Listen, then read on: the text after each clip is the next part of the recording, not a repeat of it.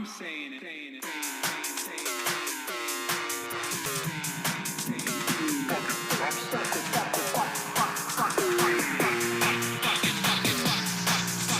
America deserved 9/11.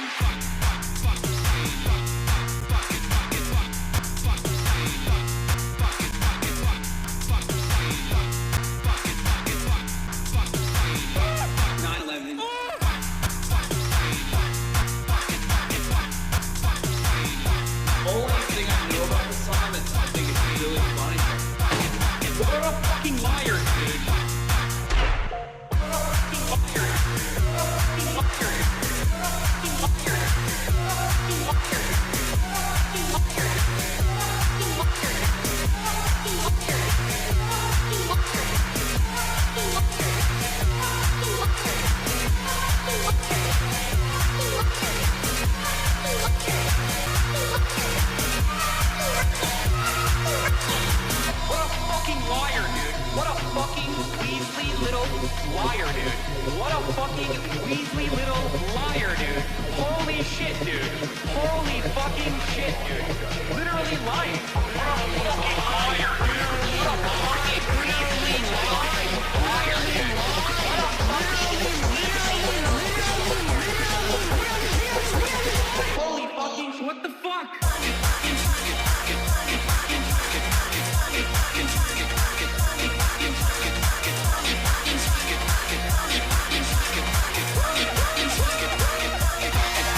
What's going on, everybody? I hope everyone's having a fantastic evening, fantastic afternoon, fantastic pre-noon, no matter where you are in the world. I'm Hassan Piker, and this is the Hassan broadcast coming to you live from Cloudy, what the fuck? Cloudy, California, Los Angeles, folks. We're live and alive, and I hope all the boys, girls, and MBs are having a fantastic one, because today's a beautiful day. Today's a wonderful day. Today is Thursday. That's right. It's Thursday.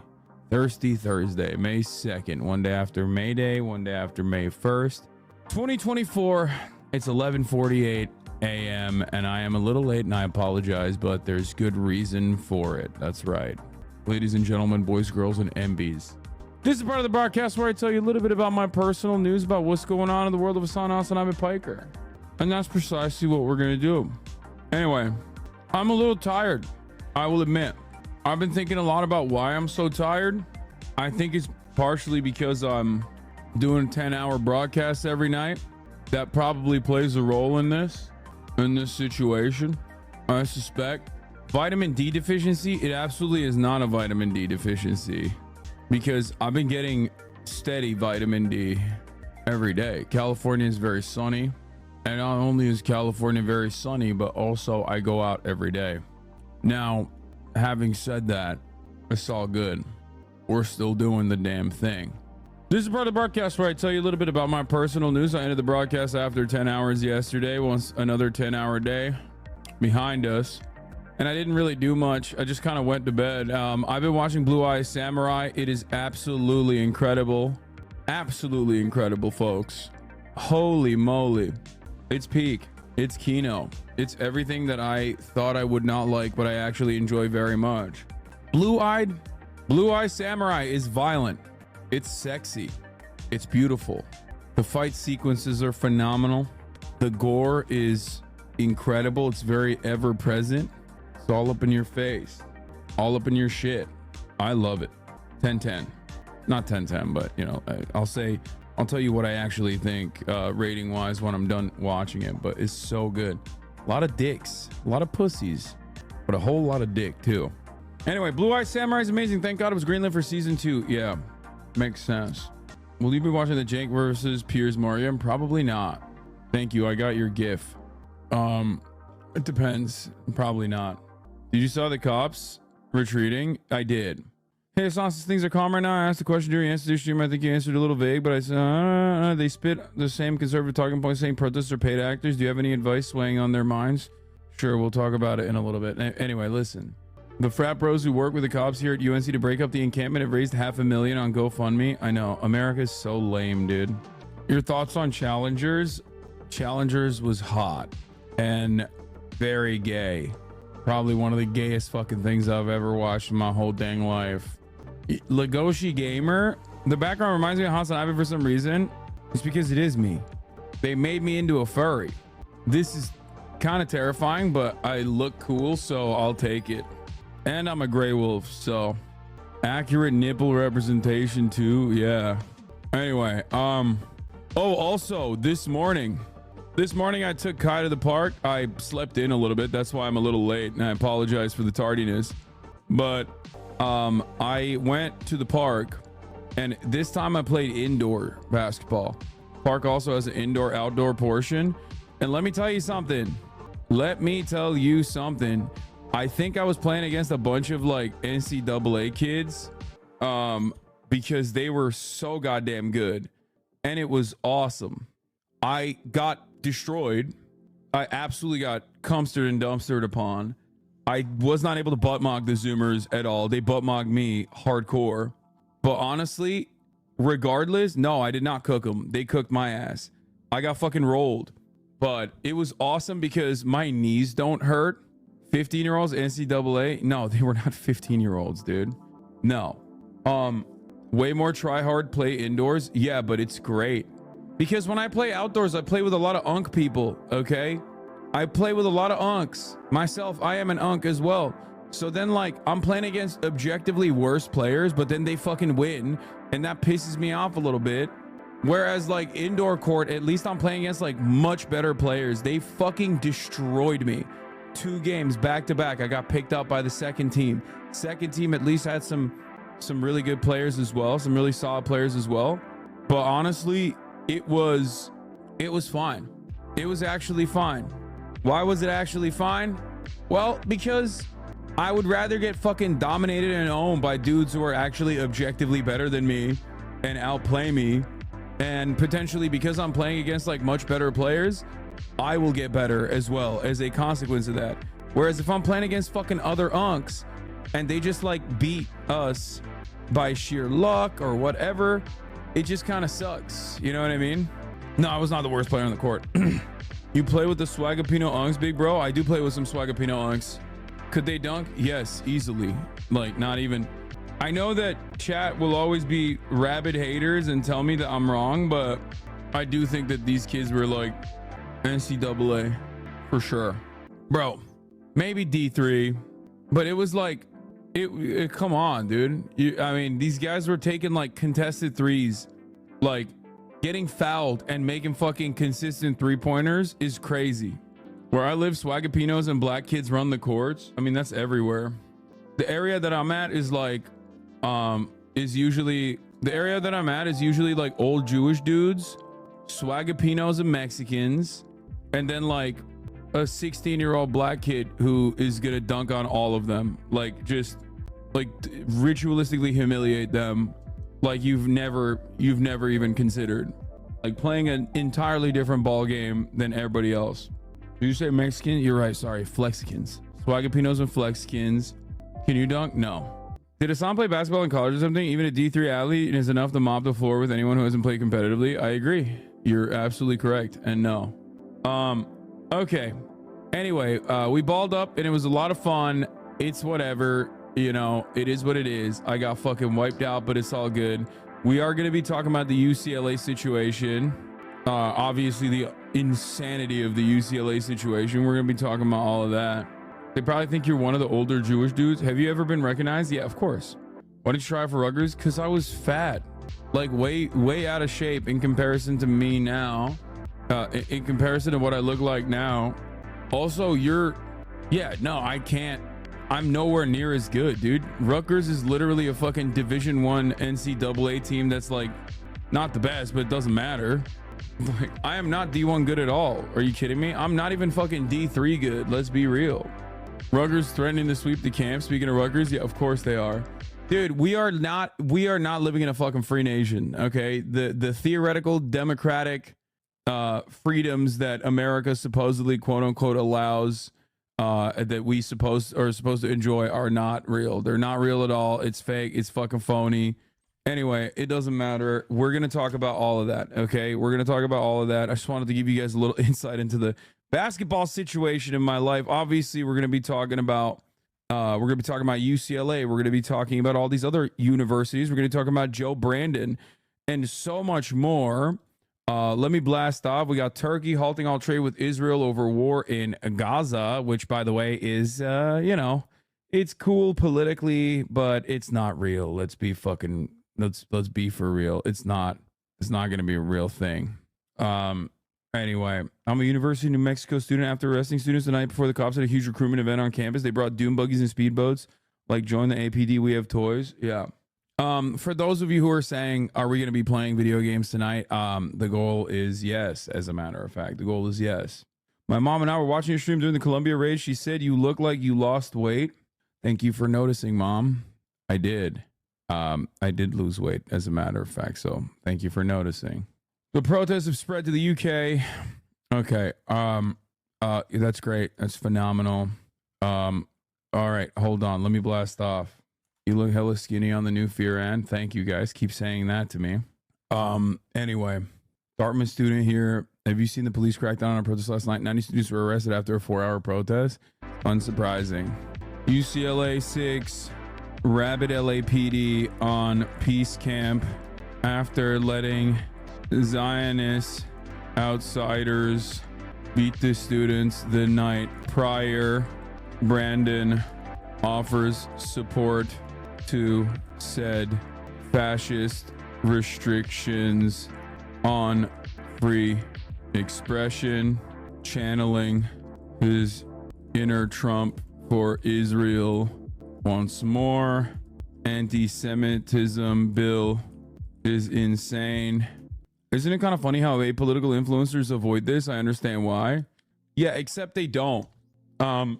As far as I understand, apolitical influencers do avoid this stuff until they want to make content and like let their positions be known. And the positions they have is like usually just objectively the worst thing you ever heard. I'm beginning to recognize that a lot of people who kept saying like, oh, I actually don't really care about what's going on. I don't know what's happening, but I'm like pro-Palestine, I guess. People that say shit like that are now openly just being like, yeah, let's kill the fucking protesters. This is fire. And it is very frustrating. I was watching some of the UCLA protests live, and the amount of boss spamming horrific things in the YouTube chat truly broke me. It's disgusting how many people, just students, want to die for free speech. Fascism. It's here. It's been here. New Hampshire campus got fucked up too. Protesters at a local college near me was tackled to the ground by 3 officers yelling at them. Babies' feelings were hurt, I guess. Yeah. Anti-Semitism bill is wild. Campus got fucked up too. Protesters at a local college near me was tackled to the ground by 3 officers yelling at them. Babies' feelings were hurt, I guess. Yeah. Anti-Semitism bill is wild. Wild anti-Semitism bill. Kendrick diss. I will do the Kendrick diss today. Okay. I will do the Kendrick diss today, and I will do the Brandon offers support to set fascist restrictions on free expression, channeling his inner Trump for Israel once more. Wild anti-Semitism bill, Kendrick diss. All right, let's do it. That's good. Ladies and gentlemen, boys, girls, and MBs, I am hoping to be able to cover some of the news and then move on from the serious news to less serious news, like the Kendrick diss. I swear to God, I am going to cover the Kendrick Lamar diss before Drake drops his response. Okay? I promise. I'm also going to cover some other stuff. Like, I want to draw this back to like obvious restrictions of civil liberties happening on the domestic front that people do care more about in comparison to like American foreign policy as it pertains to Palestine or Israel. For example, I want to talk about abortion. Abortion rights are obviously rights for medical freedom and bodily autonomy for women, which comprise 50% of the U.S. population. And abortion rights have been restricted all around the fucking country. So if you're a woman right now, if you got a pussy, if you got some fucking ovaries on you, and you also simultaneously, and you're most likely as a white woman, are looking at the protests happening on campuses and going, kill them all. Kill them all, actually. Remember that when you go out to the streets to fucking defend your bodily autonomy, the very same restrictions are going to exist for you too. So you are actually championing your own demise if and only if you are the type of woman I'm talking about. Obviously, many of those women aren't in here, but just remember that. You know, we'll still be out there. We'll still be out there fighting, obviously, as a matter of fact, for your bodily autonomy, just like the bodily autonomy and sovereignty of the Palestinian people. But just remember what you are channeling. Okay, white women specifically, white women that, you know, have a nasty little habit of sometimes voting for Donald Trump. Just want to make sure that you guys really understand that if you're fucking channeling the sick the rabid dogs of the state on these fucking students shit, if you got that energy, remember that energy will inevitably be directed back at you. Okay, you are going to eat that shit. Yeah, our rights are connected. Did Turkey close trade with Israel? Yeah, we'll talk about that. Yeah, we'll cover the Johnny Harris video in 30 years. Emha, did you not see this by Broseph Stalin? What the fuck is this?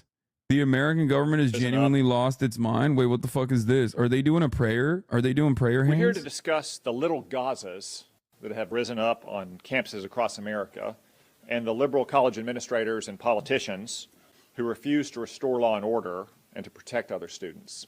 These little Gazas are disgusting cesspools of anti-Semitic hate, full of pro-Hamas sympathizers, fanatics, and freaks. The terrorist sympathizers in these little Gazas aren't peacefully protesting. That's so awesome. This guy wrote an article demanding that the government literally kill Black Lives Matter protesters. Okay? Like, he demanded, if you recall, during the BLM protests happening all around the country, Senator from Arkansas, Tom Cotton, a sitting U.S. senator, proudly serving his state of Arkansas, demanded that the American military go out to the fucking streets and kill BLM protesters. Okay? And where did he make such unimaginably violent demands?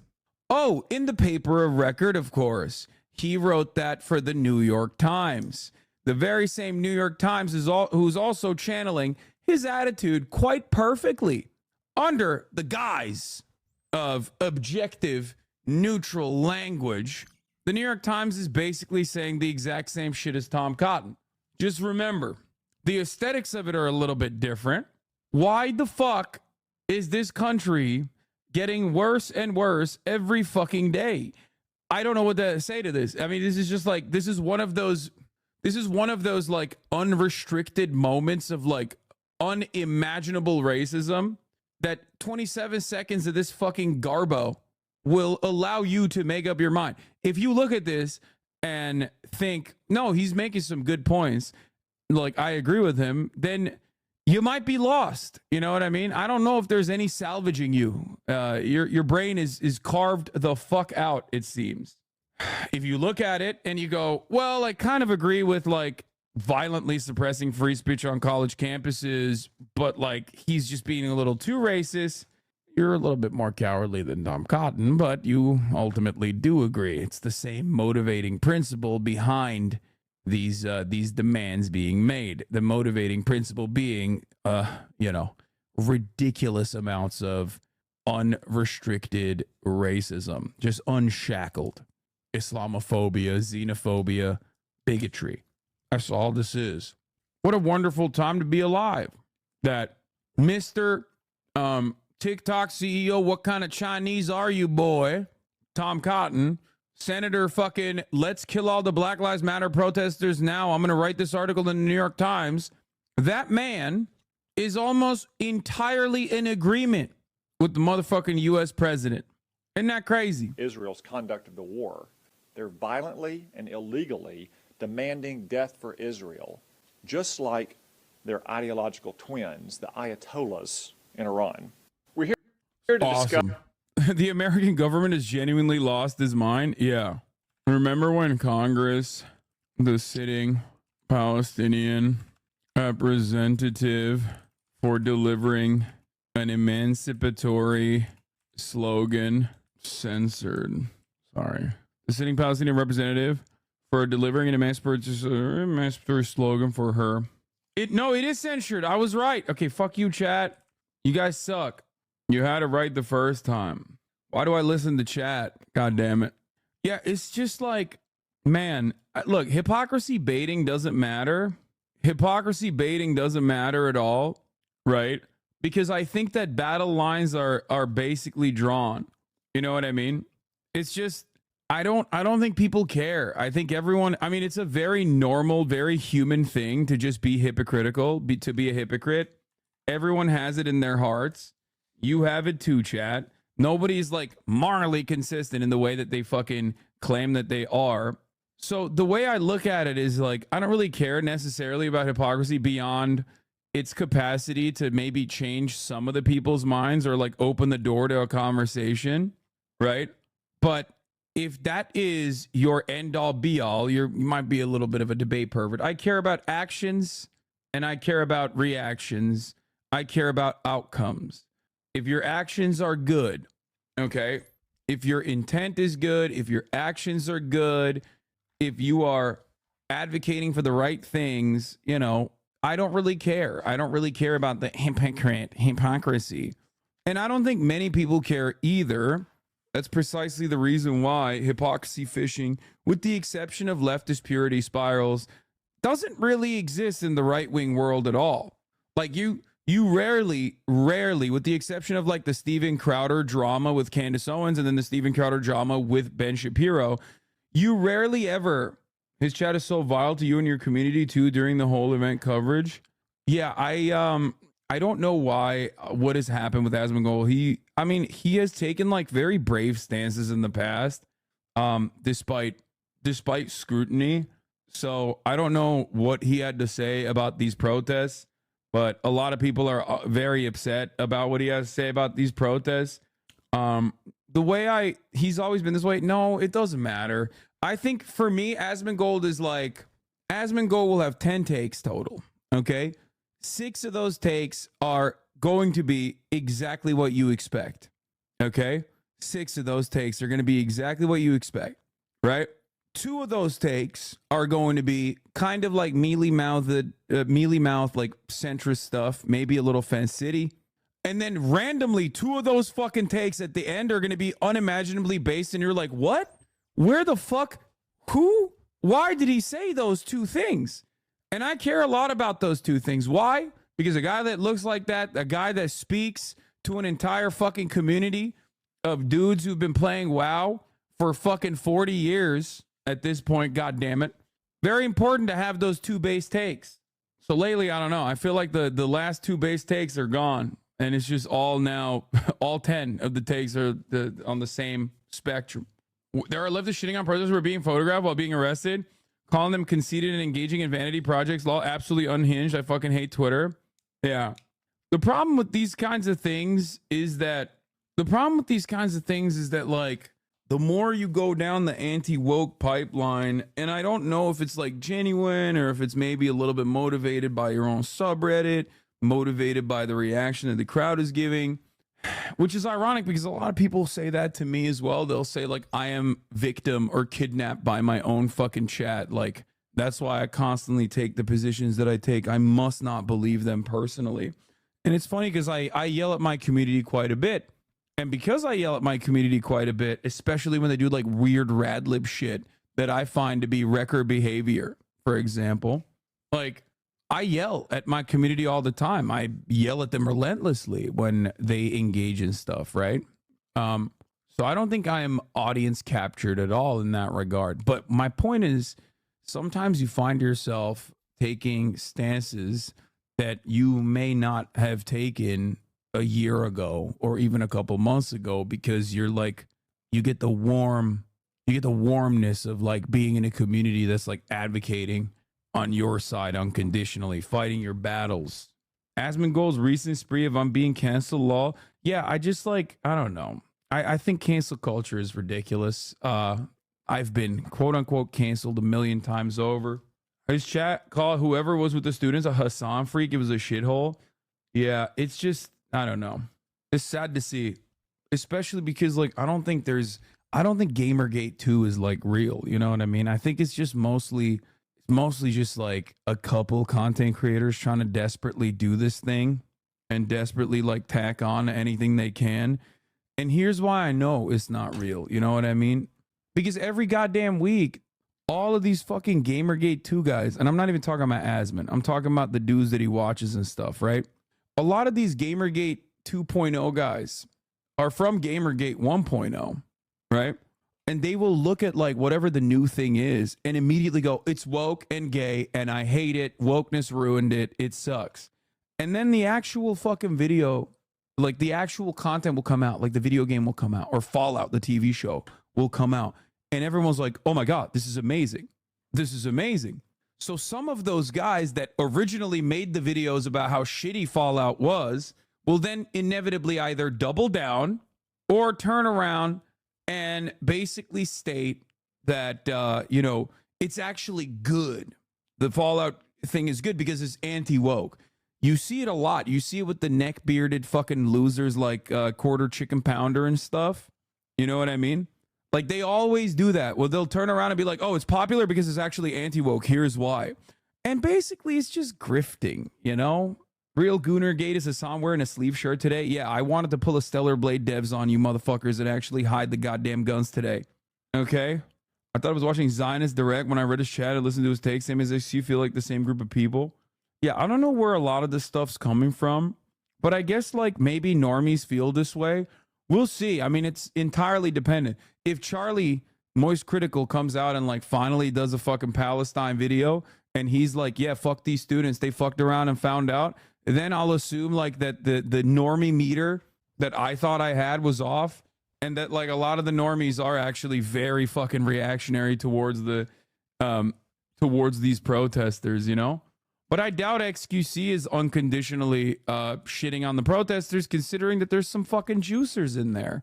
There's these little juicers are in the encampment. They're getting their little asses beat too. I think for a lot of people, I think the way I see it is like if you rely on your Reddit a lot as a vector or as a means of communicating with your audience, and I think Ayaz Mendoza is a very active Reddit.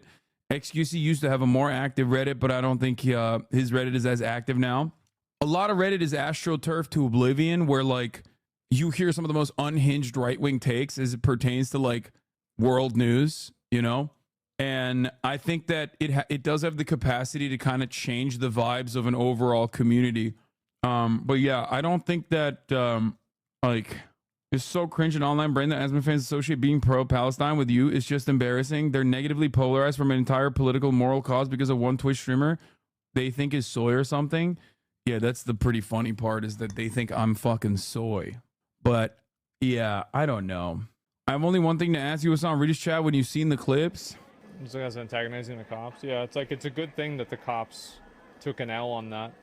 Like, I mean, the cops didn't have to take an L on anything because they could shoot the protesters, but they don't do that. So that's crazy. That's crazy. It's also like positively not Texas to just have this attitude. You know what I mean? I thought Texans don't call 911, you know? Hassan viewer. I mean, they probably aren't wrong. Israel could nuke Gaza, but they don't. Yeah, I mean, a lot of this stuff is just like might is right politics, you know? That's where it stems from. You just got to do everything you can to explain to people that that is not how these things work, right? I called him out and he didn't really go in on me, considering he can't say I got radicalized by you when I'm literally Palestinian. Also, thanks for the raid. Proud of those students. Yeah, Capri Sun Poppy. I don't know. I feel like it's pretty fucked up to cheer on. I mean, I feel like unconditionally. Like, and I said this on January 6th as well, so you guys even can't fucking catch me on this shit. Like, when January 6th was happening, I was shocked at the lack of police response, because that was like definitely a valid moment, because you had right-wing psychopaths like actually storming the fucking Capitol, right? Like, you had right-wing psychopaths like breaking in to a government building while there is literally a congressional proceeding occurring there, with a deliberate attempt to like openly kidnap politicians and stuff, right? Like, in that situation, that does warrant a police response. It's like one of the few instances where like hopefully there isn't like too much police violence, right? But that does warrant a police response. I don't think the UCLA peaceful encampments warrant a police response at all. And if anything, not last night, but the night prior, the counter protesters warranted a police response, and cops actually didn't do shit.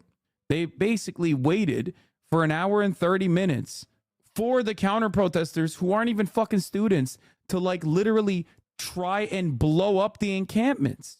And we watched it happen, and they did too.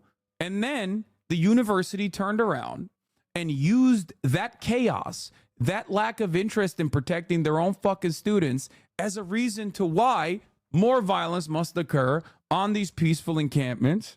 Now, violence in the hands of the state. How is that any different? To me, I feel like it's very obvious what's going on here, and I don't think that police reaction of this sort is ever warranted unless there's like literally a fucking hostage situation going on. You know what I mean? Like, and even in that circumstance, like, you probably shouldn't do this either, right?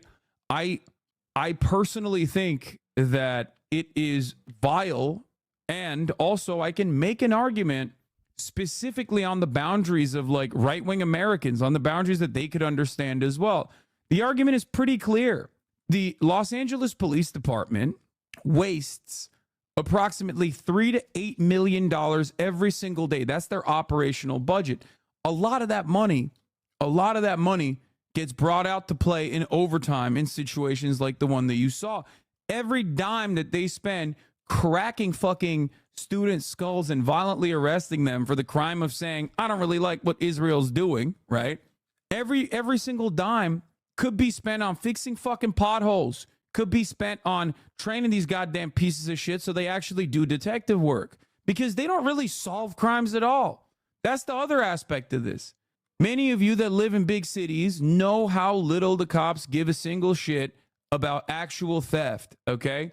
You will have your bike stolen, cops will look at you like, sucks to suck, big dog. They're massive. They're bold barbarian monsters when it comes to beating the shit out of homeless people, right? But they absolutely suck when it comes to dealing with literal fucking crime. Hey, my car got stolen. Sorry, big dog. You're on your own. Figure it out. Let us know. File a report so your insurance can fucking, so you can claim it on your insurance. And that kind of stuff happens because we look to this moment and think that they're doing a good job here. They're not. When do you ever see the police come out in numbers like this and actually do something, anything, when it comes down to like productive aspects of policing, like things that they're supposed to do? It just doesn't happen. It blows my goddamn mind. It's only when, remember when Myth had to steal his car back because the cops won't do anything? Yeah, I mean, it literally, that happened. That happened to friend of the show, Mythological, right? Oh, thank you, Themasius, for the playlist. Yeah, friend of the show, Mythological, had his car stolen from outside his house. Called the cops. Cops were like, you're on your own, big dog. Luckily, he was able to find it. Told the cops he found it and that he was actually retrieving it himself so that they take it off the fucking stolen list. Ludwig had to do the same thing. So cops don't do their fucking jobs. They're overpaid. They're lazy as shit. They're such entitled assholes for the most part. And then beyond that, their fucking budgets are ever expanding. And those budgets are actually taken away from shit that I like personally. You know, I want to be able to drive my car on a road that doesn't have fucking potholes that are going to eat the tire. Okay? Sorry. I feel like it's kind of fucked up.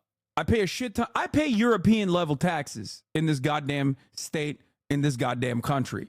What do I have to show for it? No fucking health care. Not that I need it personally. Luckily, I'm very fortunate, right? But like, I want others to be able to have it. Public education is dog shit. Roads are fucking ass. Cops don't do their jobs, and they are the most expansive part of the fucking budget. So I'm just basically paying money so that we can create baby murder weapons and ship it off to Israel, $26 billion at a fucking time. And then if I turn around and say, hey, I don't like that, actually, what the fuck are we doing here? Hold on. We got to put an end to this nonsense, right? Let's get a little bit of healthcare going here. How about that? Maybe high-speed rail, maybe some public transit. Then the other local taxes that I'm fucking funding, with the other local taxes, I'm funding a fucking military full of the worst ding-dongs you've ever goddamn seen, ready to crack my skull and my fucking fans and all of these wonderful people out there who are saying enough is enough. We got to put an end to this genocide. This makes no fucking sense. The entire system is fundamentally broken. It sucks. It sucks. Instead of spending that much money on cops beating the shit out of homeless people, we could maybe take a percentage of that fucking budget and actually build permanent shelter for homeless people in a shelter first, permanent shelter first, housing first initiative for homelessness. we would literally be able to at least tackle a significant aspect, at least tackle a significant part of the problem. But we never do that. We just keep exacerbating the problem over and over again. It's like one of the most American things of all time. Like guns, right? I love guns. I love shooting guns. Okay. You guys know this already, but I'm very much in favor of good gun control. Okay. Universal background checks, multiple points of reference, a psych evaluation before you get your fucking gun. You know, no gun for you if you're suicidal. Sorry to all the vets out there. All right. You can't have it. Sorry to all the radlibs out there who are like, I'm a part of the Socialist Rifle Association. I believe that even though I have a prescription to lithium, I also think I should have a fucking rocket launcher. It's like, no, you can't. You can't. I'm ableist. Okay. We need a gun registry and you shouldn't be able to have a gun. You can shoot a gun every now and then with like very strict safeguards, but you can't fucking have a gun at your house. Okay. Anyway, why am I talking about this? Because America looks at the fucking gun problem and goes, you know what will fix this problem that is caused by having too many fucking guns? More guns. It's like looking at a fucking wildfire and being like, well, you know what I got here? Matches and kerosene, baby. Let's go. Now, it's ironic because someone will say, Hassan, actually, sometimes you need to control fires by creating new fires. And I get that. I know, but that's not the point I'm making. Okay, shut the fuck up. Right wing does seem to think that the solution to every problem is more of the same problem. Sigh. No, absolutely. Absolutely. That's right. That is precisely what the hell happens in this country. And that's why we're getting stupider and stupider and stupider every fucking day. We're like going towards this scary place. I swear to God. Glad I didn't have to say it. What? His son take? Yes. How do you fight back against the corrupt police if no guns? Brother, you said his son. Okay, you're like mentally 13. Actually, based, a friend of mine was pretty progressive but has serious mental health issues. Despite like 15 warnings and issues anyone would find in a background check, they still let her take a semi-auto for home twice. Anyway, we're going to get into the UCLA. I guess we should first start with the UCLA situation and then get to Joseph Robinette Brandon's idiotic takes. I'll cover it from the aspect of, how the media talked about it. Police raid anti-war encampment at UCLA. I'm officially convinced he wants to lose. Yeah, it's just so strange, this stuff that he's been doing. What is this? And law enforcement all within that area right now, but things are being tossed out as we speak. The screaming, the shouting, the Fuck around and find out. I mean, this is lame as hell, dude. It really is. It's like saying fuck around and find out about like these fucking pigs, like brutalizing a bunch of students for the crime of being like, I am not too fond of our relationship with the state of Israel for its actions is crazy. You know, think about what you're championing at that point. Okay, Saul. At the encampment that's been in place now for several days. Like the thing is, they would do this if there was, I don't know, dude. What does Asmongold care about? Like fucking something that they made Dr. Pepper illegal. You know what I mean? Like if they made Dr. Pepper illegal, I better not see your ass out there protesting against the fucking oppressive state. You know what I'm saying? Like because they'll do this to you too. The point is you, Asmongold, are infinitely closer to having a problem with the state, just like these students are, than you are closer to the fucking cops in this circumstance. Like, what goes around comes around, you know? It will inevitably be something that you care about, something that your loved ones care about, something that the people that you care about, and inevitably, when push comes to shove, they'll try to demonstrate, and in the United States of America, you're supposed to be able to do that. I don't think we should be celebrating this at all. I don't think anyone who is sound of sound mind should be looking at this and cheering this on, because this will inevitably come for all of us. Okay. I'm not just saying that as like a threat. It will happen. After yesterday. Yep. Like this is literally what the Zionist counter protesters did yesterday, by the way. And the school called the cops on them, and they waited for the random fucking pieces of shit to try and do this. Like these adults that don't even go to UCLA came in and did this to the encampment. They they lobbed fireworks at them. They pepper sprayed them. They bear maced them, right? Cops didn't do shit. Then the school, UCLA, used that commotion. Think about this. UCLA used that commotion, instead of protecting their own students, used that commotion to say, hey, now we got to get the cops in to do the exact same thing, but worse. Now they will come in, beat the shit out of you, and arrest you. It's actually crazy. Palestinian supporters arrived on. Yeah, they're finding out. Campus, I'll tell you that. bringing in more materials, more PPE, and refortified their walls. Those walls, the perimeter of this encampment now being built. And law enforcement. It makes me sad, dude. That's it. I don't know what else to say. All of this makes me so sad. It makes me sad because, like, let's say his grievance on the fucking road blockages is like, even if we were to give some credence to the road blockages, okay, which I don't, it's a protest, and it's a fairly valid form of protest. Like, these guys aren't doing that. These guys weren't doing anything. So what kind of protest is valid in Asman's eyes? Because he thinks that this is a fuck around and find out situation, but they didn't even fuck around. Like, the fuck around moment for the UCLA students was literally what? Saying that they think Israel is in the wrong. Like, that's a whole ass foreign nation, man. What are we doing here? Like, do you understand what I'm saying? Like, I want to be a little bit reductive, and I want to fucking pull us out, because a lot of people are just like lasered in on the minutia in these conversations. I want to just like snap us out of it for a second. Take a broader look on what is going on. You got a bunch of students, American students, okay, American citizens at a public institution going, I don't like that our tax dollars are funding a state that is currently killing babies, okay? 15,000 children with our tax dollars. And then beyond that, I don't like that the students, I don't like that my tuition dollars are also going to collaborate with this apartheid regime, right? I don't like that. We should stop that. Divestment is a perfectly valid demand that people make all the time, not just for the Palestinian plight, but in general. Like, we've covered this before. NPR and all of these other mainstream outlets know exactly what divestment is.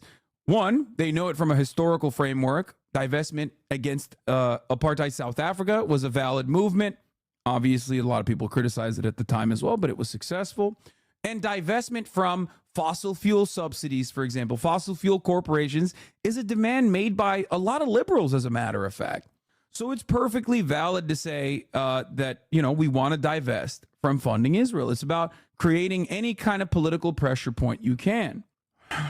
So think about that. We did divestment against Russia instantly, right?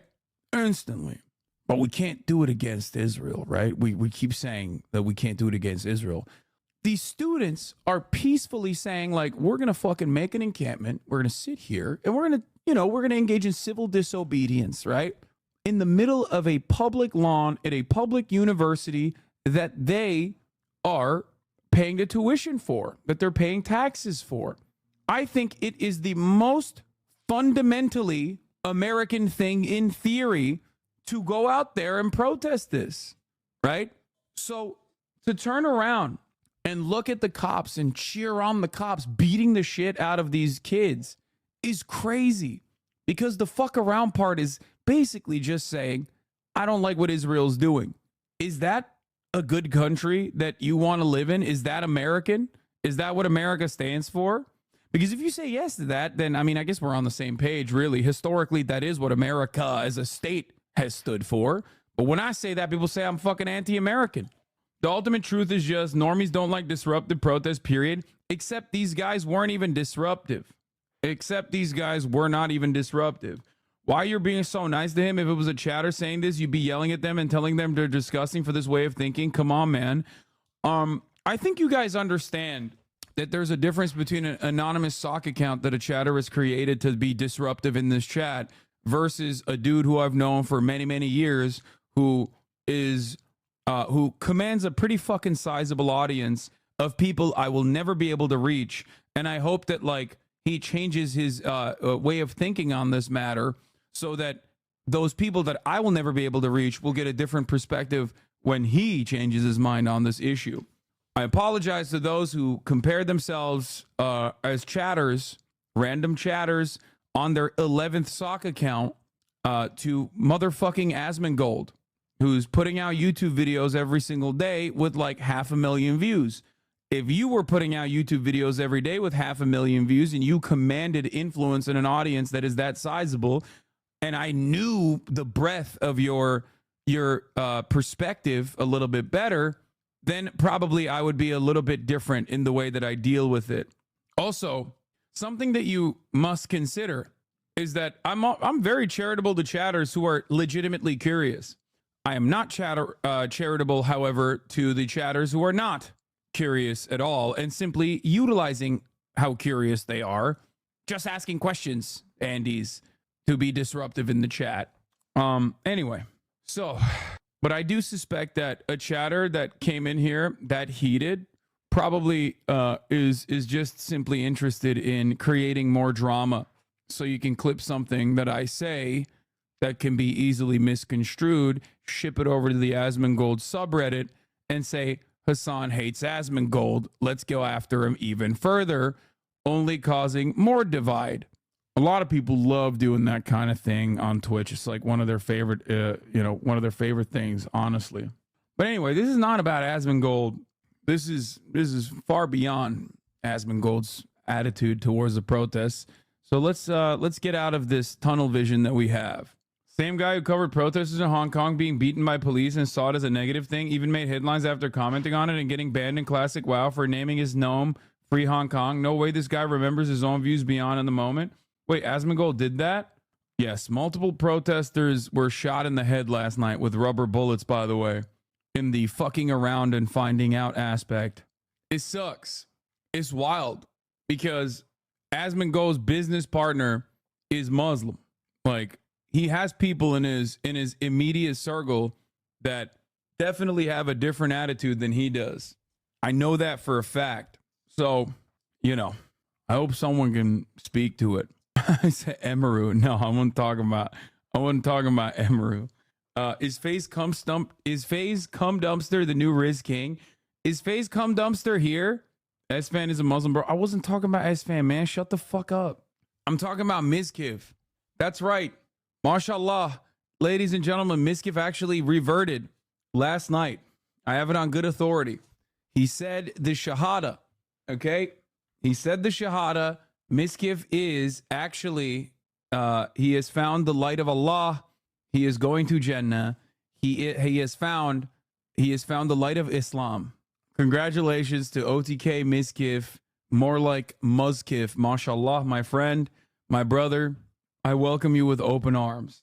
Are you sure we can't have Emaru instead? No. Don't make fun of religion, Hassan. Man, shut up. Oh, shit. Department of Education has announced that Columbia University is under federal investigation for anti-Palestinian discrimination and harassment. Pal Legal is representing Palestinian students at Columbia SJP.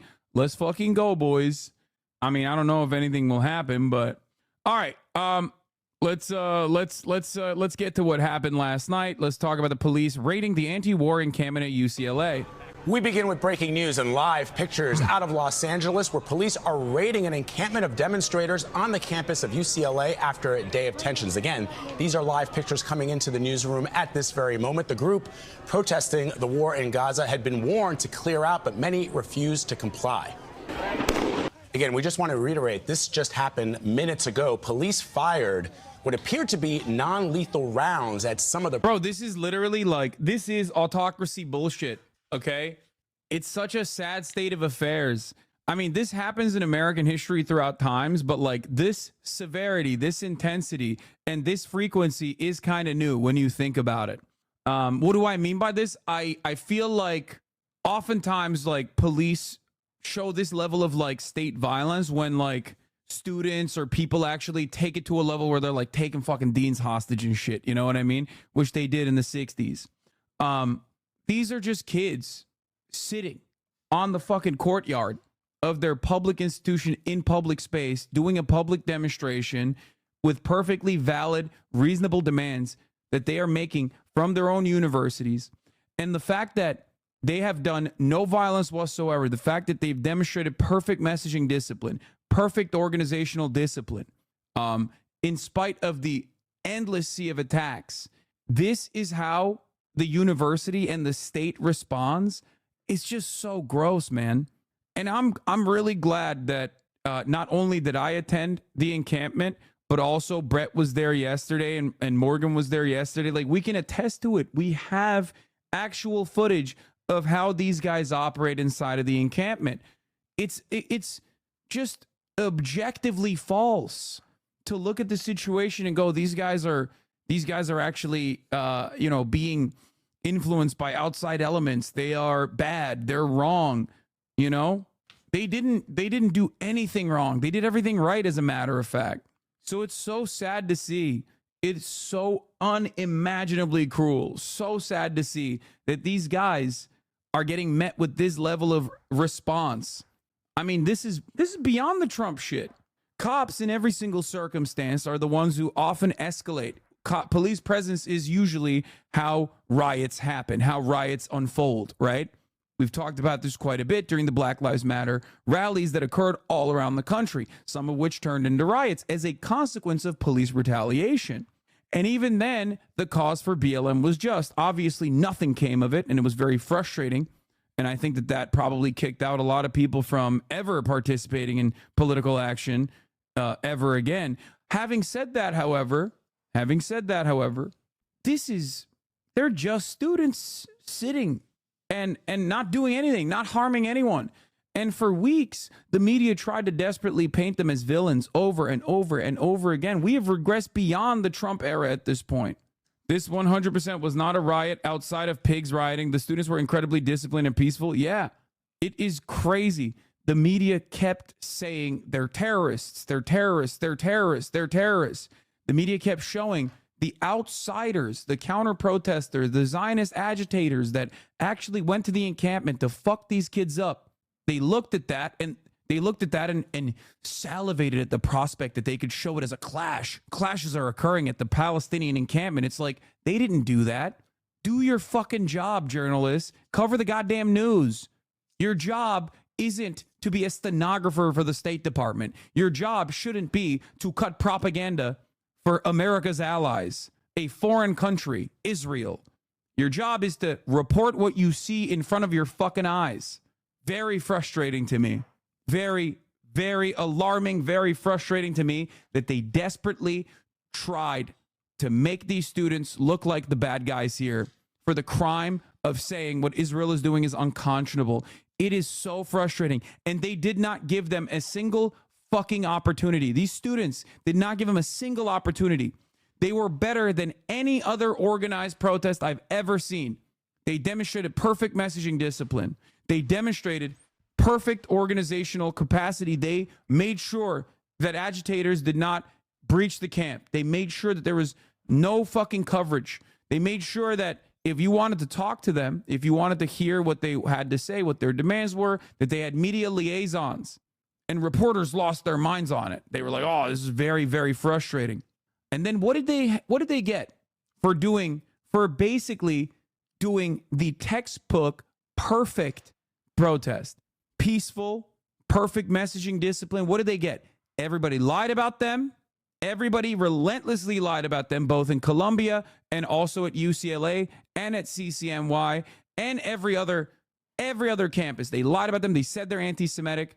Anytime Zionist counter-protesters tried to fuck shit up, they looked at that as an opportunity to claim that it was actually the pro-Palestinian side that was causing trouble. They said that they desperately tried to find any kind of, like, from the thousands of students that are out there, they desperately try to come and find and manipulate and abuse any kind of counter propaganda they could to frame these students as evil. In protests like this one, you are going to have people who say things that are unhinged. You're going to have people that say anti-Semitic things, as a matter of fact. Okay? It's going to happen. There's thousands of fucking people. You understand? The fact that they couldn't get a single person is incredible. Okay? It's unimaginable. It is always going to happen. The fact that they couldn't get it and then they still lied about it is disgusting. Okay? The media's job is to basically look at this and go, here are the demands of the protests. Protests have been broadly very peaceful. Even if there are aspects of it that aren't, they're supposed to look at it and look at the percentages. The fact that they got 0% and yet still lied about it in an effort to galvanize some kind of violent military response from the police against these peaceful encampments is disgusting. And if you think that this won't come for you one day, you are in the wrong. I promise you. Okay? We have so many issues in this fucking country. The right and liberal Democrats alike are taking away more and more of your liberties. Think about the abortion conversation. This is an act against demonstration. Any kind of demonstration will be met with this violent response. And what's your job? My job is to serve the 3-minute ad break at the top of the hour, Hamdaj 2001. That's my job. Yeah, there you go. Well, you're a mobile chatter. You must be. There's nothing more telling about the role of the police than this. Yeah, I have that ready to go. I'm going to cover it in a second. If you think the American government won't inevitably come for something that you hold near and dear to you, something that you take for granted, a civil liberty that you care about, you'd be in the wrong. Because the actions that are unfolding in front of our eyes are simply an extension, a continuation of the violent Trump-era suppression of protests and demonstrations against the state. If you think that both liberals and Republicans alike would not use this exact same level of violence against you for the crime of protesting against abortion, for example, you'd be in the wrong. They will gladly do it. They will gladly do it. I'm letting you know. This will come for you too. They frame Jewish concerns, the malign protesters, as harboring anti-Semitism. Why are we afraid to call out the framing of Jewish concerns that means to quash these protests? What do you mean? I've talked about that quite a bit, as a matter of fact. If they actually had concern for the Jewish students, they wouldn't be sending the fucking police to brutalize the Jewish anti-Zionist students and teachers and faculty members. It's just another fucking lie. What do you mean? Yes, all matter of communication around Israel as an issue is cynically done on the boundaries of Judaism, even though Israel's actions are anything but a representative of Jewish people, Jewish culture, Jewish history. It's not. Why is the media so hell-bent on favoring Israel? I get what the government is, but the media is independent. What do you mean? The media is not independent at all. The media just seems independent, so you think there's free speech, so you think there's free expression, so you think that there's a free press in this country. But no, of course, especially as it pertains to State Department propaganda. Are you kidding me? How independent was the media when they were championing the fucking Iraq war with lies that they repeated without ever demanding evidence? Mainstream media, corporate media, is completely bought and sold by the same capital interests that dominate our Congress, that dominate our everyday existence. Kevin O'Leary wants to make you a pariah for simply existing. Wait, what? Kevin O'Leary warns student protesters are trashing job chances by fighting police, vandalizing school. Yeah, cops are saying that they're going to clear Rutgers. Rutgers is going to use cops if the camp doesn't clear by 4 p.m. If the protesters do not comply and disperse, they will be considered to have trespassed and will be left with no other option than, with the assistance of law enforcement, to remove the protesters and their belongings. Of course, dude. Remember, another public institution is a state school. This is a public demonstration at a public institution. Truly surreal to hear campus protesters being called agents of Hamas, then see an interview with some kid named Bryce. Hamas doesn't even know about Bryce. It's such a funny take, yeah. I mean, it's true. There's nothing funnier to me than, like, Fox News basically being like, these gay-ass, blue-haired, woke, queer activists that are too scared of mean words, only to fucking turn around and be like, these gay-ass, blue-haired, queer activists actually are Hamas. They're agents of Hamas. We have to kill them. We have to kill them. We must kill them immediately. They are the IRGC. Oh, here. Media quickly claimed that the terrorist wife was a Columbia campus. Yeah, here is Layla Alarian, the daughter of the supposed wife of a known terrorist, spoke to us last night. So This was one of the grossest things, dude. This was one of the grossest fucking things. Like, this person has had bylines for NPR. This person has worked for Vice News, now works for AJ Fault Lines. The fact that this person has had bylines for NPR, this person has worked for Vice News, now works for AJ Fault Lines. The fact that they just straight up are like, yeah, guess what, dude? This woman that attended the fucking encampment is the wife of a person who literally took a plea deal so that we couldn't torture him for 30 fucking years in Guantanamo Bay, is actually somehow a terrorist as well. That's crazy. That's actually a crazy thing. Once again, reminder that Nelson Mandela was on the terrorist watch list since until 2008. Okay. Oh, I think it's the sister of the person you're talking about. Oh yeah, Layla Al Aryan. Oh wait, I think maybe there's another one. Yeah, you're right. There's two of them. Hold on. Here, let's just watch what she has to say. This is her mother, though. This is Layla's mother that they're talking about. Going full Alex Jones, my dude. Gonna do supplement ads at the top of the hour ad break. I already ran it. As soon as I saw what you mentioned, the smears against my mother, and the fact that the media was just regurgitating it, mindlessly, thoughtlessly. Bro. For the record, I just want to mention something. Yeah, her dad was the guy who took the plea deal. Her husband is a professor at George Washington. Is very cool. So this woman's father took a plea deal to admit that he is a terrorist, right? At a time post 9/11, where if you were a Muslim and they got you, you're going to Guantanamo Bay and they're torturing your ass. Okay, so he doesn't want to fucking go. He doesn't want to go to prison. All the counts are dropped. Like, it's a textbook bullshit plea bargain circumstance. But let's say he is a terrorist. Okay? Let's say he's not, but let's say her fucking dad was a real die-in-the-wool, radical fucking dude who was like caught making IEDs or some shit. What the fuck does that have to do with the dude's wife? What does that have to do with the dude's daughters? Is this how we operate now? Guilt by association? Guilt by lineage? What a fucking psychopathic attitude to have. That is crazy. Yeah. Also, yeah. Speaking of terrorists, Gustavo Petro, who famously cut ties with Israel as of yesterday. Fun fact. Probably one of the most deserving ties being cut with Israel is actually Colombia, the country. When you think about what Israel's relationship with the Colombia, the country, was when Israeli weapons were killing Gustavo Petro's friends directly. Israeli surveillance technology was being utilized by the Colombian government to kill and surveil Gustavo Petro's friends. Now he's the fucking president. Just saying. But that's besides the point. We're not going to talk about that. Once again, I just wanted to mention something.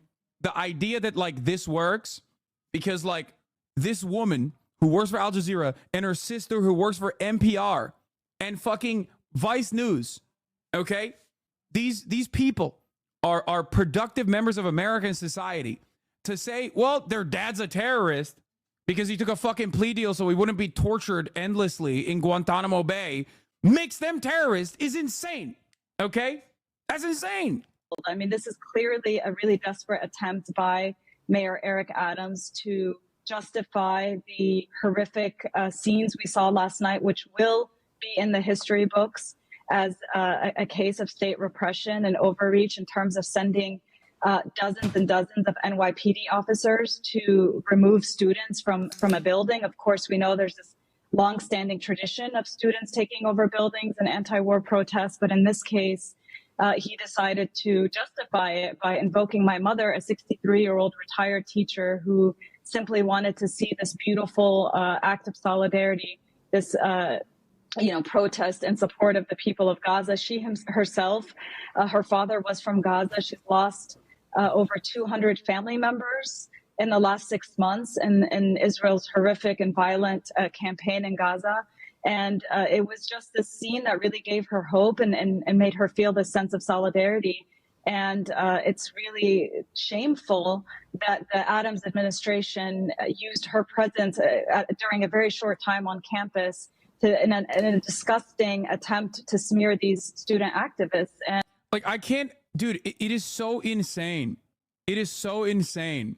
I can't get over this. It's just pure post 9/11 Islamophobia, and it is being channeled by the fucking liberal mayor of one of the wokest cities, New York. Like, what the fuck? In order to justify brutalizing hundreds of fucking peaceful demonstrators at Columbia University because they did the crime, the gravest crime of all, saying like, yeah, Israel's doing some fuck shit and I don't like it. It is such a perfect demonstration of insanity. It's like the mania that we have, the fascism that we are experiencing right now at the behest of a foreign nation is so unimaginable, so flagrant. I don't know. I don't think you need to be a radical to see it, dude. I don't know. I feel like it's so apparent, and yet maybe I'm still the radical one. I don't know. I don't know what the fuck is going on at this point. Like, it's illegal in America to fucking disagree with a foreign nation. Okay, you can't do it. We'll fuck you up. We'll kill you. It's like we looked at what Israel was doing and brought it directly here, and we're like, let's do it ourselves. Here's Aaron Mate. CNN's The Laura Coast just smeared Sami al-Aryan, whose wife apparently visited Columbia encampment a few days ago in solidarity as a convicted terrorist. This is a malicious lie. He was never convicted of terrorism. He was charged in a bogus case under the Patriot Act. Jurors did not convict him of a single count. When the prosecutors refiled the case rather than accept their defeat, he chose to plead and accept deportation rather than go through another trial. The prosecutors then extended his prison time by trying to force him to testify in an unrelated case. During his ordeal, he spent years in solitary confinement. He's a former political prisoner and a symbol of the very dehumanization of Palestinians that brave students are protesting. CNN should retract and apologize. Of course they won't, because he's fucking brown, dude. Like, his case, I looked into it, okay? I looked into it. His case is like one of those cases. His case is one of those cases that you watch 20 years later, like in a Netflix series of like the grave injustice that befalled the otherwise beautiful American criminal justice system. You know what I mean? It's crazy. Yeah. We're still trying to reconsider. We're still trying to do the post 9/11 hysteria in 2024. And people are so goddamn geared. They're so, I thought personally that when, Dr. Oz, a Sunni Muslim dude who is like a very famous television guy, right? A Turkish guy, when he was running in a fucking state like Pennsylvania for the Republican Senate seat, I thought like maybe the Islamophobia stuff is no longer hitting as hard. Turns out, nope. It was just in our hearts. Okay. We were waiting for the best opportunity to bring that shit back. What is this? I was so wrong, dude. I was so goddamn wrong. Before a fever breaks, the temperature becomes almost unbearable to live through. This time for Palestinians and all other downtrodden people, the fascists will hurt us back up until the violence from Imperial Boomerang is insufferable for all citizens. Yeah. This is what I try to communicate to people, but I think in their privilege, they personally don't recognize that like these violent means have violent ends, and the Imperial Boomerang will always snap back at you, okay? A perfect demonstration of the Imperial Boomerang is what the Israeli citizens that were protesting against their own government in 2018 faced when they defied their own government, when their own government wanted to become even more reactionary, even more right-wing, even more religious as a theocracy, right? They were violently suppressed. I just want to point out something here. I've always maintained the position that America doesn't punish people like myself for silly things that I would absolutely go to jail for in a country like Turkey or in a country like China. And the reason why America doesn't, or historically doesn't punish people like myself until push comes to shove, is because of the power that it has. America can have free speech, theoretically, at least more free speech than America can have more free speech than other countries, specifically our foreign adversaries, because of the power that we have. And now that's changing. You should be very afraid that that is changing, because that's changing because these are the actions of a weak state, not a strong one. Okay? We are living in a dying empire. That much is clear to me. Because the reality is, if we were a strong empire still, this kind of stuff would be nothing. First of all, Israel wouldn't be openly dog walking us on the public stage. And then we wouldn't be doing this to our own citizens at the behest of a foreign nation that it only gets to do all of the violence that we are currently criticizing with our taxpayer dollars and with our political cover. The brave students at Columbia and other universities have held a mirror to the face of the U.S. empire, says friend of the show, Jeremy Scahill. The state uses extreme force against its own children at home in a futile attempt to crush their dissent against the state's facilitation of a genocide abroad. We're becoming more and more gross by the second. Mr. B says we raise our kids to be better humans than us, then act all surprised when they grow up and call out all the bad stuff humans are doing. I obviously don't want to believe that America is completely fallen. No, that was Mr. Beat, not Mr. Beast. That wasn't Mr. Beast, chat. What the fuck? Mr. Beast would never say a statement like that. Come on. Like, it's so funny. This especially, okay? Annalise Orlek has been banned from Dartmouth campus for 6 months for trying to protect her students from riot police. She's the head of Jewish studies at Dartmouth. Historian Annalise Orlek. I don't know what to say. How is the media not showing this? You know what I mean? Because it absolutely goes against the propaganda that they're cutting. Showing a Jewish grandma who is the head of the Jewish studies department at the school getting brutalized by the American police absolutely goes against the narrative. That's crazy, man. That's crazy.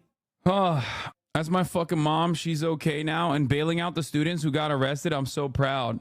It's a weird situation where Iran has the moral high ground on Sweden. Whatever shit Iran does, it's not complicit to genocide and therefore will always be morally superior to countries that support genocide. What a time to be alive.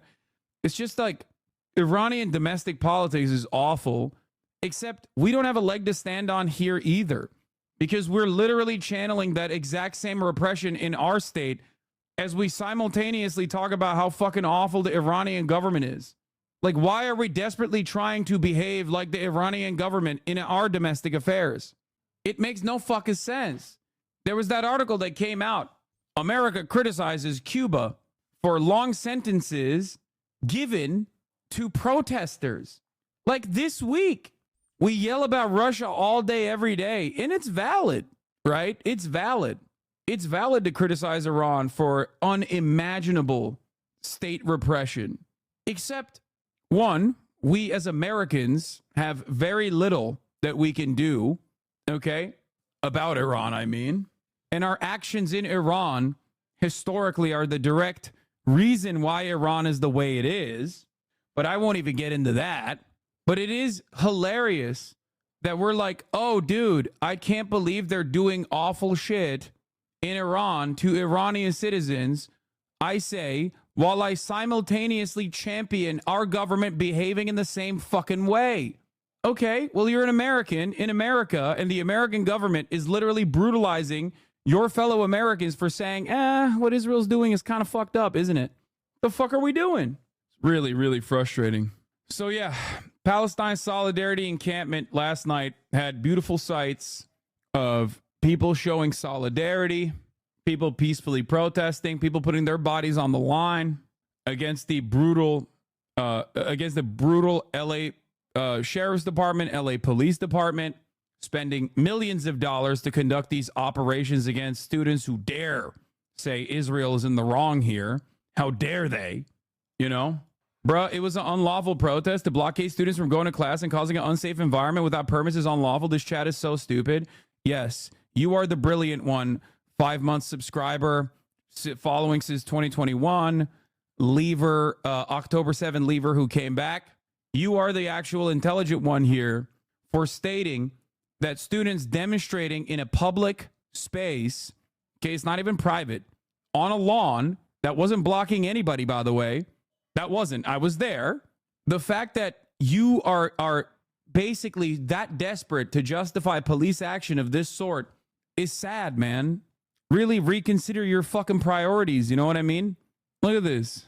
For months and months, you've been in here trying to learn. I go to UCLA. They didn't block anyone from going to class. They made people take an extra 2 minutes when walking to class. That's all. Yeah. It's not an unlawful protest. If that is an unlawful protest, every protest is unlawful. We might as well not have protests at all. You understand that, right? If that's all it takes for you to write off a protest, then there's no protest. I'm on your side just trying to gain perspective. Okay, but then don't come in here with like, you know, in a really aggro way and be confidently wrong. You know what I mean? What is more disruptive, I ask all of you? Bringing in hundreds of jackbooted thugs of the fucking state to beat the shit out of students who are like, yeah, what Israel's doing is unconscionable. Or the students actually peacefully demonstrating in spite of the many attempts of those who don't even go to UCLA coming in to beat the shit out of them for the crime of saying what Israel is doing is wrong. Think about that. Imagine comparing the Iranian rapes and murders of women that don't cover their hair to police shutting down a protest that was shutting down the school. Classic commie fuck not understanding what a peaceful protest is. Wait, what? Brother, we are moved. First of all, Iranian rapes and murder of women that don't cover their hair. Ironic that you're saying this while simultaneously missing the point. I never said that that is a valid thing. Okay. I, however, do know that raping your prisoners was legal in the state of New York for the police until like 3 fucking years ago. And it's still very much legal in many states in this country.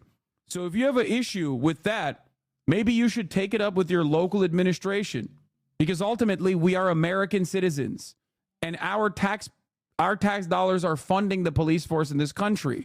We have every right to say that what our police is doing to our fellow citizens is unacceptable. It is the American way. You are un-American. You compare U.S. cops to the shit happening in Iran is pathetic. No, dumbass. You're still failing to understand. It's pure copium for us here in America to say, yeah, the situation is bad, but at least we're not Iran. Yeah, of course we're not Iran, dumbass. We're America. Really? That's what you always compare it to? This level of argumentation is akin to your mother being like, well, you know, you're complaining about your current predicament, but there's starving children in Africa. Shut the fuck up. Yeah, I know. It's just a way to shut down any kind of demands that we should be making from our own government. It's copium. Why the fuck are you comparing us to a fucking theocracy? Like, that's insane. That's ridiculous.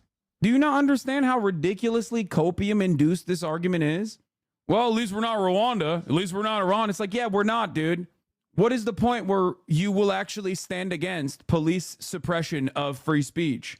Also, ironic, you did that comparison. No, you do not have critical thinking skills. I said we are going in that direction.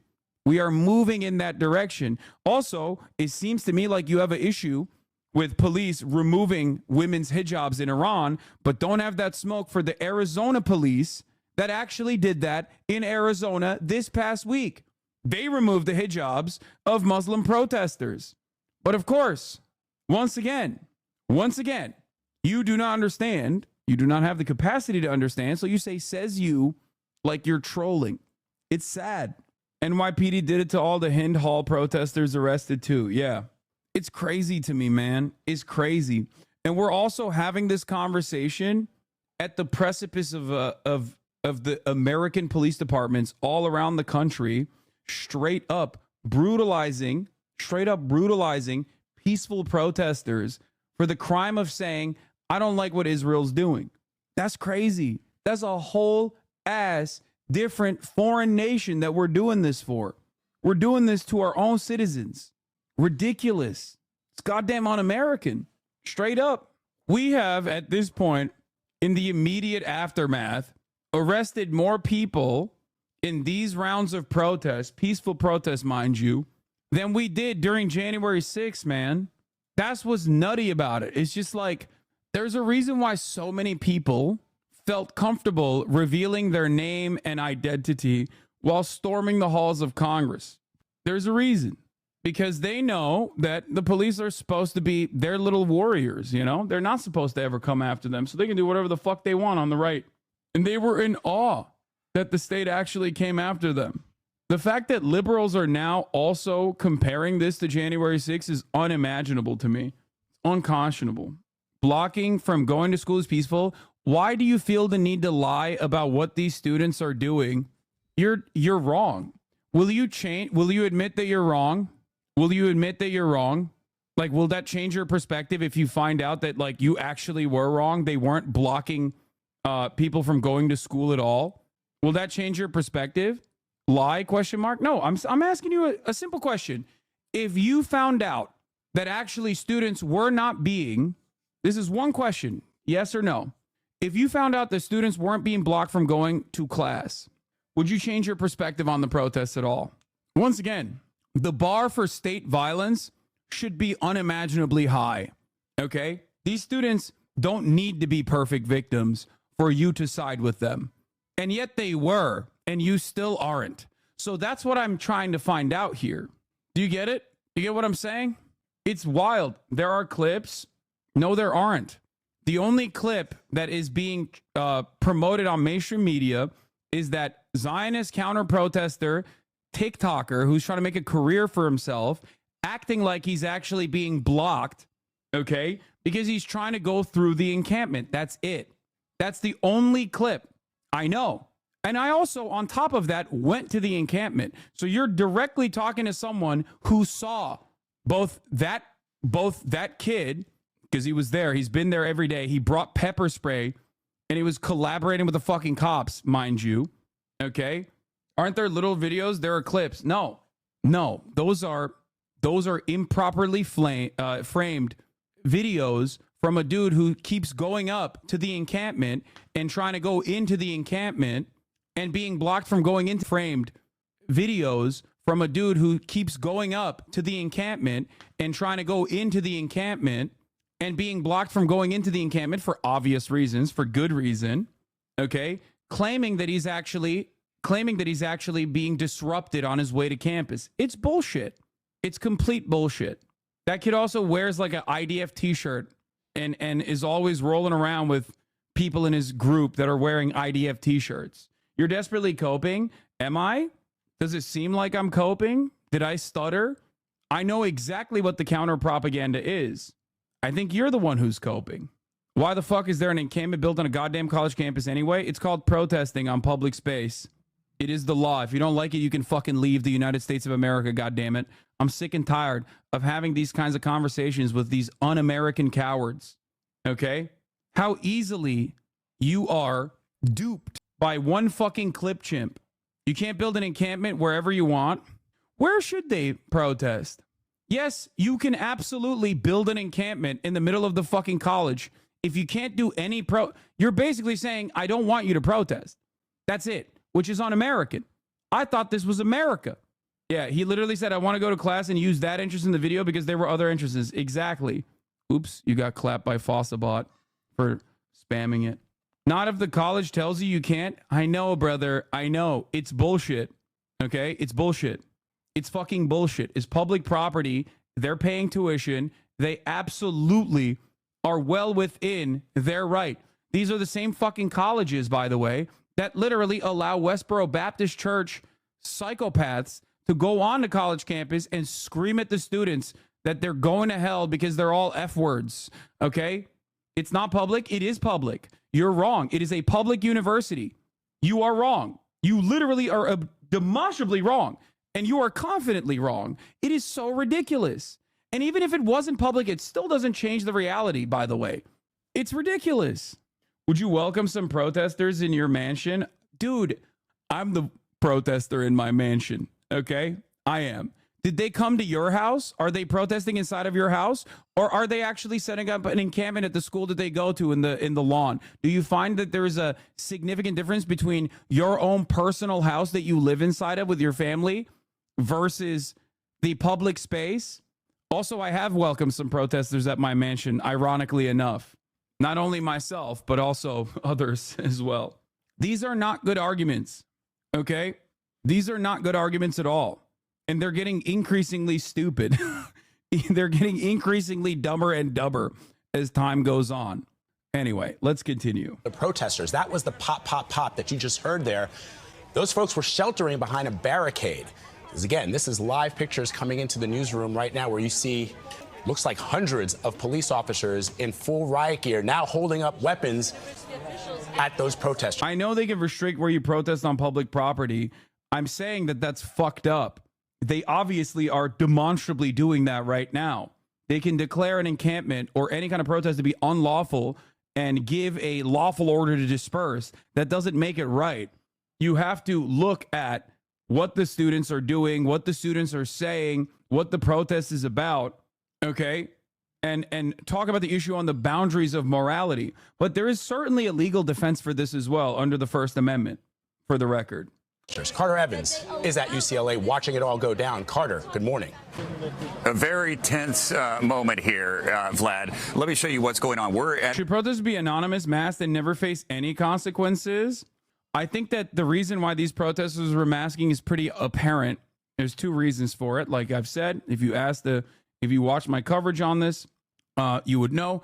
It's one, for accessibility purposes. People are still getting COVID. There's immunocompromised protesters on the college campus. They want to protect them. This is like a petri dish for fucking a litany of diseases, including but not limited to COVID, obviously, when you have a bunch of people standing in an area amongst themselves.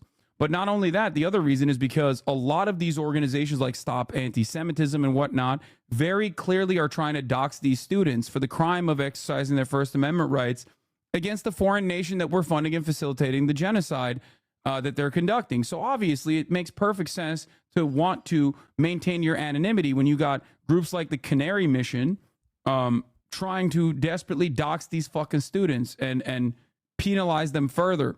So I think it's perfectly valid for them to wear masks in this regard. The fact that people are upset about that is ridiculous. You quite famously relied on sources to push for the invasion of Iraq that refused to identify themselves publicly. You went to jail for it. Judith Miller. Columbia protesters, if you're so proud of what you're doing, why are you covering your faces, is what she said. That's why so many of these fucking goddamn boomers are running around. So many of these goddamn boomers are running around talking about how, like, they need to be unmasked. They need to be doxxed instantaneously. There's a Rutgers update. President Holloway has agreed to 8 of the 10 demands given by Rutgers SJP and the students in the encampment. Most notably, the demands for total divestment and the termination of his partnership with Tel Aviv University are things not in the president's control. Thus, the president has agreed to a future negotiation meeting with 5 students from the chapter and what I believe is an advisory board, so long as the students took down the tents by 4 p.m. After an hour-long discussion, the students decided to close the encampment to secure their 8 demands and bargain directly for the latter 2 in a future meeting with the Joint Committee on Investment. Anyway, every counter basically is, why is that Rosa Parks woman sitting in the front of the bus? She's been asked to leave. Simple rules. They're the liberals MLK warns about, who care more about order than justice. Exactly. Injustice anywhere is a threat to justice everywhere. Okay? Silence in the face of injustice is complicity. And many white moderates, liberals, as a matter of fact, as MLK put forward in his letter from Birmingham jail, stand in the face of justice and say, I'll put a timeline on your emancipation. From where I'm standing, things don't seem to be that bad. Now, while liberals desperately claim that they love good trouble and talk about all the good trouble that occurred during the civil rights movement, whenever there's an active civil rights movement occurring in the country currently, they demand violent retribution from the state that goes directly against the First Amendment principles that are supposed to be enshrined in the Constitution. So I need everyone to understand something here, okay? Every single person that fantasizes about where they would be in historic times, what they would be doing throughout history in moments where pivotal things happened and history changed for the better, whether it be the abolition of slavery, whether it be the civil rights movement, whether it be the apartheid movement against apartheid South Africa, whether it be the movement against the Vietnam War, or whether it be the movement against the Iraq War. You're doing that right now. Aaron Bushnell was absolutely right. You're doing exactly what you would be doing. So think about that. Okay? Think about that next time you learn something new about these based protesters of the past. Because if you're siding with the cops right now, if you're siding with the cops currently, in this very moment, you'd be siding with the authorities back then too. That's it. On unlawful assembly, perhaps Shadow should be reminded about one of the British laws that the U.S. rebelled against, the Riot Act. Sounds a lot like declaring unlawful assembly. Yeah, this nation was built on those principles, okay? An intifada against the British monarchy. So yeah, to those who say fuck around and find out, to these students peacefully demonstrating and saying like this foreign nation that is doing unimaginable cruelty, killing fucking tens of thousands of babies, okay? It needs to be put an end to. It needs to stop. If that is the fuck around part, I don't know what to tell you. I really hope that people that are coming in here today to listen to what I have to say can understand the things that I'm saying, because one day something that you hold near and dear to you will be taken away by the government, and you will want to defend your civil liberties, and you don't want the government to react this way. I promise you. Okay?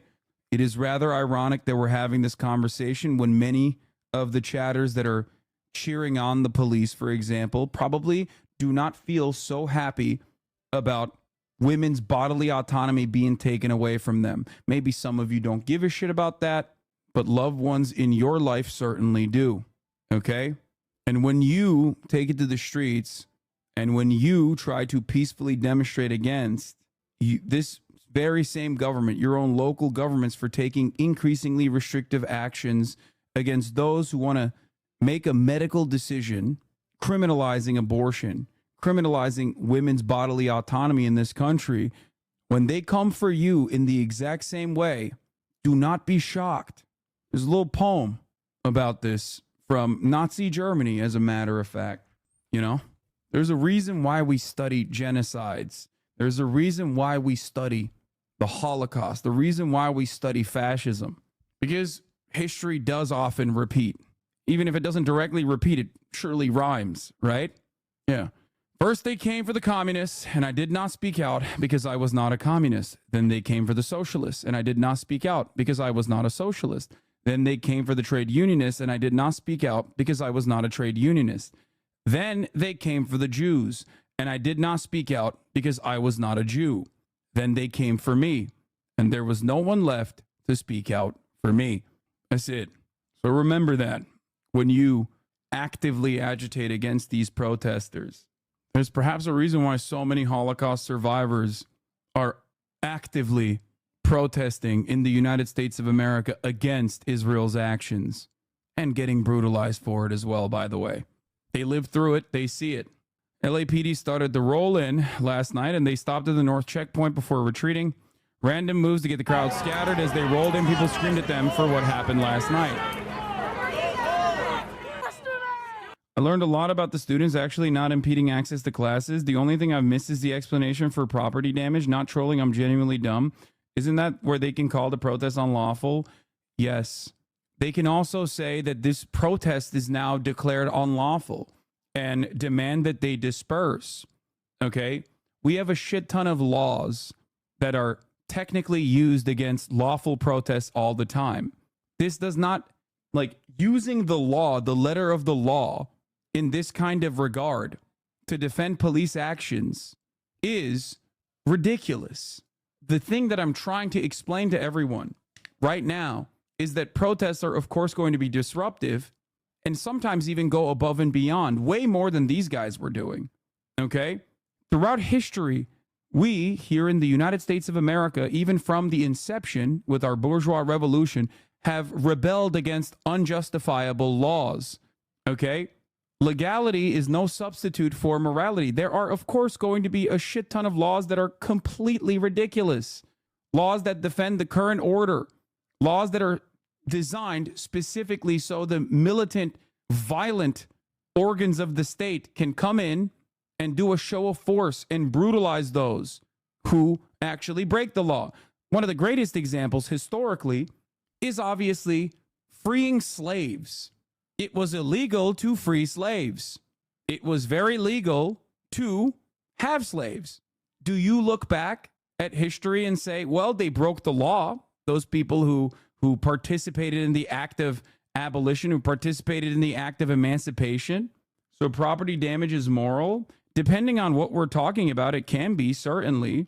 But if you are using property damage, which, by the way, what property damage is occurring here, I do not know. I guess like the fact that they set up encampments is property damage now. It's damage to the green lawn. Is that what it is? A blade of grass was left disturbed, which obviously means the police need to come in and fuck up the grass way further. I mean, property damage is a hilarious reason. For example, in Hamilton Hall, Columbia University students took over the Hamilton Hall as they had done historically in 1968 and 1985 and many others in 1995 as well, in many other instances. Columbia University students broke 2 windows to enter Hamilton Hall.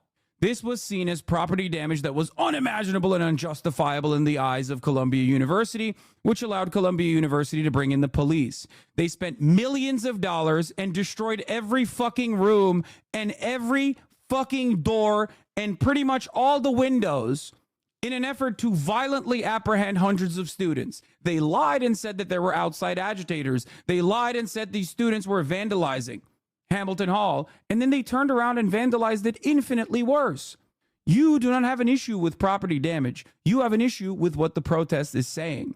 But you are too cowardly in many instances to reckon with that or to openly state what your genuine opinion is. So you turn around and try to desperately grab onto anything and everything you can. That's it. The police last night did infinitely more property damage and actual damage to the students than the students ever did. And it still doesn't matter. Let's continue. The LAPD took over a corner on the other side of the occupation to hold up for now. Might seem random, but I think the police are trying to divide the crowd and wear people out before 1 a.m. So far, that's the rumor mill says eviction time will be. By the way, trespassing in and of itself, especially on a university building, is also definitionally a part of peaceful protest.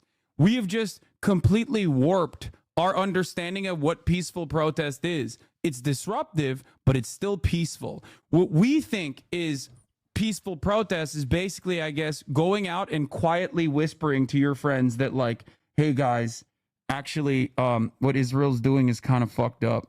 Okay? That's straight up 1984 shit. You know what I mean? Peaceful protest does not have to be within the boundaries of law. You can still engage in peaceful acts of civil disobedience. People's understanding of what is permissible in the form of protest and what's not permissible has been greatly warped.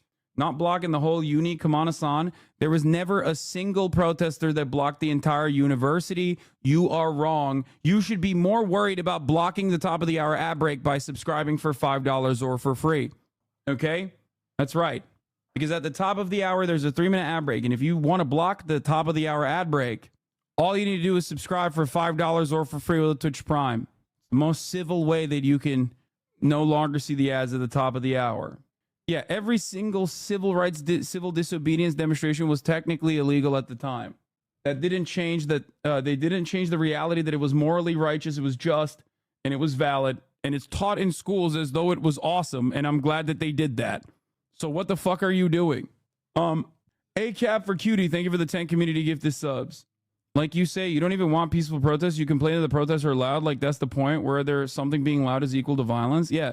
The way that we understand what kind of protests are permissible at this point is basically just like, I don't want anyone to ever, I don't want to hear it. I don't want to see it. I don't want to ever like reconsider my current stances. If I do, then it's bad and it's wrong. And the police should come and take care of these guys for making me feel a certain type of way about my defense. Okay. It's ridiculous. Illegal. Hassan, I'm a student at Dartmouth and was the protest last night at the Green. Beyond showing support of these protests, what else can students do to put more pressure into school to divest? Or what would be most helpful to support Palestine? What organization of the students would be the best? I think SJP is pretty good. Students for Justice for Palestine. JVP, Jewish Voice for Peace, is pretty good. Look to your local DSA chapters. Democratic Socials for America. Democratic Socials of America. But yeah, anyway. Let's continue. One end of the encampment right here, and you can see you've got some protesters here facing off with police.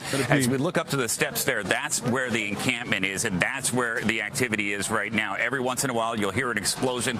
That's police officers firing those rubber bullets or tear gas into the encampment. There are hundreds of police officers here. There are hundreds of people inside this encampment, along with hundreds more who have come to support them and form a human chain outside here. So it is really a standoff of sorts, at least on this side, while police clear out the campers inside. And this has been going on for more than 2 hours. Police dressed in riot gear faced off with protesters as they attempted to clear an encampment that's been set up here at the UCLA campus. Those officers could be seen clashing with demonstrators as they conducted arrests. Earlier in the night, LAPD tried to enter the encampment but were quickly pushed back and retreated. The development signifies an escalation as officers for hours stood by as protesters vowed to stay and yelled at police. It comes one night after law enforcement was criticized for its delayed response to the brutal violence on campus. Some demonstrators rammed barricades, used pepper spray, and threw fireworks at the pro-Palestinian encampment. They seem to want to terrorize us. UCLA senior Yusuf said he needed 14 staples in his head after he was hit by a traffic cone and beaten with a piece of wood. I thought the police would be our saving rescue. Instead, what ended up happening was we saw the police forming in a large group outside, seemingly watching the events unfold. Police stood by for nearly 2 hours during that. Yeah, that's what the university allowed to happen, by the way. They called in the cops, and the cops just sat there and fucking waited. Those were outside. Those were the real outside agitators, by the way. Those were the real outside agitators. They came onto campus. They didn't actually go there. They were coordinated. They had one goal, and that was to beat the shit out of the peaceful anti-genocide protesters. That was what their goal was. And the cops stood next to them. Would love to see Asmongold defend this. I don't think he knows that happened. Because why should he know? It's not like mainstream media is constantly talking about this. If you're even like paying attention even a little bit, the only thing you see is basically like, oh, these guys deserve it. These guys need to get fucking violently suppressed. They're being bad. Oh, stop defending your dumbass colleague. I do not care for Asmongold's perspective on this matter any more than he would care about my perspective on World of Warcraft. You know what I mean? Hey, the needle drop. Thank you for the raid. That confrontation, 15 people were reported injured, including one hospitalization. Where was everybody? The whole world was watching.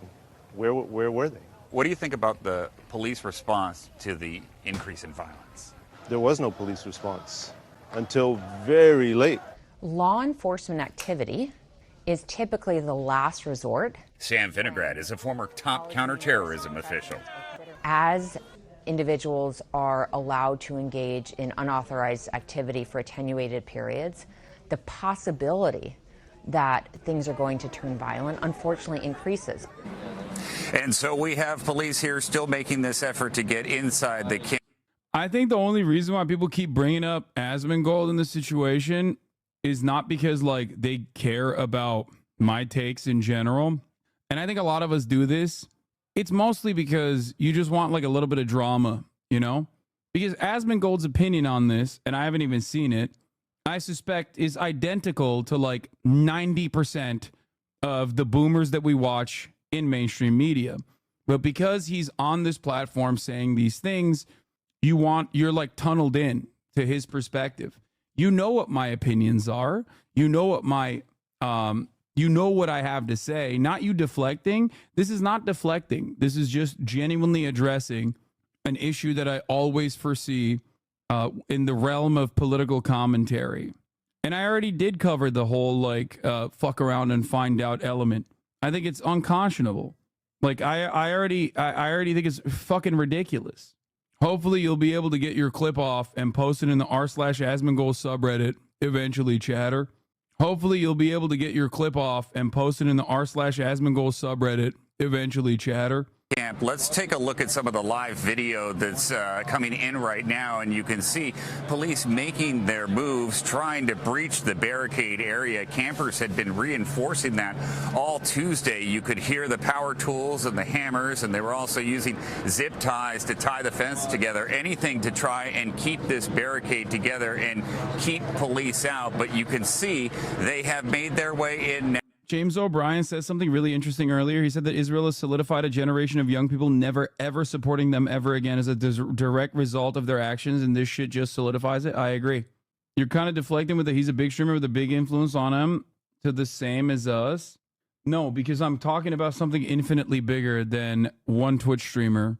Yes, in comparison to a random chatter who has similar takes, and the way that I deal with a random chatter versus Asmongold is always going to be different, and I explain why. But we're also we're covering a serious big boy issue that pertains to fundamental American values and principles like the First Amendment and its protection. We're talking about police violence. We're talking about mainstream fucking media and its coverage on these kinds of things. The reason why I do not care all that much about Asmongold's opinion on the matter, and instead am covering it in the exact same way that I cover these issues all the time, is because I think this is the best way to cover this issue. It might not be it might not be within your realm of interest. You probably want me to take down a Twitch streamer, YouTuber doing political commentary. See, there you go. They're already trying to do it anyway. Oh shit. Oh, you're underneath me. I was like, what the fuck am I pressing? Hello, baby. Yeah. Anyway, let's continue. Every derailment is taking time away from me covering fun shit like the Kendrick Lamar diss. Now they've been using pepper spray, they've been using tear gas, they've been using rubber bullets, and they are now making arrests. As for where I am right now, I am on the other end of this encampment. We've got a big, large contingent of the California Highway Patrol right here waiting to make their move in here. These pictures are remarkable coming into us right now into the newsroom when you see what looks like dozens, if not perhaps hundreds, of police officers in full riot gear, and they're trying to get on to clear this encampment. And again, Americans haven't seen scenes like this since the 1960s, when college campuses erupted over protests in Vietnam. And now we're seeing this again play out on college campuses all across the country. It looks like now. Yeah. What do you think? What do you think is more violent of a presence on campus, dude? Police doing this to peaceful anti-genocide protesters, or the anti-genocide protesters saying like, Israel, cut it out? The police are actually moving towards those barricades that protesters have set up. You can see those pieces of plywood that protesters are using to try and force the police back. They seem to be inching, inch by inch, to try to move these protesters off, but it's going to be very, very difficult. And of course, the fear is that somebody gets hurt. Yeah, no doubt about it. Or even worse. And when you look at the protesters, some are speaking and saying that we are protesting peacefully, and we are looking for support from the police. And then others are saying that the police are not offering that. They are actually doing the opposite. Yeah, I wonder which one is true. Obviously, it's not my job in the media to look at that. Look at these fucking images and make an assessment. Of course, is that when you hear police officials, and we heard that yesterday. Look at this guy. Look at this guy. Look at this fucking little limp dick booger eating Nazis fucking fan base coming in here, dude. Look, coming in here and being like, I don't know, common Trump W. I don't know much about that Nick Fuentes guy, but it seemed like he was saying valid things on Twitter today, but people kept calling him a Nazi. Fucking been in this community for a long enough time, dude. As a black man, I don't give a fuck about this. Wait, since I'm black, I'm also pushing an agenda. Certainly. Yeah. If you were a black man, if you actually were a black man and not a white boy who is possibly a neo-Nazi, you, I suspect, would know that Nick Fuentes is considered miscegenation to be akin to marrying a dog. That's right. He is a Nazi. He has denied the Holocaust, and also quite literally has said that a black man and a white woman getting married and reproducing is like a white woman having sex with an animal. He is a neo-Nazi.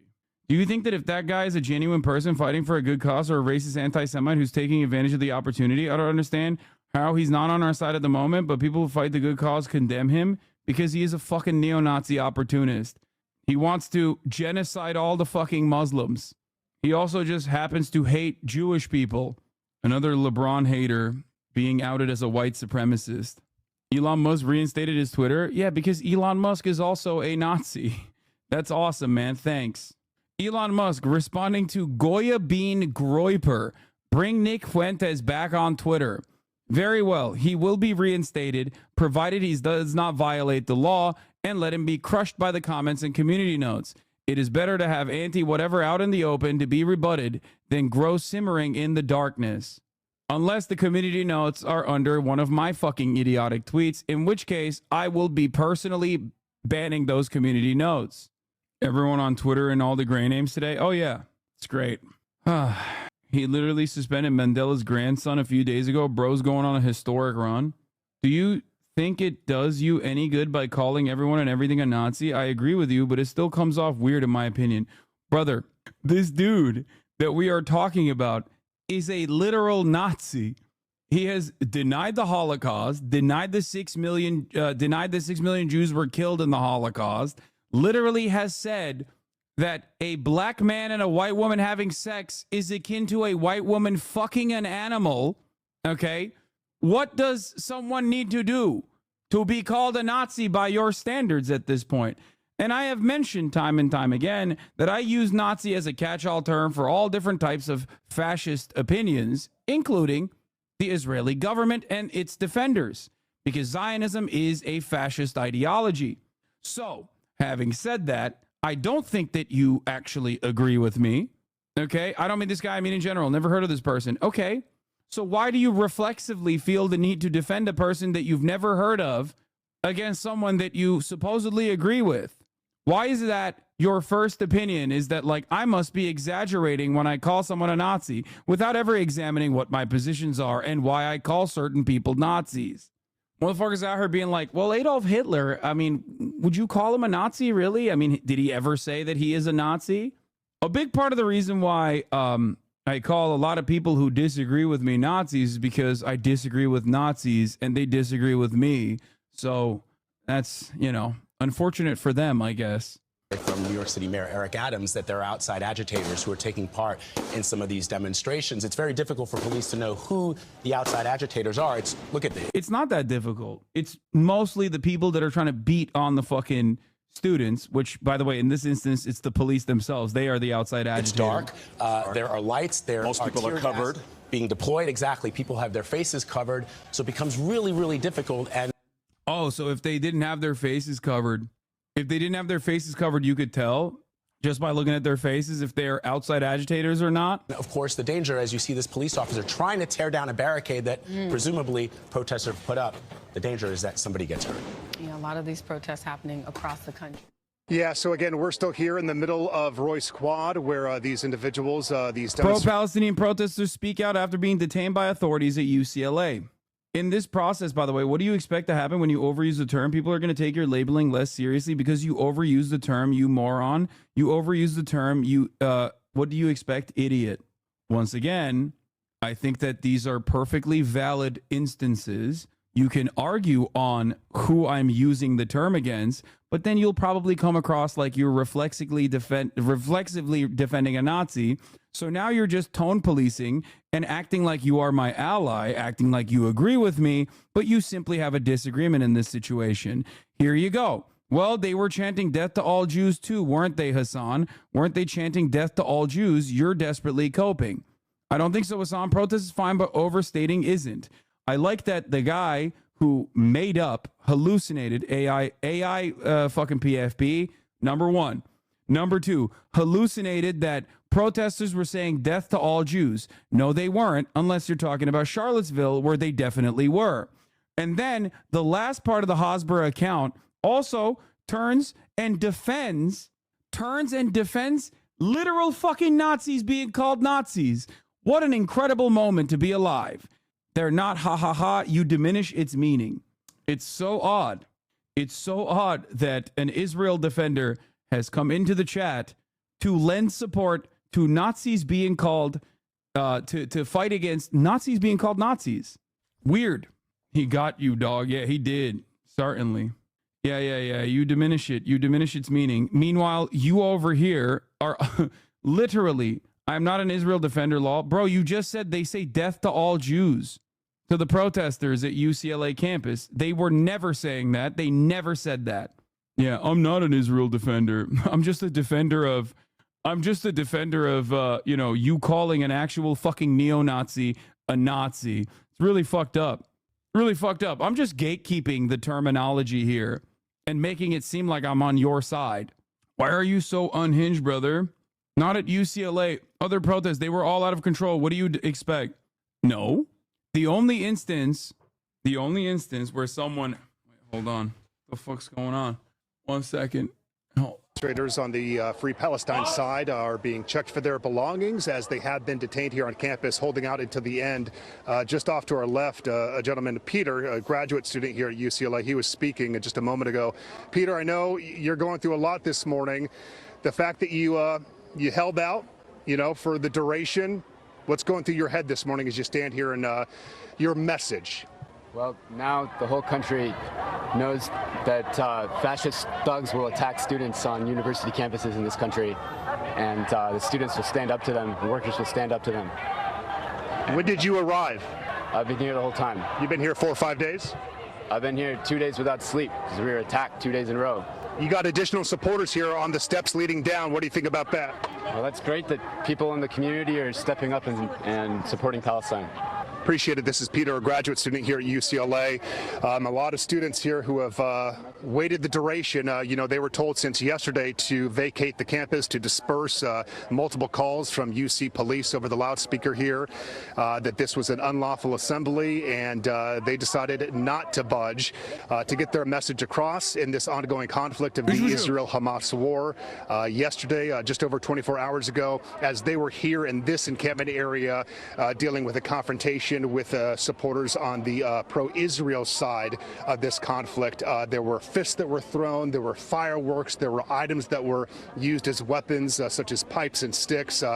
There were several injuries associated with that confrontation just over 24 hours ago. Now the law enforcement aspect of this, bringing the encampment to a close as the university declaring this again an unlawful assembly far beyond a peaceful protest. You can see the entire line here of individuals who are being detained.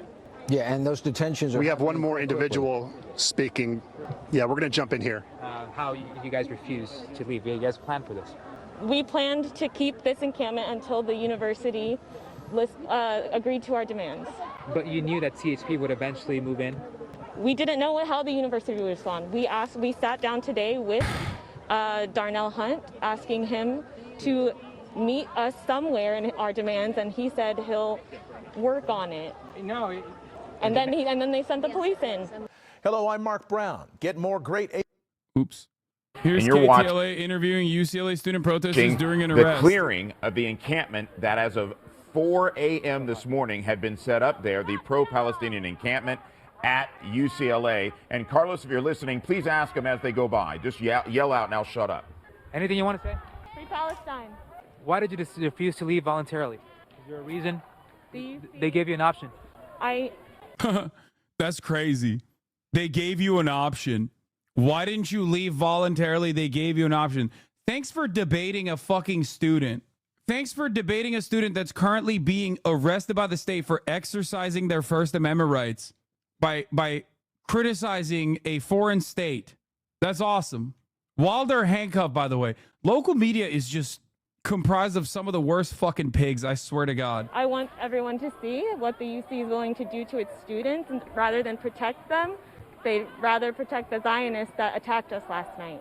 But you were given the option to leave, and it was declared an unlawful assembly. But they did get a chance to leave, like he ain't wrong. What do you mean? Of course they didn't leave. They're protesting. What the fuck? Oh shit, dude. I guess like when someone fucking threatens you and says like, no, we're gonna fucking brutalize you, we're gonna beat the shit out of you, you just go, nah, all right, never mind, I'm good. That's the whole point. Your cause is just. Of course you're not gonna fucking leave. What are you talking about? What is this? What is this argument? What is happening? Yeah, Rosa Parks had a chance to fucking sit in the back of the bus. Why did she not do that? Really fucked up. You missed it. They described what the counter protests did and then said far from a peaceful protest. Yeah. Realizing how many liberals live in this chat? No, they're coming in because this is bringing the conversation away from Gaza, even though it is a conversation about Gaza. This is bringing that conversation home. So this is a comfortable boundary that a lot of these people are interested in because it all of a sudden makes it a domestic issue.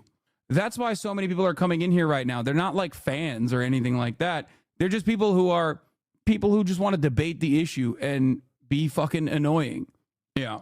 The amount of people that look at this and have cowardly responses very much shows how many people don't have something to fight for. It's just, they don't really understand. I don't think they understand. It's like, oh, when the state comes in and says like, I'm violently seizing your assets, why didn't you give it to them? Why didn't you give it to the cops? You know what I mean? Yeah, I come into your house with guns and I say, it's my house now, right? If you don't give me your house and I shoot you, well, why didn't you fucking give me your house, dummy?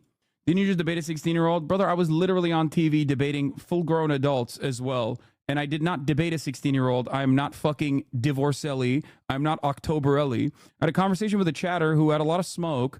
And then when they told me that they were from Israel, I said, okay, I would love to hear your perspective.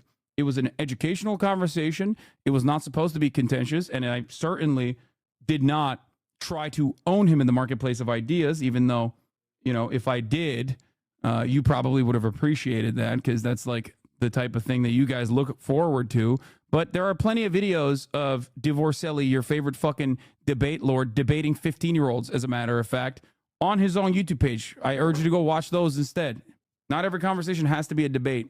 Ironically enough, that person I talked to, the teenager I talked to, was infinitely more civil than the full-grown adults that are loyal servants to the Israeli state and unconditionally dick ride it.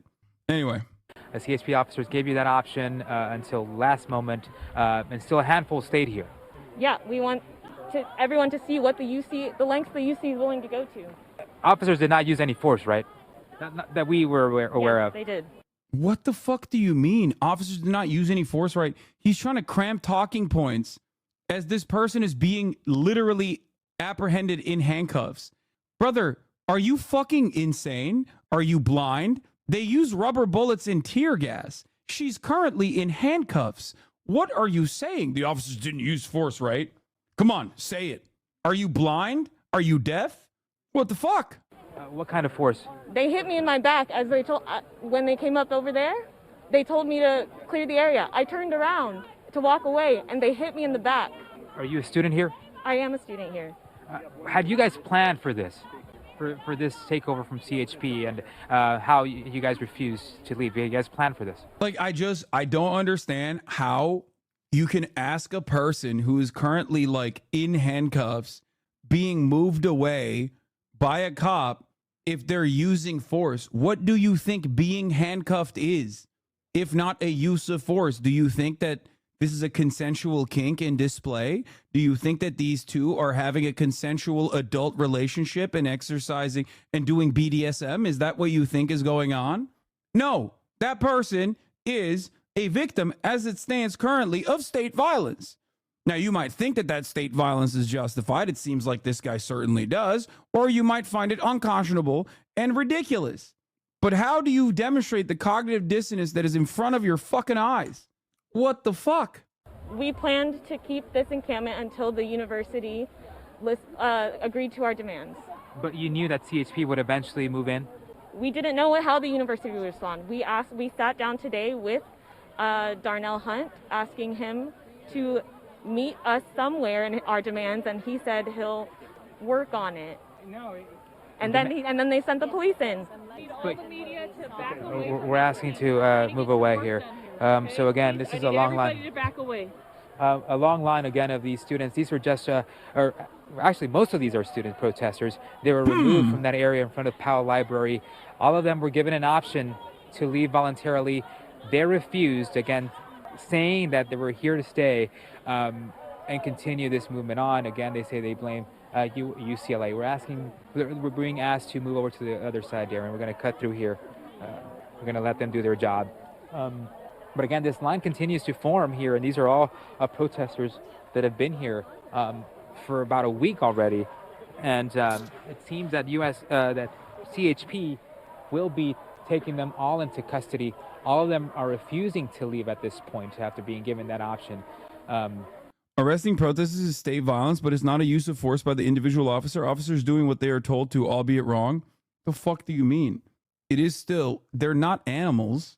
This is not a natural disaster, chatter. That's a fucking whole ass adult. The fuck do you mean? Just following orders? Why are you hitting the Nuremberg defense here? That's crazy. Clearly, they're being told, you leave now or you face arrest. What's your decision? And then they say, I guess arrest. Here's a young lady that's speaking. Worth it, everything you went through? Absolutely. You know, what the people in Gaza are going through right now is nothing compared to what we've gone through in the past week. Even with all of the, violence that we faced from fascists, the things that we faced from the cops here, My goat. Nothing is compared to what they're doing and what they're... Goats, all of them. God, they're amazing. They're all so amazing. They're fucking incredible, dude. Cry more. I love a full-throated display of resistance against a fucking fascist state, and bravery, and a demonstration of bravery is still met with like so much cognitive dissonance that this dude is saying cry more. Brother, who's crying here? I think it seems like you're the one who's crying because, these protesters aren't. Cry more. You're crying. I bet you're crying right now. experiencing right now. So free Palestine. And how did you, when things unfolded this morning, did you expect that? How did you think it all went down? We've been prepared. fairly peaceful. We've been trying our best to stay peaceful as an encampment, but at the end of the day, we knew that the cops would have this type of response, that the school would have this type of response. And so we've been doing our best to prepare. We spent all night, all day preparing for this. You're a student? I am a student. So what's next? We're not done. We're not done. We're not going to leave this at that. We're not going to let people forget what happened. What's happening currently in Gaza, we're not going to let them just think that nothing's going to happen anymore. You go back. Amazing. She said, as you heard, she says she's a student, and she's just being released. As I said, you'll see she has a citation. She also has her breakfast here, and she certainly will be supported by other protesters who have also been released in front of the Twin Towers Correctional Facility, as well as fellow protesters who are here just to... So can I protest in your own front lawn? Oh my God, bro. Do you find it a little bit different? Do you live inside of the UCLA campus green space? Is that where you live? Is that where you live? Is that your house? No, it's not. It's public property. Okay? Oh my God. Why is this? Why do you think this is a good talking point? I genuinely don't understand why you personally think this is a valid comparison. Please. Also, what are you going to protest outside of my lawn, by the way? That's the other thing. Like, what have I done to you personally? Also, what are you going to protest outside of my lawn, by the way? That's the other thing. Like, what have I done to you personally? Because these are students who are paying tuition, and some of those, I was just asking if I could. Oh, you were just asking questions. Got it. Thanks, chatter. It's like, wow, can't believe you think that... Seems to me like you're in favor of protest in public spaces. Well, how about I came into your house and protested inside of your house? Actually curious. How about I protest outside your house? No, I don't live there. They're not sending their best, yes.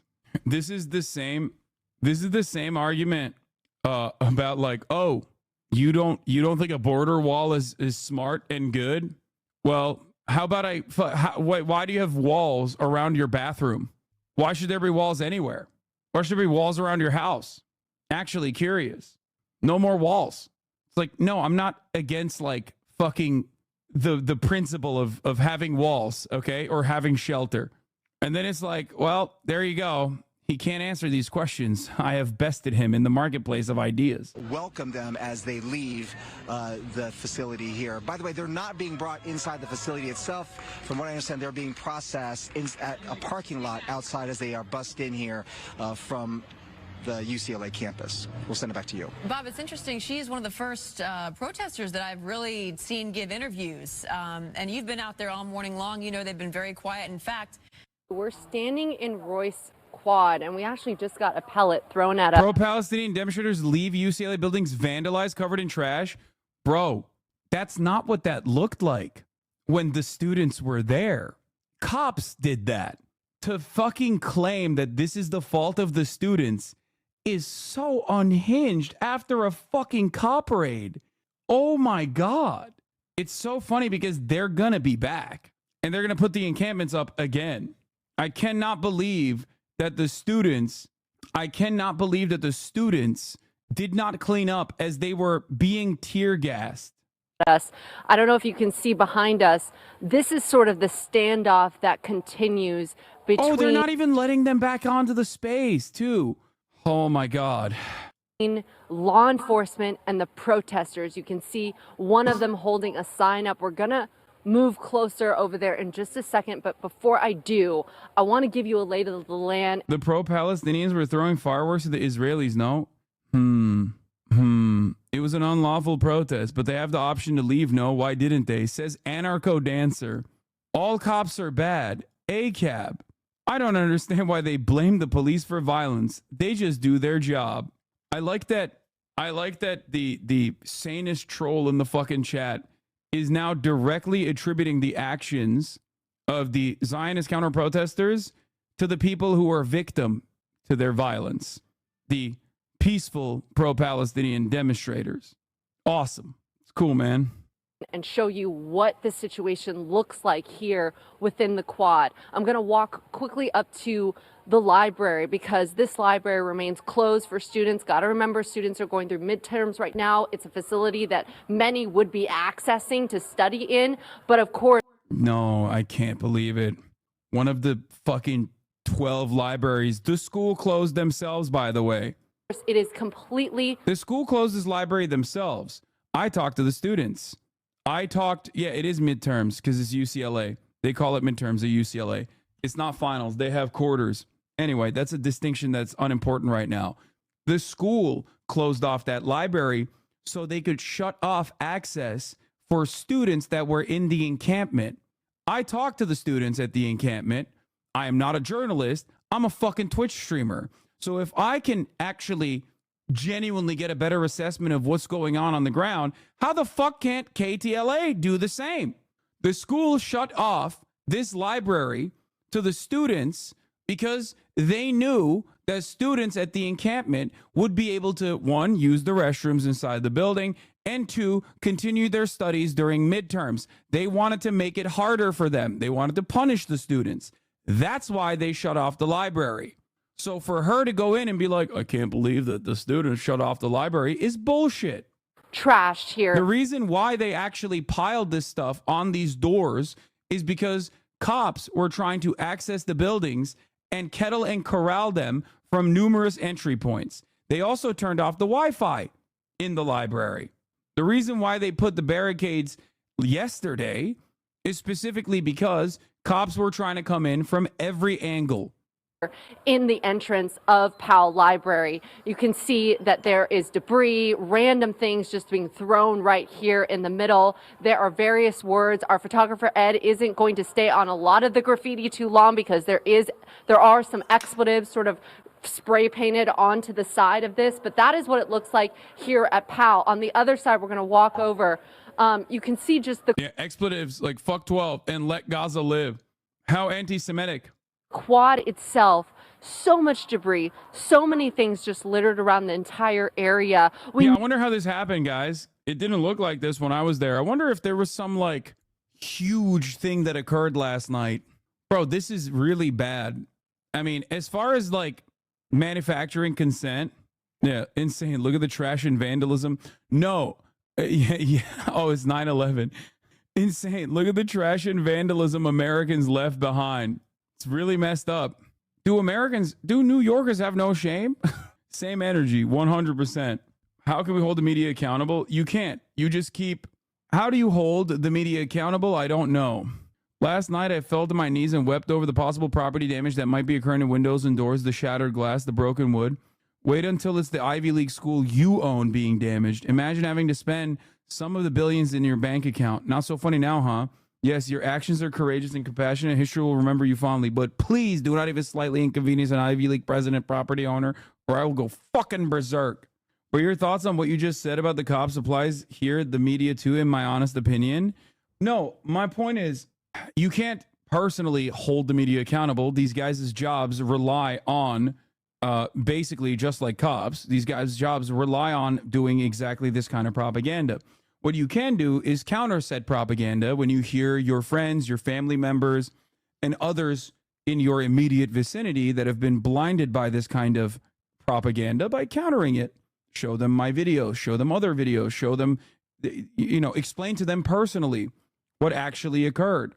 Know that is latest yesterday, they were asking for more supplies to be brought in here because they said that they were going to be, the people part of this encampment, they were going to be here for as long as it takes in order to get their demands met. And so there's so many things in terms of. The other part of this is that, like, the Israeli side has grown very comfortable and has grown very arrogant. So countering the misinformation, it becomes easier and easier for you.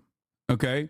Because, like, notice how all the trolls that come in here and, like, try to repeat mainstream narratives get quickly put down.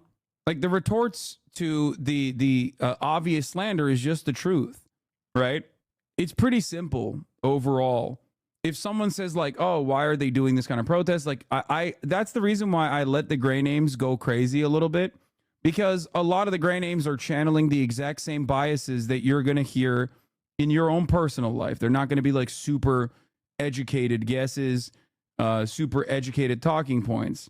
So my quick retort to some of the random chatters coming in and being like, oh, well, they should have just left is something that you can use in your own personal life as well. That's why I stream these sorts of conversations. That's why I stream in the way that I do. It's to give you the tools that you can use in your life as well. That's why many people watch. I mean, but this is really bad propaganda overall. This is like bordering on hilarious if it wasn't so gross, right? I mean, this is so bad that you don't even need to know what the fuck's going on with Israel or Gaza at all to look at this and be like, well, didn't they just get violently arrested? Maybe that's the reason why there's so much trash. Like, if I didn't know anything and I was watching this, and I wasn't like the biggest dumbass on the planet, it's pretty obvious what happened here, right? Like, they're even showing the cops right there, not allowing students to come back into the fucking lawn. Obviously, not many have that level of critical thinking. If they did, there would be significantly more people out in the fucking streets, and not even just for the Israeli genocide, but for many other issues that we face in general. But yeah. Perhaps this has something to do with why there was so much trash everywhere. I had a friend call you a reactionary the other day when I pressed him on how he could say that. He said it was because you react to stuff. Isn't that what it means? They aren't sending their best? Yeah.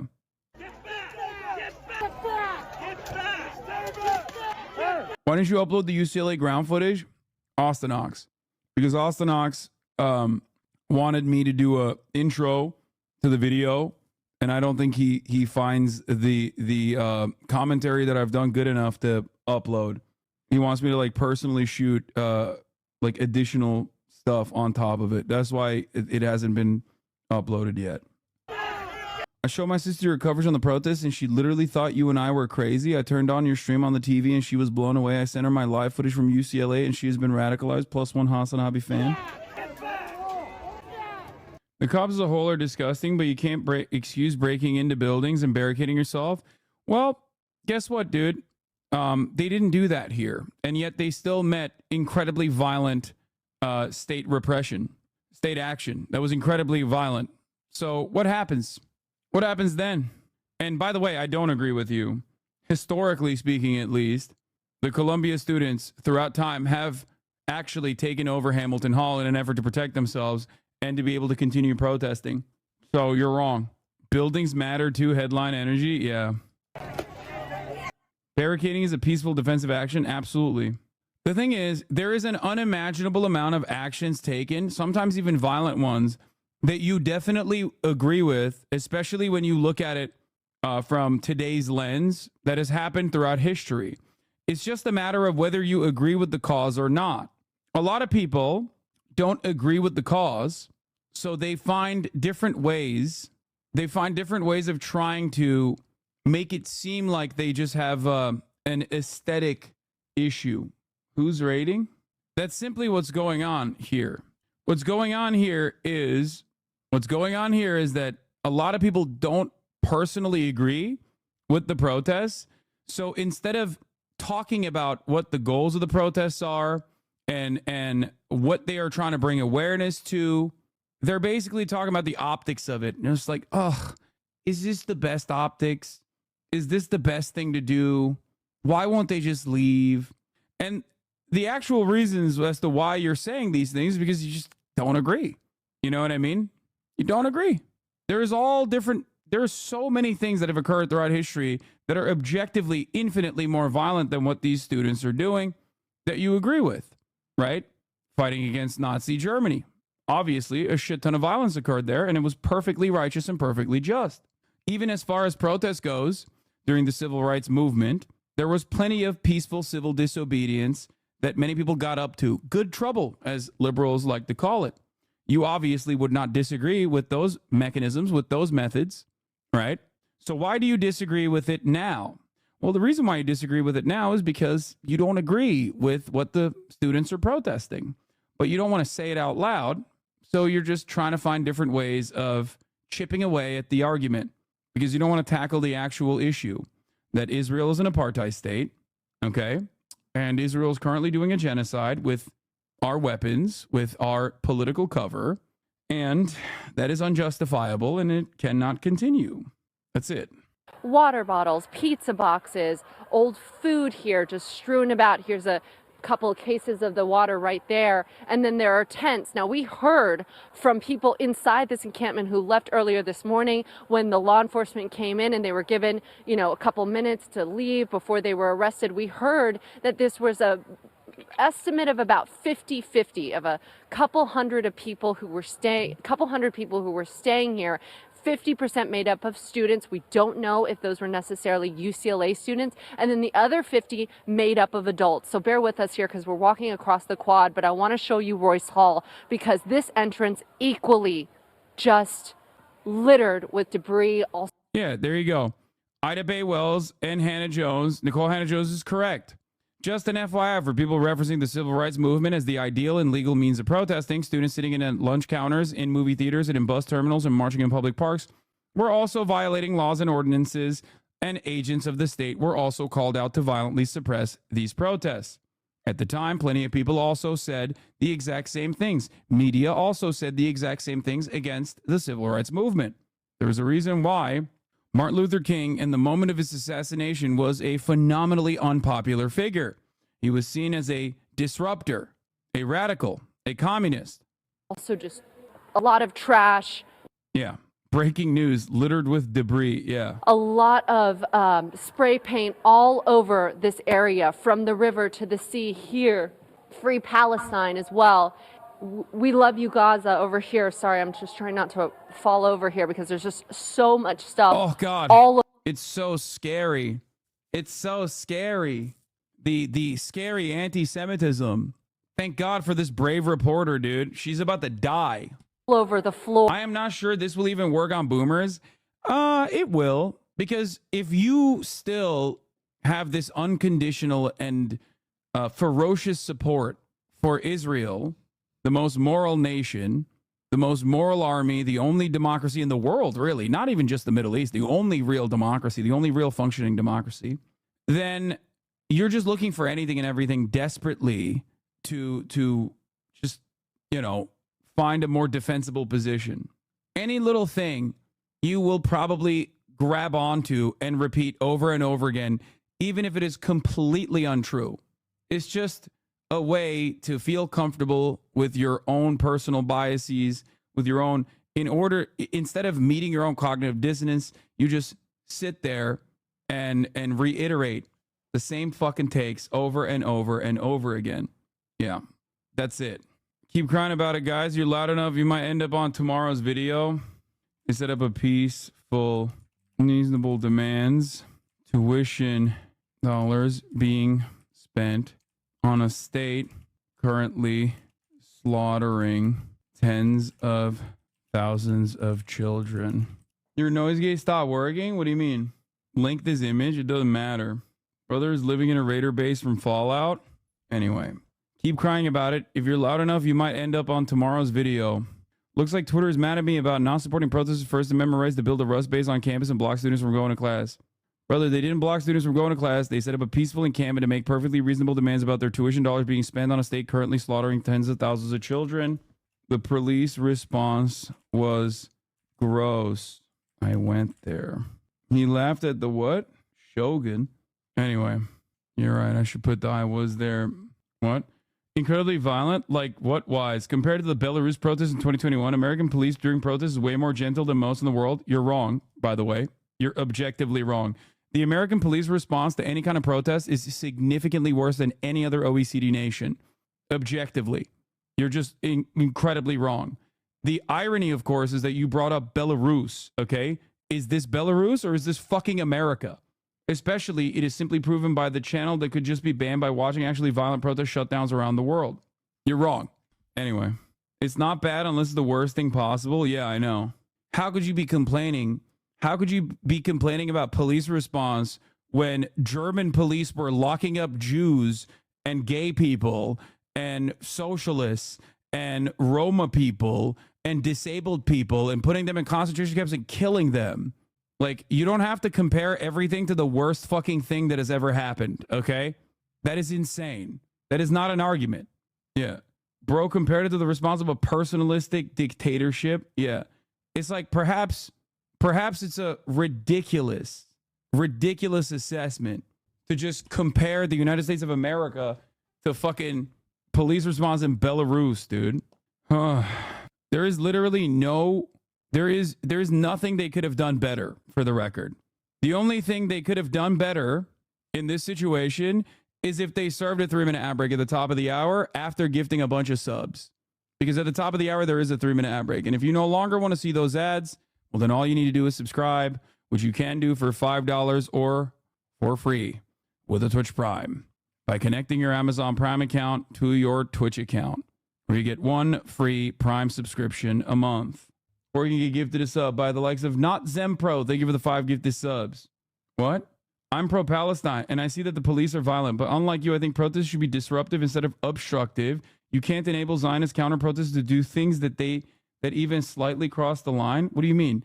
You think these students would have fared better if they just started fucking murking random rich Persian kids that fucking stormed their encampment? Cross the line? What do you mean? You think these students would have fared better if they just started fucking murking random rich Persian kids that fucking stormed their encampment? They should have just fucking killed them? Like, what are you talking about? Yeah, I'm sure that would have gone really well. They didn't do anything wrong, and they still were met with incredible, unimaginable state violence.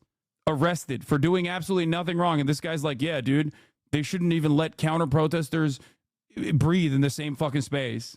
Look where your charity for Asmongold is done. He is now just using this as a way to farm more viewership. Nice. Mission accomplished. Why is it that once the longest term community members in here are just genuinely the most mentally ill? Just the most mentally ill, dude. Actually. Okay, then what is this? You guys have closed. Oh, this is great. Yeah, this is great. I was wearing an IDF shirt while I was there, routinely trying to enter the encampment like he's doing here now to farm TikTok videos and dupe others into thinking you either die a hero. I was wearing IDF shirt while I was there. This is a Zionist counter-protester, agitator counter-protester, was wearing an IDF shirt while I was there. Actually, you know what? I'm not even going to say that. You think Asmon knows what a Zionist is? I mean, I'm sure he knows. This is a Zionist agitator counter-protester routinely trying to enter the encampment, like he's doing here now, to farm TikTok videos and dupe others into thinking these students were blocking him from going to class. He isn't a student there? No, he is. To dupe people into thinking these students are blocking him from going to class. Yeah. Look at that. Look at that. This has 12.k upvotes on his subreddit. That's crazy. Yeah. Like he's doing here now. Here, I'll put this fucking photo in there too. All his OG viewers hate his community now? I doubt it. To form TikTok and dupe people who aren't there into thinking these. I don't know why. I don't know why he doesn't recognize that, but I think talking to Asman with charitability is good. He's being farmed by bad actors in his Reddit. Yeah, no, I think so too. Yeah, no, he is like this guy that he brought up in that video literally personally routinely tries to go up to the fucking barriers of the encampment with the specific intent of farming videos like the one that Asmongold just posted. He knows that these students aren't blocking anyone from going to class. He's the one going in there specifically so that he can cut that video to be like, see, they're blocking me from going to class. Even in the video, the students say, we're not blocking you from going to class. We're blocking you from going into the encampment. And if I can't change Asmongold's mind on this issue, at least if I maintain my composure and charitability to Asmongold in this conversation, I can change some of his fans' minds. Okay? So that's it. Problem is, a lot of the recent videos that he's done is also like brought in some of the worst crowd possible to his community. I think that's what the issue here is for the most part. Do a debate with Asmongold? I mean, I would love to talk to Asmongold. I don't think he would want to do that. And I would respect his wishes. Like, I don't have an issue with having a conversation with Asmongold on this front at all. Also, I'm not like canceling him at all. So I make no mistake. Anyway, I do think that having a chill and polite conversation in situations like this are infinitely more productive for those in his community that are malleable, and also more importantly than malleable, more open-minded to a different perspective. But yeah, I don't think he is going to debate me on this issue regardless, which is fine. But like I said, I am not gonna be as aggro, you know. Yeah, no, this kid's movement on campus is absolutely not even remotely restricted for the most part. It's just but of course, if you're not there and if you don't see it, and then videos like this pop off on your subreddit and hit r/all because Reddit is infested with like Hasbro bots in general, then yes. Yeah, he was literally a fucking featured speaker at the ADL hate rally. Come on, Hassan, you're banned from live stream fails. You know who's feeding these clips to the Reddit? When has Asman talked about Palestine? No, I know. But still. Looking at the r/politics discussion thread on the Biden speech today, Biden already let Gaza be leveled. Gaza isn't leveled. This is akin to cities were burned to the ground during the 2020 BLM protests. Don't hyperbolize if you don't need to. That's insane. That's fucking nutty. Yeah, dude, you're right. Gaza is leveled is hyperbole. Brother, read one fucking article from Washington Post or even the New York Times at this point. What the fuck?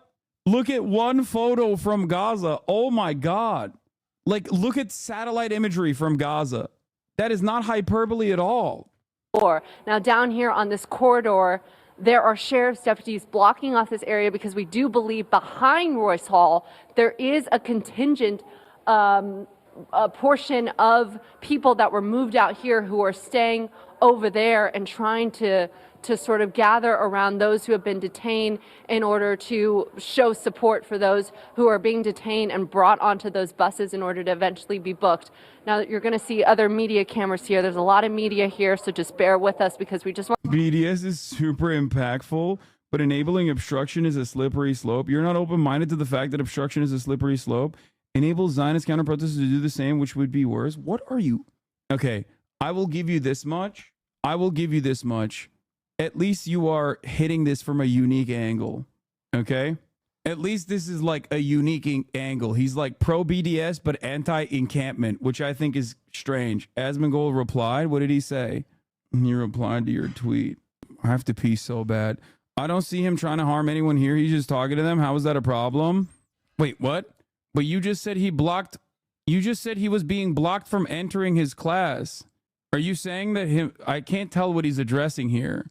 Do you think he brought fucking mace for funsies that he's openly displaying, which I suspect is illegal, by the way, to just like bring mace to a fucking protest? But dude, I don't get it. Like, a lot of people personally despise like fake crisis actors and stuff, and this guy literally is a crisis actor.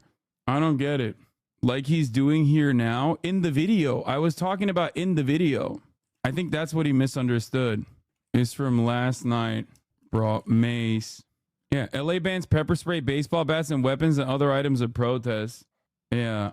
No, I was talking about the video you linked. He's been trying to enter the encampment to start fights for the past week. He was there the day I was as well. He's an agitator and has never been restricted from going to class.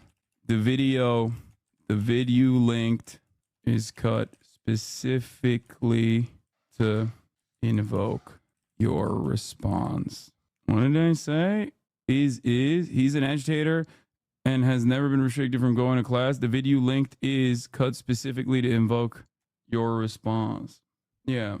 You said he was trying to harm students, and he says this still frame doesn't show him harming students. Yeah, that's why I'm responding to the video that he sent me. The reason he linked at all was to show a poor student from being blocked from attending class, proven wrong, and other goalpost moves. Yeah. Evoke, not invoke, right? I'm wrong. Fuck, I hate going over 280 characters. Thank you. No, I was talking about the video you linked. He's been trying to enter the camp to start fights for the past week. He was there the day I was as well. He's an agitator and has never been restricted from going to class. The video you linked is cut specifically to evoke your response. There you go. I have to pee. And the Finale does not, I don't want to say that he's a mark here, but he is being one. A rube. I want to give you a better idea of exactly who is here. You can see here Viva Palestine, Free Palestine signs over here. And we're going to walk over here closer to that standoff because I promised you I would give you another vantage point of what that looks like over here. You can see that there are multiple law enforcement agencies. This is CHP right here. And there is that continued standoff between the protesters and the law enforcement. Now, we're not allowed to go any further beyond this point because that is, you know, law enforcement doing exactly what they do. But our photographer, Ed, I'm going to let him go a little bit ahead of me so that he can get you a better view here. You can see that there are some of those pro-Palestinian protesters standing just above the steps, holding a flag up. Free Gaza. I'm trying to hear. I know that they are talking to each other. I just can't make out exactly what they're saying quite yet. So we're gonna stay here and we're gonna try and continue listening to what this conversation is between law enforcement. We hear them speaking to them on the loudspeaker. But that is kind of the latest of what's going on here in Royce Quad, where we're standing. I've got to say, you'd ask what parents we're saying about this. I mean, oh my God, this is not helping those of us who want to fight fascism in America. You can tell that was a table of food that the police destroyed. Then his media source blames protesters for the mass. Yeah. Oh my God, this is gonna trigger the fuck out of me. We haven't even gotten to the goddamn Joe Brandon response yet. For parents whose children are, and their children. He's like, dude, this is not going to help with the fight against fascism in America because you're welcoming it. Morning Joe Scarborough. You're the one welcoming fascism with open fucking arms. You're demanding more of it. By the way, it's there's some adults, but I say this because we got kids, obviously, of college age. I mean, obviously, there are many that are. If the protest was so peaceful, why did they vandalize the university? No need for graffiti. Brother, you are not on board with the protest, okay? You are now officially saying that graffiti on wood panels, not even the actual walls of the fucking halls, but graffiti on wood panels is violent and not peaceful, okay?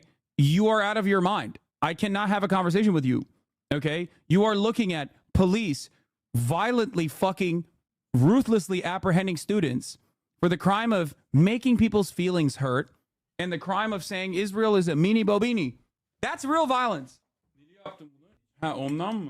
Peki ben ayrı ayrı bakarım. Doyarım. Ne kadar kaç kiloydu? Okay. Sağ ol baba. stress. I'm sure many are concerned about their safety. I certainly hope the students got out and they're doing it peacefully right now. But Richard, this is, I tried to explain this a couple days ago. Maybe I wasn't eloquent enough. But I can tell you my family. I'm not saying the Vietnam War was a just war. It was not a just war. But I can tell you the riots on college campuses, the riots at the Chicago Convention in '68, all of those things moved my family from being Democrats their entire life to being Republicans. Dude, what are you saying? Yeah, you fucking failed then, big dog. That's your failure.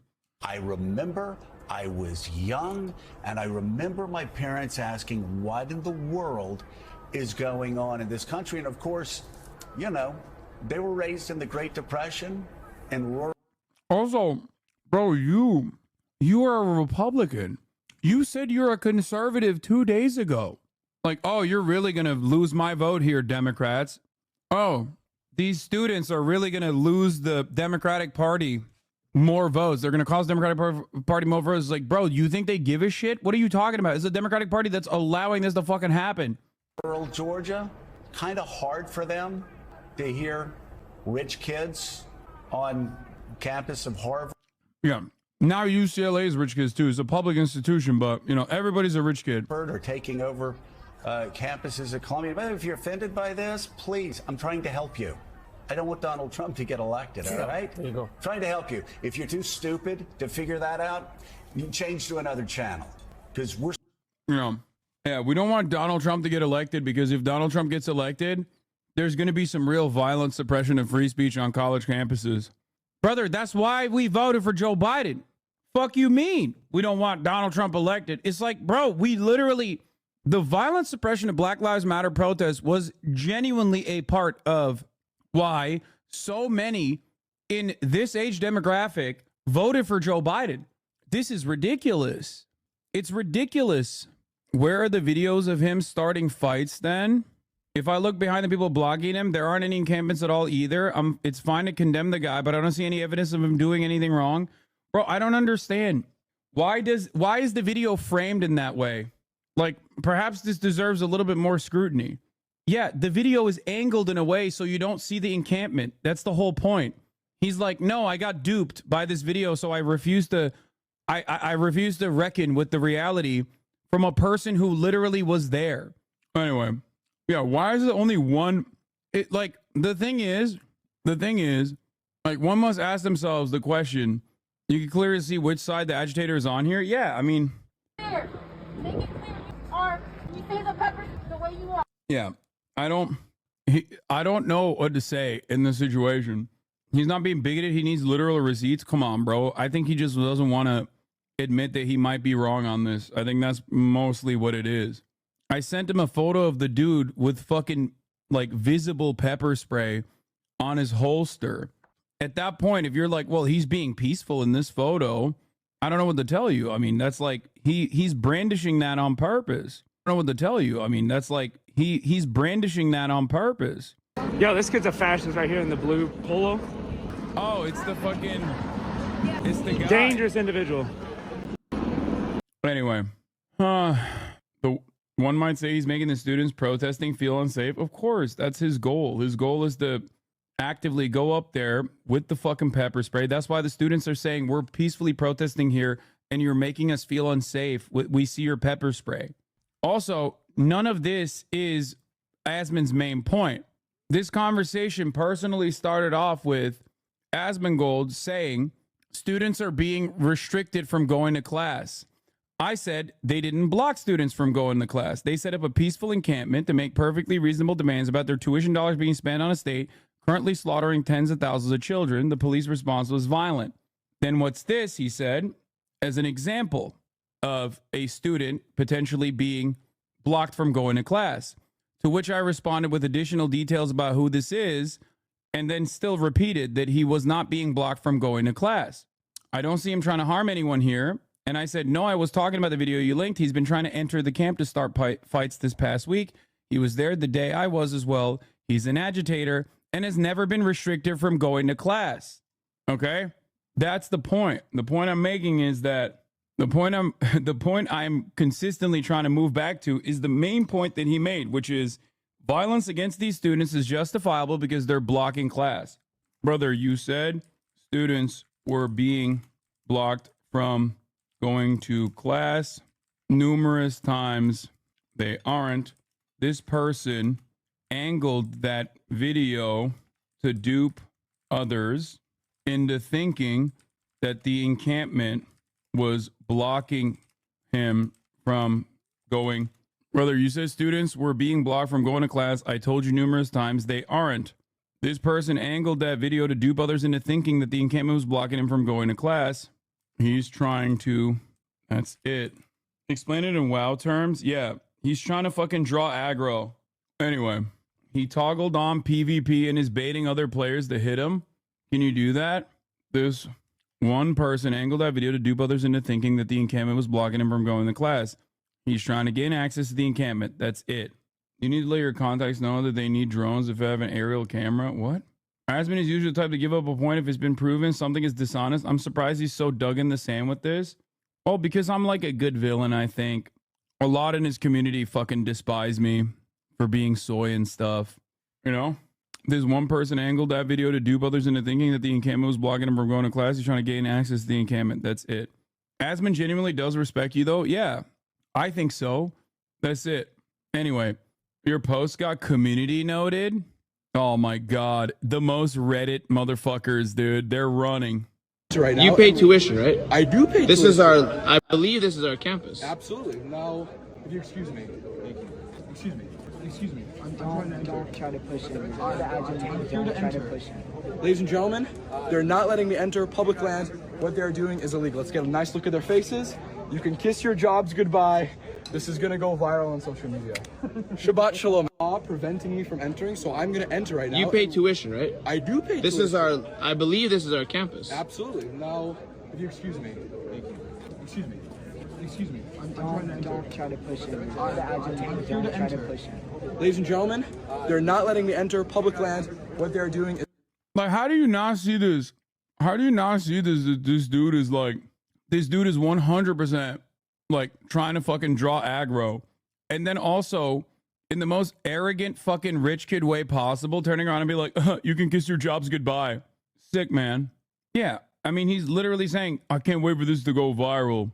Like, he's a fucking crisis actor. Straight up. Oh my God. This dude is so fucking brain dead. Would you want a Zionist blocking you from going to class?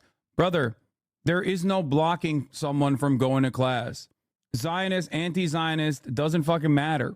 You are trying to desperately hammer on a narrative that is not happening. Okay? And you are desperately trying to do this by basically removing the faulty premise that you personally believe that isn't real, that did not happen, and instead move on to the second point of the conversation. Like, we haven't even addressed the first thing that you're saying.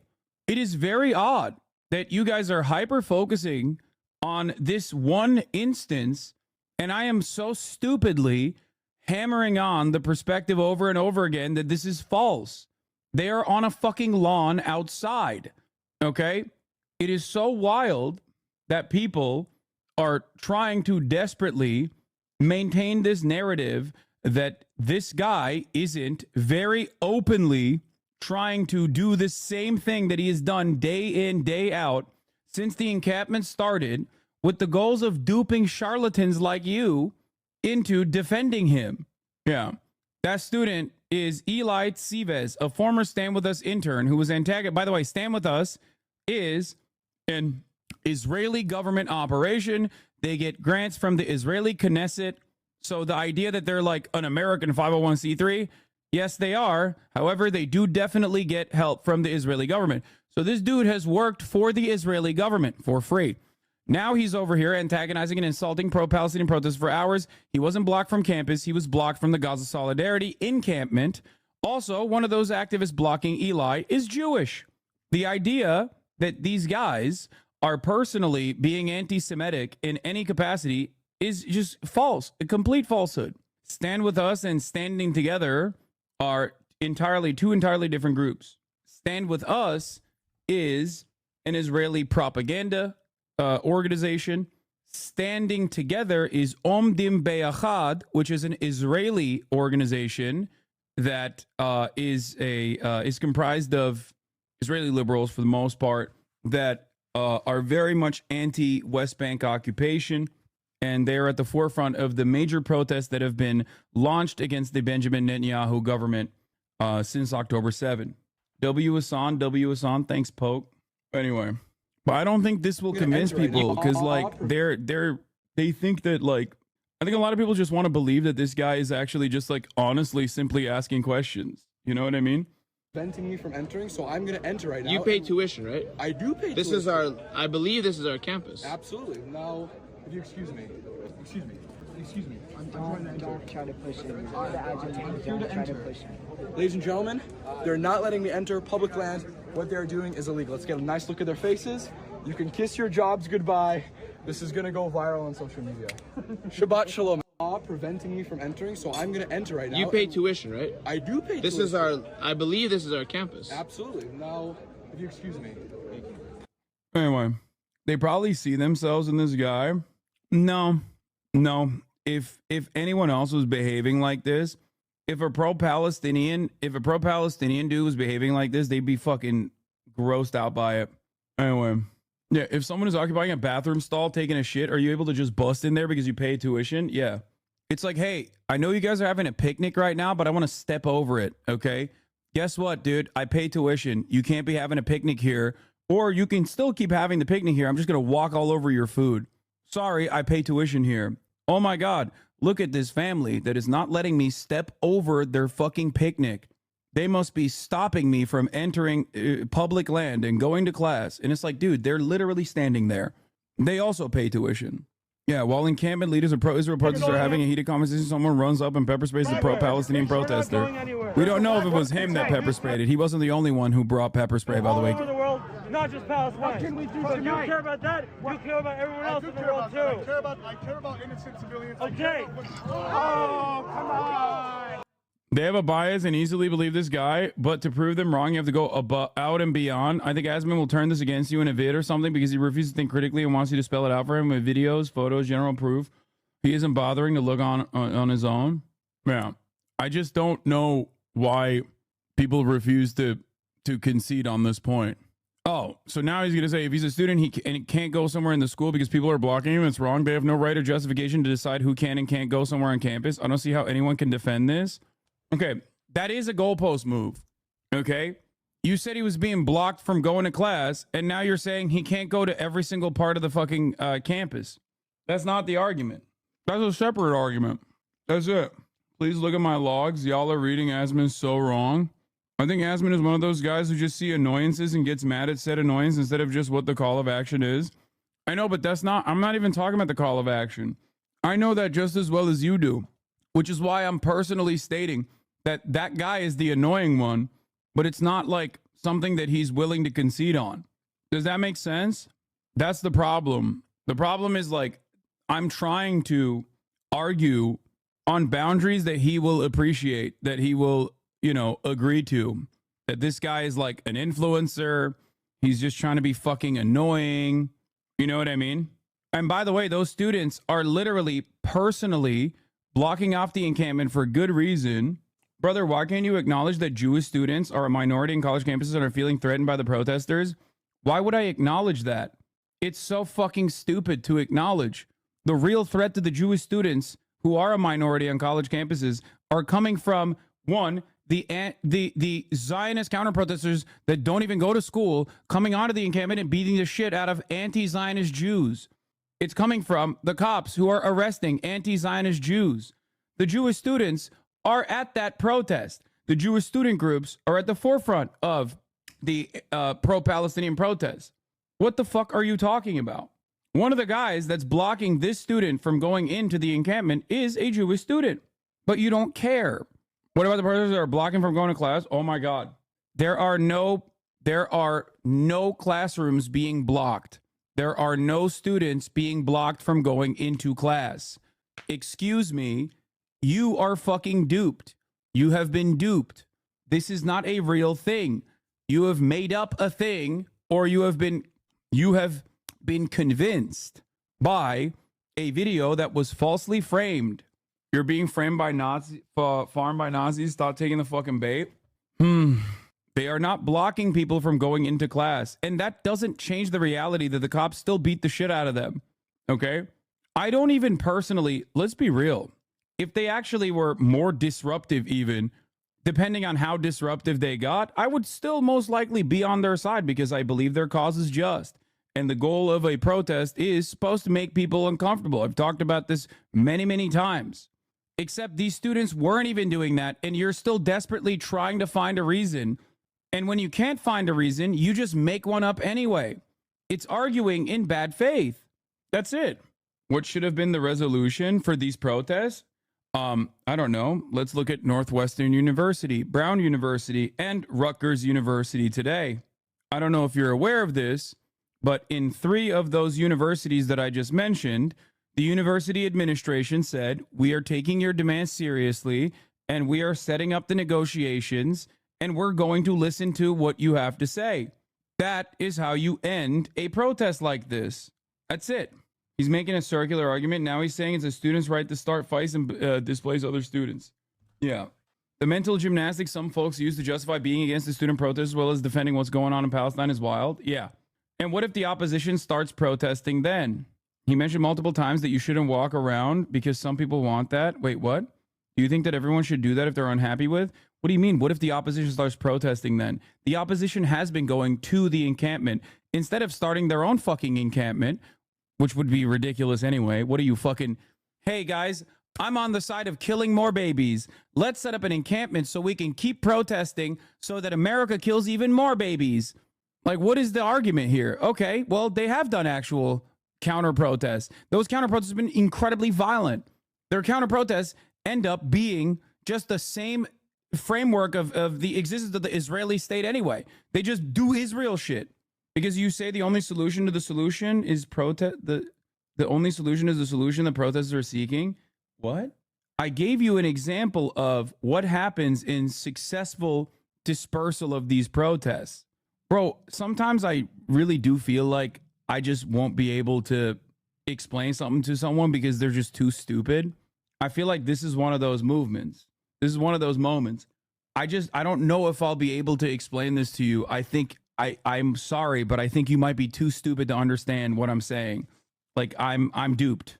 You've owned me in this regard, I think, because you asked what the bad way to deal with this is, or a chatter asked what the bad way to deal with this is. And I said, you know, militarized police forcibly trying to remove these students who aren't disrupting anything to a degree that, like, definitely needs police violence.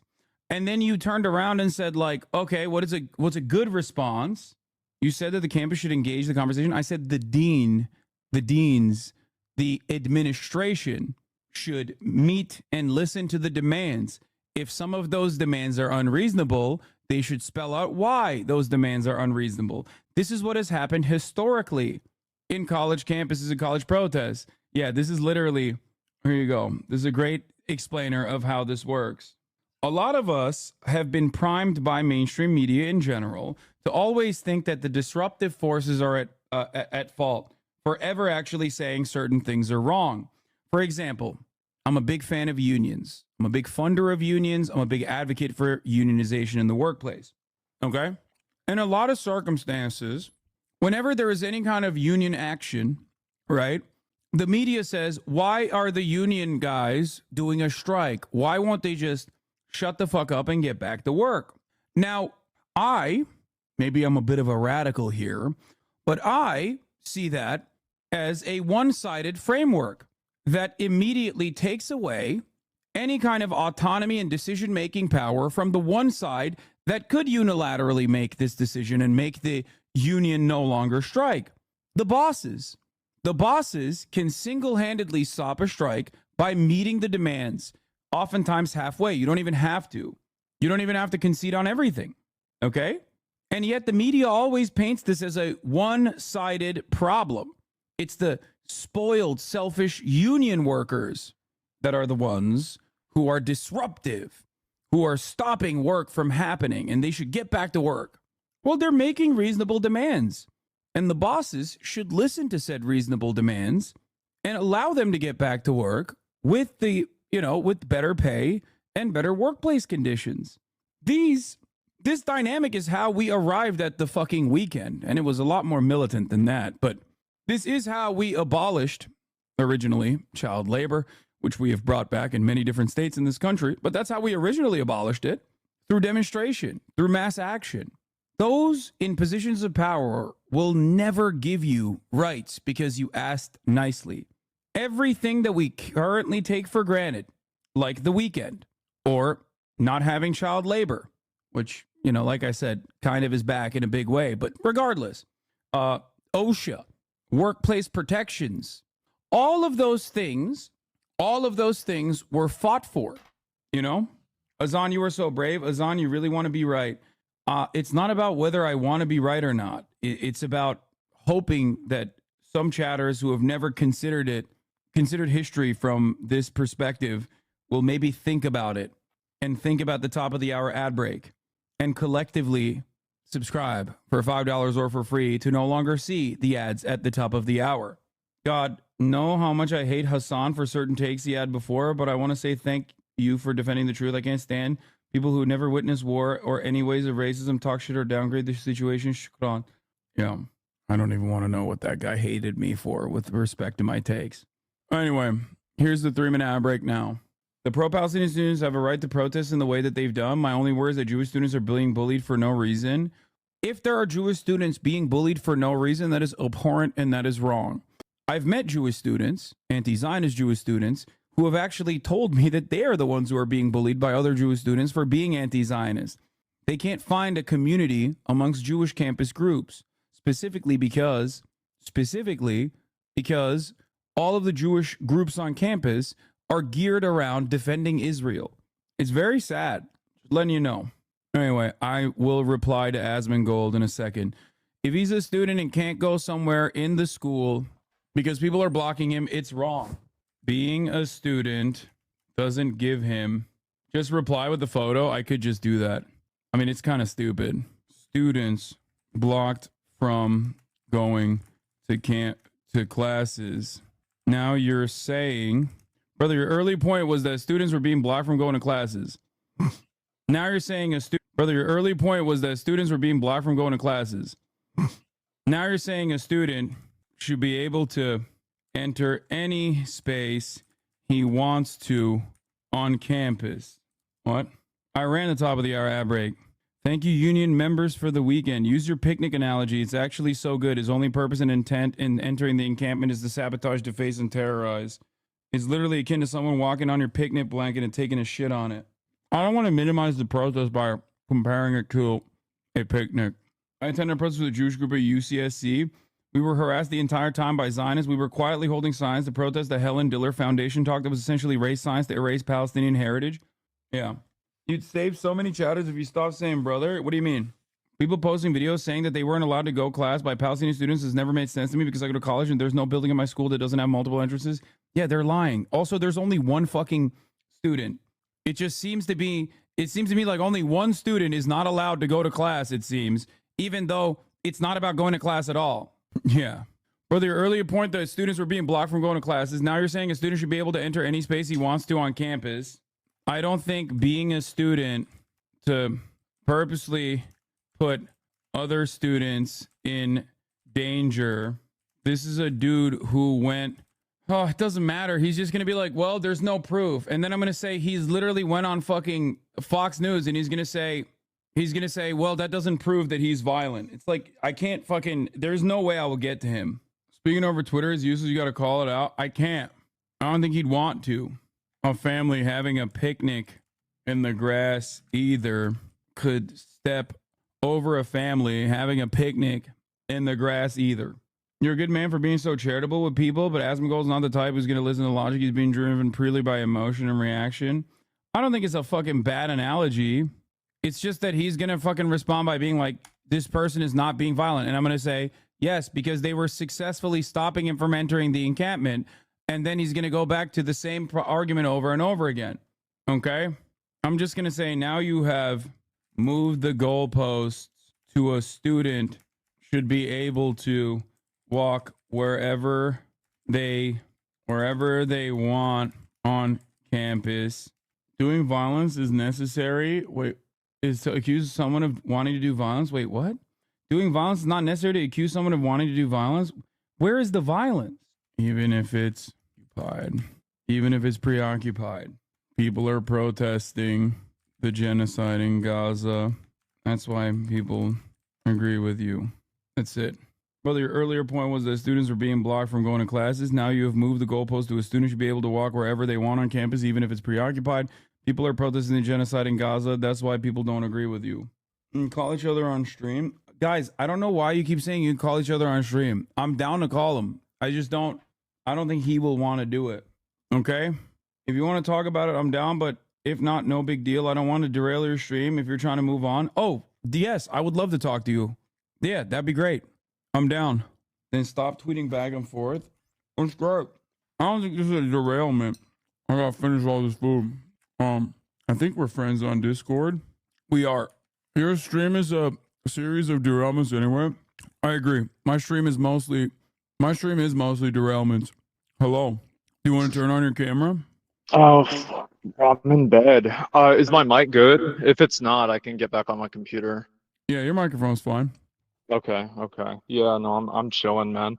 So let me see if I can do a Discord bubble or some. Oh, there it is. It worked. Okay, cool. Yeah, sorry, I can't really quite see because I'm like not even at my computer right now. It's all good. But yeah, I didn't want to derail your stream or anything, or like No. interrupt it. 'Cause, like, No, obviously you're not trying at to- all. My stream is a sequence of endless derailments in general, so I Yeah, don't have so an is issue with it mine. at all. Yeah, I mean, like, so I see what you're saying, kind of with like the guy entering the encampment, but I think that it's kind of problematic if people just get into a university and build like an area and tell people they can't go inside that area. And also, like in the video, it's hard for me to know whether they're really stopping them from the encampment. Because, like, I mean, and you know, you can look at it from my perspective, because you look at that video and it doesn't seem like there's an encampment behind those people. Yeah, they framed it in a way specifically so that it would invoke that response from people that are unfamiliar. So you think that, like, basically they filmed it from a direction where there aren't. It's not that I think. I know. I was there. Oh, no. When did you go there? I went there 3 days ago, I think. And he was there Yeah. actually even that day as well. He's been there every single day.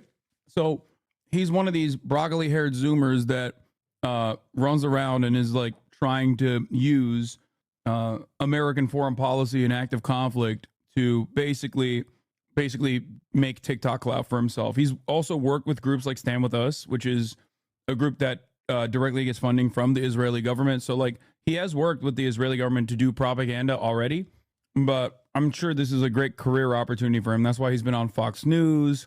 There's videos of him like trying to debate and agitate teachers that are near the encampment. Even Sky News called him a counter protester and an agitator. Like he's like a known figure. This is not a random guy. That's also the reason why he is, at least for UCLA campus, he's the only video of like anyone even claiming that students are blocking people from going to campus, because he's deliberately going up to the encampment in an effort to try to get into the encampment to start fights. When I was there, a bunch of Zionist counter protesters tried to do that as well. And the students were incredibly well organized, and they just set up a human chain to, like, they don't even like physically apprehend or remove people. They basically just body block them as though they are there, having a picnic. Oh yeah, no, I saw that, and I think it was like 2 nights ago, not last night whenever all this stuff got removed, but the night before. I mean, it was pretty obvious that like the Israeli or like Zionist or anti-Palestinian ones were the aggressors, and I think that that's a bad thing. I mean, I don't think that the guy is in the wrong though for being a counter protester or even for being an agitator. Really, it depends on how you define the word, because I mean, that's his freedom of speech, and I feel like that's what's fair, in the same way that it's fair for those other people to go and protest for Palestine. Yeah, but the difference is, first of all, bear mace or mace in general is illegal to bring to protest, and he's like flashing it. There's another video of the students. Literally, he walks up to them when they're gearing up for the cops to show up. Yeah. And the students say, "We are peaceful. We're peacefully protesting against the Israeli genocide here. Like, we see your bear mace. Like, please, you're making us feel unsafe." And he actually literally does not have a right to have that on him. And yet, that on that very same night, last night, he was over there dabbing it up with the cops and shit. The cops obviously don't give a shit about the pro-Palestinian encampment, especially because 2 nights prior, at this point, when the counter-protesters actually tried to enter the encampment, they came with weapons, they came with fireworks, they came with skunk spray, they came with bear mace. That was like the day that, because they were chanting the "Where were you?" Was this the "Where were you" moment? I don't know what do you mean, where were you? moment? Oh, yeah. I guess you were sleeping. Like last night, whenever it happened, like a lot of the protesters were like chanting at the cops. Oh, and yeah. They were saying like, "Where were you?" Yeah. Okay. So like we're talking about the same thing, right? So the night prior, the reason why they were chanting "Where were you?" last night to the cops is probably because the night prior, Zionist counter-protesters actually stormed the camp and beat the shit out of some of the Palestinian students, or pro-Palestinian students, with like wood pallets. I watched it happen. I watched it happen live. It was disgusting. Like I was kind of disappointed that the police didn't arrest any of them. Yeah, the police came. The police actually came. They did. Yeah, and they stood by for an hour and 30 minutes in single file line formation while these guys were beating the shit out of, and these guys aren't even students. Like you can see it in the video. They're like, these guys are like adults. They're older. You know what I mean? They're like older than the students too. There's also the protesters that are Palestinians that were identified as being older as well. Yeah, so yeah. It's hard to I know. really I'm know saying. No, I'm saying that like a lot of these guys, especially the more violent ones, have already been like identified as not going to UCLA, and they're basically return customers. So. And they're basically return customers at this point. It was a big point of contention with the students too, because UCLA was like, "Oh, we are going to take administrative action against the counter protesters for being violent," and the students were frustrated with that because they were like, "How the fuck are you going to do anything as an administration to someone who's not a student?" Because a lot of the counter protesters were not students. Like there were known right-wing figures and stuff like that amongst the counter protesters. Anyway, so the reason why the students were frustrated, understandably, is because they've demonstrated great messaging discipline so far. They are very, they're as limited in their disruption as possible. And historically speaking, campus-wide protests such as this one is infinitely more disruptive than what the pro-Palestinian encampment looked like. I mean, we're talking in 1968, they were taking fucking literally students would go in during the civil rights movement with guns and take deans hostage. In 1968 in Colombia, they took a dean hostage for like days. Yeah, I know about that. Yeah, they would literally just like shut off access for a dean from like leaving their room. They'd be like, "No, you're not leaving." So historically speaking, people on the right side of history that we understand were on the right side of history have taken way more radical and way more disruptive approaches to protest. So all things considered, both in the Columbia University, where they overtook Hamilton Hall again, just like they had done time and time again at Columbia specifically. That hall has a historical significance for student protesters.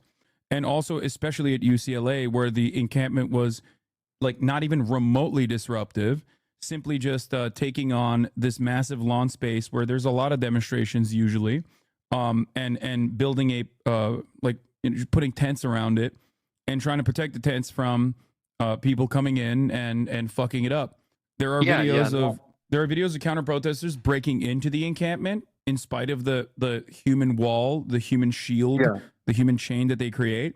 And as soon as they get in, they start fucking throwing hooks, throwing bows, stealing people's fucking tents, trying to break the tents apart and stuff. So that's the reason why they don't want to let in random people to protect the students, because they know the university won't do that, as demonstrated by the fact that they didn't do that when the counter protesters came and the cops literally stood idly by. I do think that like whenever I watched it live, there was like crazy fucking violence. And then once the cops showed up, even whenever they were in that line, the violence went down by like 95%. But I think that you're totally right that the counter protesters were like the agitators. They 100% were, and they were being violent. And to me, it was disappointing that I think the police didn't arrest more of them, because it was pretty obvious that the pro-Palestinian ones were the ones that were the victims in that situation. Yeah, but they ended up arresting only the Palestinian, like the pro-Palestinian side. And the night prior, they didn't actually engage with the counter protesters. Until until they were setting off fireworks and launching them directly in the encampment. So the question is, why are they picking a side? Because they've arrested hundreds of students, both at Columbia University, both in CCNY. What's up? You mean, why are the police picking a side? The police are picking a side, and it's not the side that is the violent side in this situation. It's the side that's peacefully demonstrating. In my opinion, a direct violation of First Amendment rights. I don't even personally believe that protesters are supposed to, protests are going to be disruptive. Some of those protest movements you might not agree with, or the taxes you might not agree with. But ultimately, the way I look at it is they were the perfect victims in this situation, even though I don't expect them to be perfect victims. And yet, even after all of that, they were still met with violent free speech suppression from the state. I don't know if it's really free speech suppression, right? Because they're not really getting arrested for protesting. They're getting arrested for putting a bunch of tents on the campus whenever the campus tells them to leave. Yeah, I mean, the police. Nobody ever gets arrested for protesting. That's just that's not a thing. Everybody always, when states like in Russia or in China or whatever, when people are like getting arrested for protesting, the state of course makes up like another reason for it there as well. They'll be like, oh, trespassing, you know what I mean, obstructing. But do you think that's unreasonable? Do I think that arresting someone for protesting peacefully is unreasonable? Yes. Well, do I think that, I think a better question is that if you own a property, like, should you have the autonomy to decide who's on that property? Well, in this circumstance, it's literally public property because it's UCLA. UCLA is a public school too. So that ultimately changes the dynamic a lot. It depends on what the property is, though. There's like private property, like someone's house, right? I don't think that people should come to your house and protest it at your house. Like is very different, like disrupting your life and violating your privacy and safety versus protesting in the middle of a public space at the school that you pay tuition to is perfectly valid, in my opinion. Well, everybody else pays tuition too. I think it's kind of unfair if, for example, some people that pay tuition are locking other people out that are also paying tuition from the same services that they're both paying for. So you bring up a good point, right? Like you're saying this person also pays tuition. He should be able to go to any space he wants to, any place he wants to on campus, which is correct. I'm sure there's a few exceptions, but yeah, generally. Yeah, so obviously there are many exceptions, not just a few. Like, UCLA campus is very famous. They shut off certain parts of the campus for filming and stuff like that all the time. The difference here is that this is a broad, open public space that these students were already occupying, and the reason why they're not letting, like, they weren't disrupting class, they weren't stopping people from going to class. The university, as a matter of fact, is the reason why the other buildings that were in the surrounding area were shut down. I talked to the students when I was there, and they stated they wanted to go to the library, for example. It's across the green area is across the way from the library. They shut down the library during midterms so that these guys' lives would be harder, so that they would have a harder time studying. They shut down the Wi-Fi so that students that are on the encampment would not be able to use it, trying to make this protest as hard for them as possible, which is normal. I don't think that that's a good thing to do personally. I think it probably goes against the values that UCLA espouses, specifically ironic because like a lot of these campuses literally have like super woke terminology in their studies. Like USC literally doesn't have genocide studies. They call it resistance to genocide studies. So for me, it's like, if you're taking that extra initiative to be extra woke on the aesthetic front, you should probably not be surprised when your students learn the actual lessons that you're teaching in these classes, which is that you should resist the genocide, right? So the fact that the university turns around after teaching them about many different genocides that have happened all around the world and then tries to do everything in their power to make it as like annoying for these students as possible is a little hypocritical, in my opinion. It is hypocritical, but it's also something that's driven by the protesters' actions. And the protesters are doing that. And the result of them doing that is the university shutting down those places. And also the university, and you can correct me if I'm wrong about this, because I'm not really sure exactly. This is just what I've heard. I thought that about 2 days ago, the UCLA said that the protest was unlawful. But before then, they were basically kind of like not addressing it or not calling in the police to do anything. Is that right? No, they actually did call the police, but they called the campus police specifically to protect the encampment. I was actually kind of surprised at the university's actions at that time, because they knew that there were a lot of counter protesters that, in comparison to Columbia, for example, which had literally called the police against the encampment in Columbia University. Yeah, I saw that. The UCLA campus actually had sent police to line up around with their backs to the encampment. Now, that's not just symbolism. That actually means something, right? When you send cops, like cops. I mean, if the university is allowing it, then really that's the end result. I mean, they're the ones that make that decision. It seems confusing to me that, you know, based off of the logic that like they're trying to shut down the or the library or the Wi-Fi, but they're also like having police come in and protect them. It seems very confusing. Like, what are their goals here? What are they trying to do? Well, ultimately, their goal is to get the students to shut the fuck up and go away and stop bothering the administration to make these moves about divestment. I don't know if you're familiar with the goals of the student protests were, and every campus is different, but like specifically the UCLA one I can speak to is the divest. Yeah, it's the divest from UCLA. The UC system across the board is a massive endowment, and that endowment basically works like a mutual fund, you know, and they're investing in a lot of corporations, and the students want to have financial transparency in what corporations the university endowments are going to, like what corporations they're investing in, which is perfectly valid, perfectly reasonable demands to make. As a matter of fact, a lot of companies have done this. A lot of people have done this successfully, demanding that people divest from oil and gas companies for like environmental activism. You know what I mean? Oh yeah, it's been going on a lot. And just for the record, like I totally support them protesting against that. Even if I agree or disagree with it, it's their right to protest against that. The only concern that I have is whenever it shuts down other students' ability to learn or get an education, or for people to use the facilities in the way that they're intended to. Yeah. Whenever you talk about the actual like intent of the protesters, I totally support them. Absolutely. Or even the counter protesters, because that's freedom of speech. I think that, you know, if you don't have that, I mean, you don't have anything. Yeah, as long as they're not, long as they're not trying to like directly agitate, disrupt, and like harm the students, because there's also a completely separate dynamic here. You hate doxing, right? Like I assume, of course, we all do. So would it shock you if I were to tell you that there are active organizations that collaborate sometimes with the Israeli government, sometimes independently, that are tasked with doxing students deliberately and even putting their faces on trucks around the campus and driving those trucks around the campus with their massive fucking billboards, basically saying like this student, their name, and be like, this is an anti-Semite. Oh yeah, I mean, I would instantly believe that. I mean, absolutely, and I'm sure that there are people on the other side to do the same thing.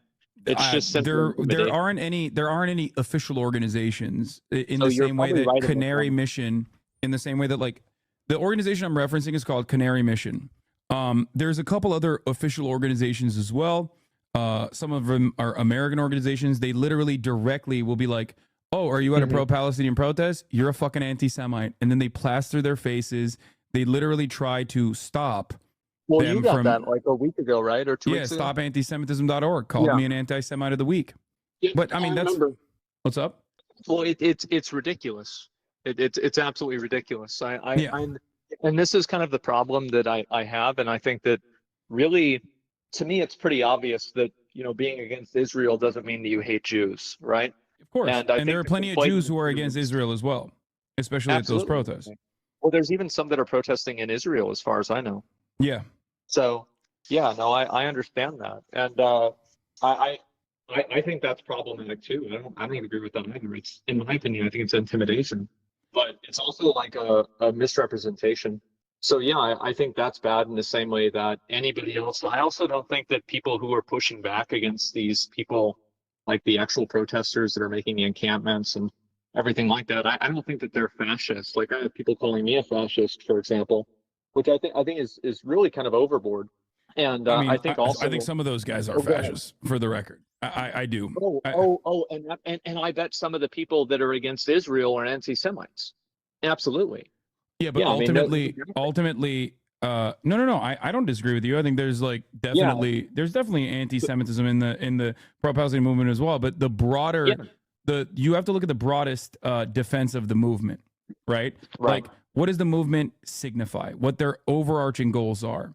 The reason why I have an easier time calling those who defend Israel fascist is because Zionism is predicated on the idea that Israel has to be a Jewish supremacist ethno-state that literally has a certain percentage of Jews inside of Israel.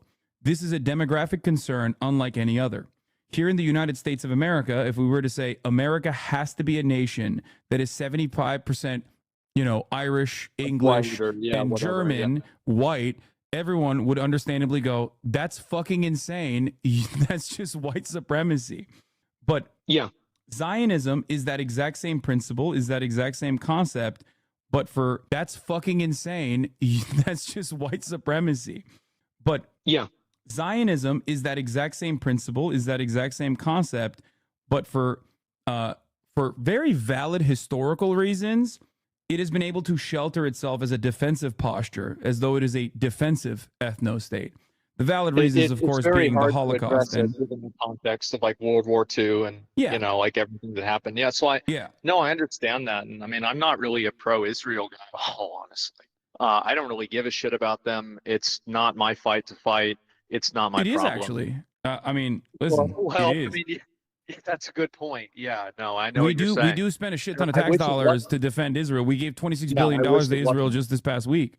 I mean, I think it's a fucking waste of money. It's absolutely a waste of money. I wouldn't want to support that, especially not whenever they're doing things and like bombing these people over in Gaza and shit. Like, of course not. Yeah, why would I want to support that? Yeah, no, absolutely. Which is why I think the protest that these students are engaging in is like not only perfectly valid, but I think their methods are above and beyond. Like there are rarely ever going to be protests where like you have a hard time finding a single person that doesn't say something wrong or a single person that doesn't get ahead of themselves. You're totally right. I mean, you can't color an entire like movement based off of like the most extreme examples, extremists or the most bad actors, right? The same as like, I'm sure there are anti-Semites that are Palestinian, pro-Palestinian, but that's not the majority of them. There are also people who are trying to co-opt, like there's always like a bunch of charlatans on Twitter who are actually neo-Nazis, like openly, but then they'll be like, oh yeah, how about them Jews? Like they'll try to like sneak in to be like, oh yeah, we love Palestine, right? When in fact you look, a couple tweets down and they're fucking. The enemy is my friend. Yeah. Yeah. So that is actually part of the reason why these student organizers are very careful with who they let into the encampment as well, because they don't want to make sure that they want to make sure that there's no one that is like in support of Palestine or seemingly in support of Palestine that's in there to say like some fuck shit. And they do a very good job with that too. If someone Nazi shit, and that's smart for them to do. Yeah, so that's the other reason why they don't let everyone into the encampment. Yeah, I mean, I can kind of understand that, but I think that it's also really determined based off of the university. Like the truth is that the university should have the final say on whether the encampment like that should exist or not. And I think that really if the university is okay with it, then of course the encampment should exist because they're the ones that determine what the rules are there. But I think if the university doesn't want the encampment, I don't think that the students have the right to make an encampment there. I think that's unfair. I mean, I think that ultimately, especially like protests will always be disruptive, obviously. But if protests are only determined by how lawful they are. You can write a law to make any protest illegal, which Americans kind of have, as a matter of fact.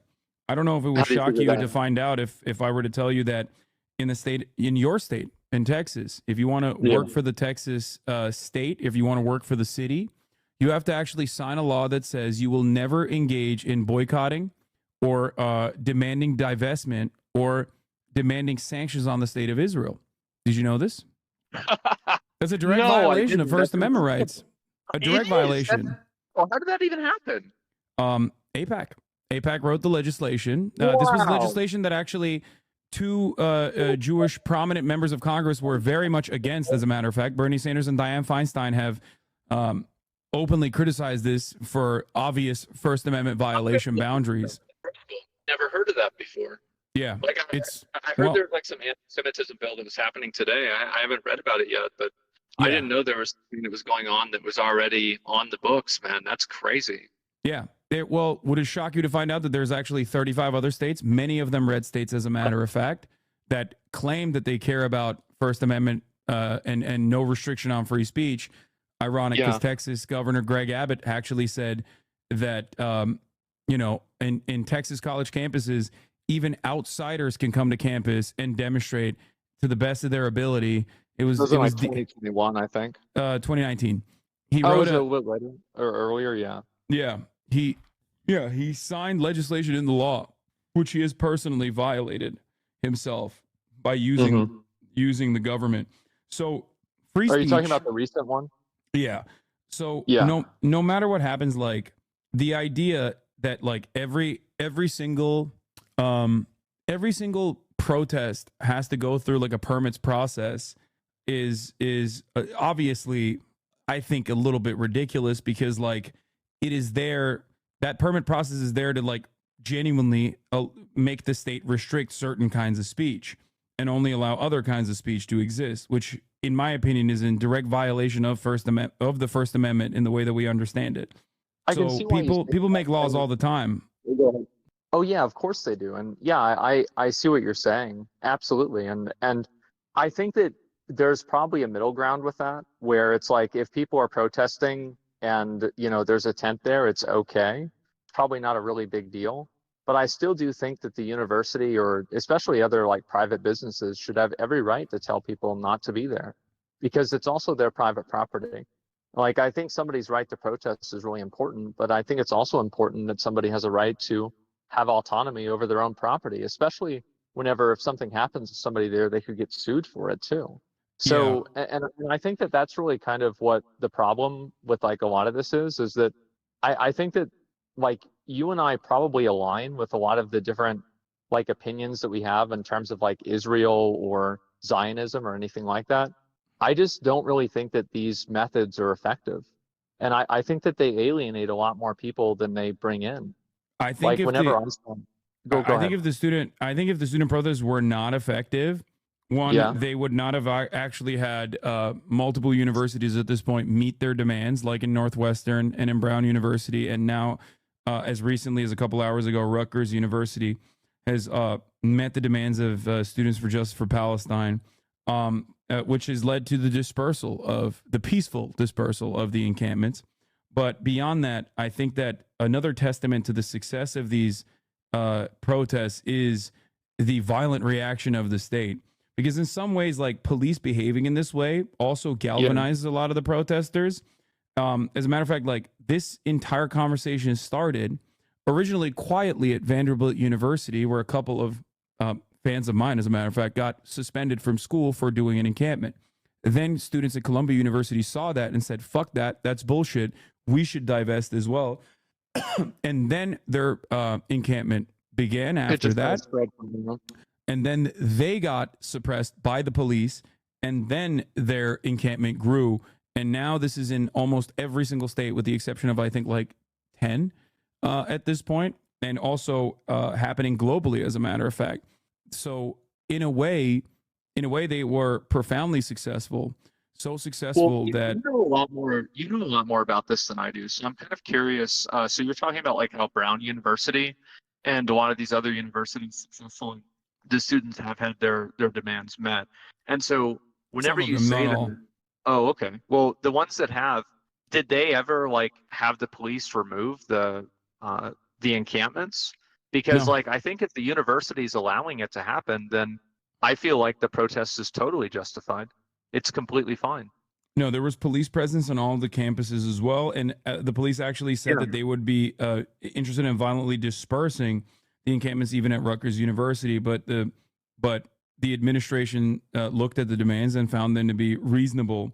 See, the thing is, there's two ways to always deal with conflict management, no matter what.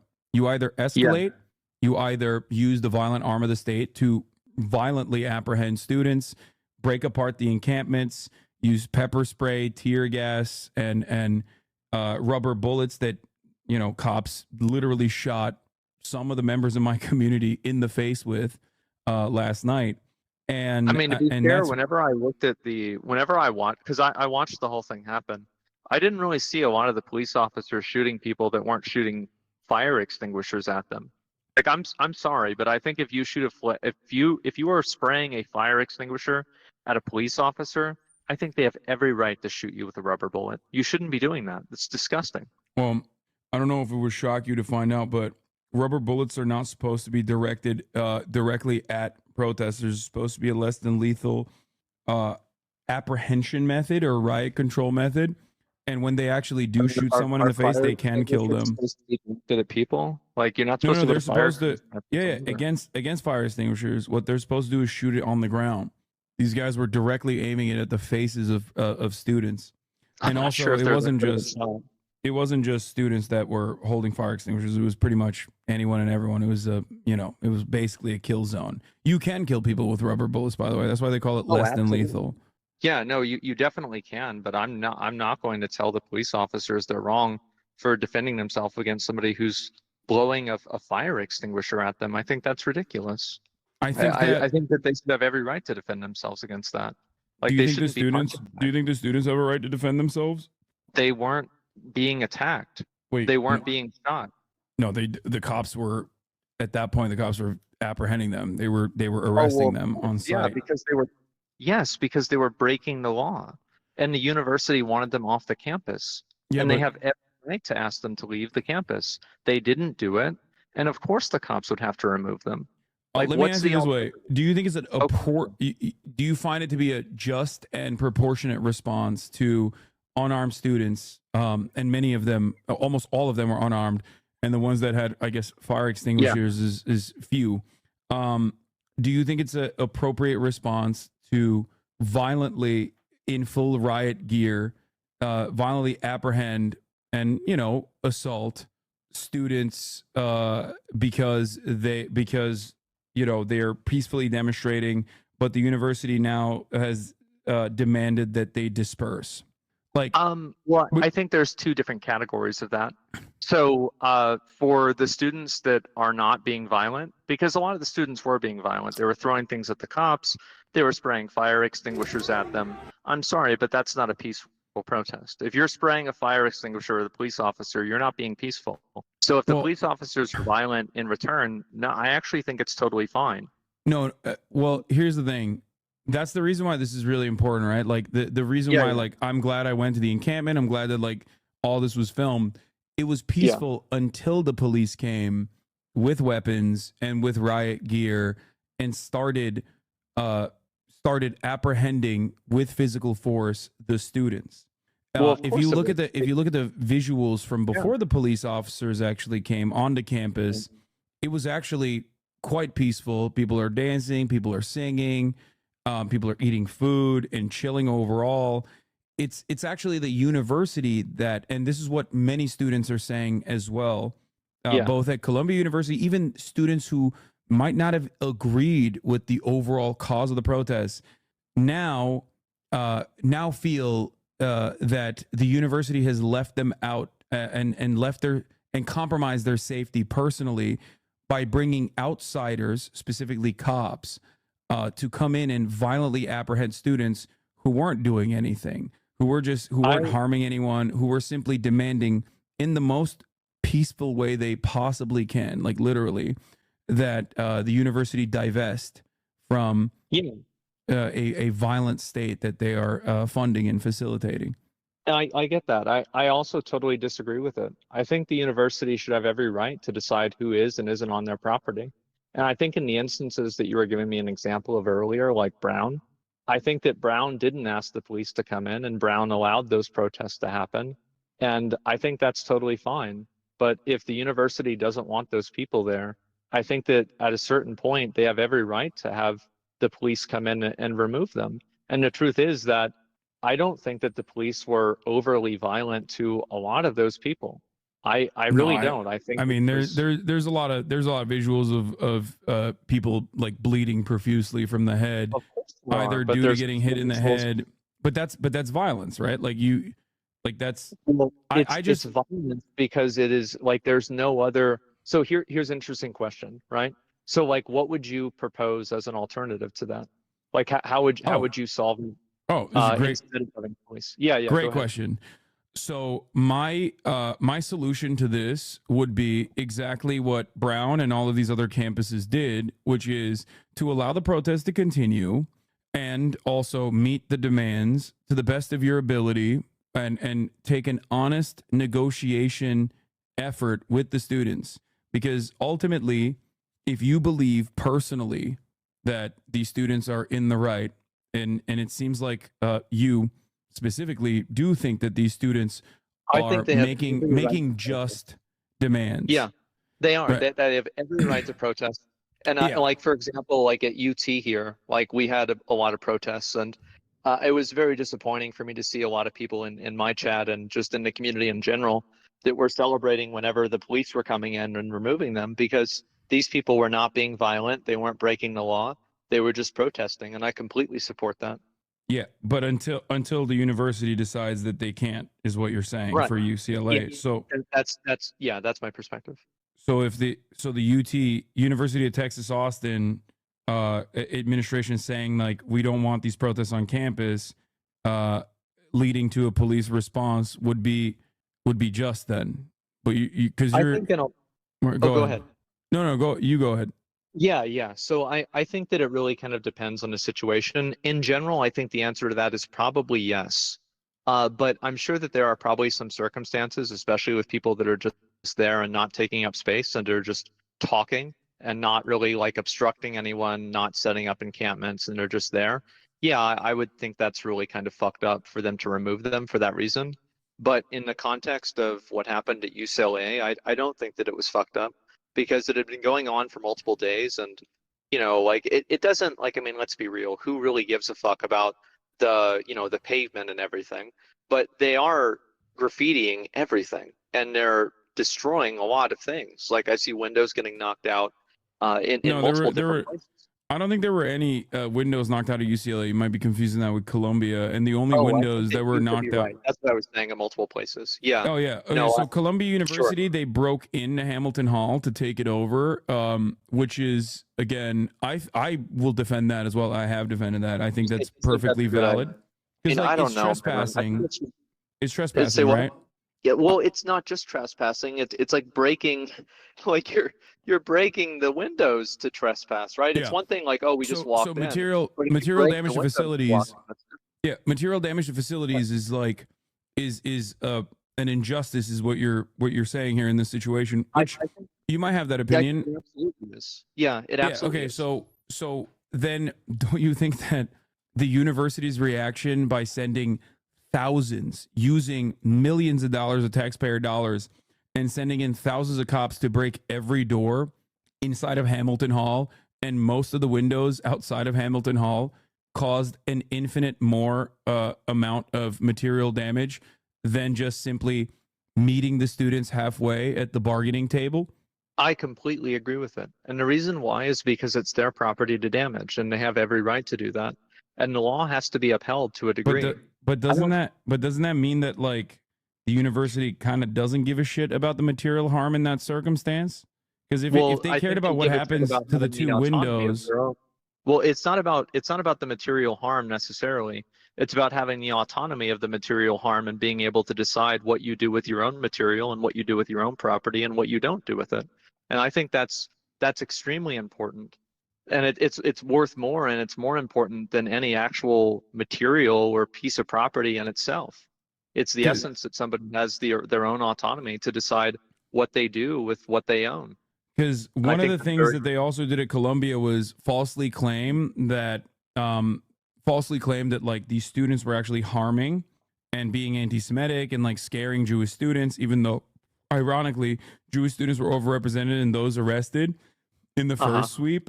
So once again, it's the university that is claiming that police action must be met, like police action must occur upon these students because they have made up a fake reason, a bullshit reason really, that these students are somehow scaring the student population and threatening them when no such evidence existed for that, only to cause far greater harm to the student population, because then they violently assaulted and arrested hundreds of students. So it's like it's a bit of a I'm cutting my nose to spite my face situation, don't you think? But it's their face to cut, and it's their decision not really, to make. because it is Well, the it students. really is, because it's their right, it's their business, and or not business, I guess you could say, but It it's is a their business. university. No, universities are a business for sure. Yeah, no, I think that in some cases you're probably right. And I think also, like a lot of the people that were being violently arrested, I think it takes two to tango in a lot of cases. And I think a lot of these people are being violently arrested, but they're also not complying with what the police are wanting. They're actively breaking the law. And I don't think that's something like, how do you, like, so you bring up a really good point. Like, well, like, let me, like, yeah, how do you deal with a person that is actively resisting you and won't obey the law? Because I feel like you have to restrain them somehow, don't you? So you actually bring up a really good point that I love this conversation. This is not a gotcha at all. Have you ever been arrested? No, I have not. Okay, so I have. I've been pulled over. I've been like detained, but I've never been arrested. Yeah, so I have. And this is not, I promise you, it's not a gotcha at all. The reason why I'm bringing this up is because, so resisting arrest is what is known as like a tack-on charge. Yeah. Because cops, oftentimes, I'm sure you've seen like body camera footage. Well, they'll be like, "Oh, stop resisting," while they literally have like their knee on the neck of a suspect already. Oh, yeah. You know what I mean? That's on the ground, and Yeah. it's technically a bullshit charge, and here's why: because getting handcuffed physically, like physical restriction, physical apprehension, is actually done in such a way that your body cannot contort in that way. So your body naturally reacts when your arms are behind your back and you're being placed in handcuffs. So it's actually one of those laws that is basically designed because it's the physical natural response to you being apprehended. So many times, in many instances, like it's basically there so that it gives cops just cause to say, well, we're using force because you're forcibly resisting. When in fact, many people who are being arrested in a lot of circumstances are not physically, like directly violently trying to resist in the way that you and I would understand it, like, you know, punching a cop or you know what I mean? Like, or like not complying. But in many circumstances, there actually are simply trying to comply. In many body camera footage, we see that too, where they're like, I'm not resisting. And they just keep saying, stop resisting. It's because your body is physically moving in that way naturally. It's built, it's designed in a way to just add on to the charges to justify after the fact, once you have decided to apprehend someone physically. And you're saying this is what's happening whenever you get handcuffed? Yeah, 100%. And another charge that they're using in UCLA. Of resisting though, right? Because like, you know, I think that there are a lot of instances where somebody is resisting arrest and it's not because of a body contortion reason. They're running away from police or trying to push them away. I mean, you can't have that. I mean, I'll grant you the handcuff thing. Sure. I mean, I think that there are a lot of cases where like cops are unnecessarily violent and they escalate the situation in a way that they shouldn't. And I think that's bad. Absolutely. I'll give you another perspective that is also even crazier than that. Are you ready for this? It's going to blow your fucking mind. In Germany, it is technically not illegal to try to escape prison. Did you know this? No, I didn't know that. Because under the German understanding of human law, they believe that obviously all men want freedom. So it is a perfectly natural and perfectly valid response to being apprehended and being put in prison. So technically, when you do try to escape prison in Germany, if you do actually escape prison in Germany, the only charges they will add on is if you are escaping with the state's clothes. Like if you're wearing prisoner garb, they will say Effectively stealing. yeah, like in America, if you obviously try to escape prison, like that's a charge in and of itself. In Germany, they don't even have that. They don't consider that to be an additional offense to add on to your record, because they consider that to be the natural predisposition of humans, that they want to be free. It's just the reason why I brought it up is because like a lot of laws are designed around the culture and whatever our material conditions are, whatever we want the criminal justice system to do. And that is precisely the reason why the application of like things such as trespassing or things such as like lawful dispersal are oftentimes simply charges that we've created so the state can suppress free speech without, you know, saying we are doing this because we don't like what you're saying. But that doesn't change the reality that it's a bullshit charge, a tack-on charge, or a charge that they're using specifically to actually violently suppress free speech. I don't agree with that. I don't, because like there are a lot of instances where they're trying to arrest somebody and the person is actively trying to fight them and stop them from arresting them. Like, how can you have a world where that's acceptable? Like, wouldn't that massively endanger the lives of every single police officer? It depends on which country we're talking about, I guess. But well, like in the US, right? I mean, like, yeah, I mean, whatever Germany does is what they're going to do. But it's like, I can't see a world where being able to resist arrest is like not going to lead to massive risks of violence against police officers. It's the application of the law. I think that there should be probably a higher standard for things such as this, because obviously, like, as long as it's not violent, as long as it's not like genuinely causing harm to others, I think that a trespass law in this situation, especially because it is public land, trespass in this circumstance is, in my opinion, not meeting the standard of violent state apprehension. If it was something else, if these students were like beating the shit randomly out of like students that are walking around, then, well, you have a specific charge for that, right? Yeah. I think that trespass is just a bullshit one to use in this circumstance, especially after the vice chancellor, hours prior to the sweep, actually went and sat down with the students. And in Are you that talking conversation, about in UCLA? Yeah. And the vice chancellor made it seem as though they were doing this to protect the students. They were claiming that, you know, they wanted police presence there to protect the students. And the students kept asking him whether there would be a sweep at all, because police presence in this circumstance would not actually mean safety for the students or security for the students, but the exact opposite. And he basically said, oh, no, there won't be a sweep, or maybe there will be a sweep, but you'll be able to leave before the sweep, giving them only one option, which is leave or get beaten up. I don't think that that's valid to do.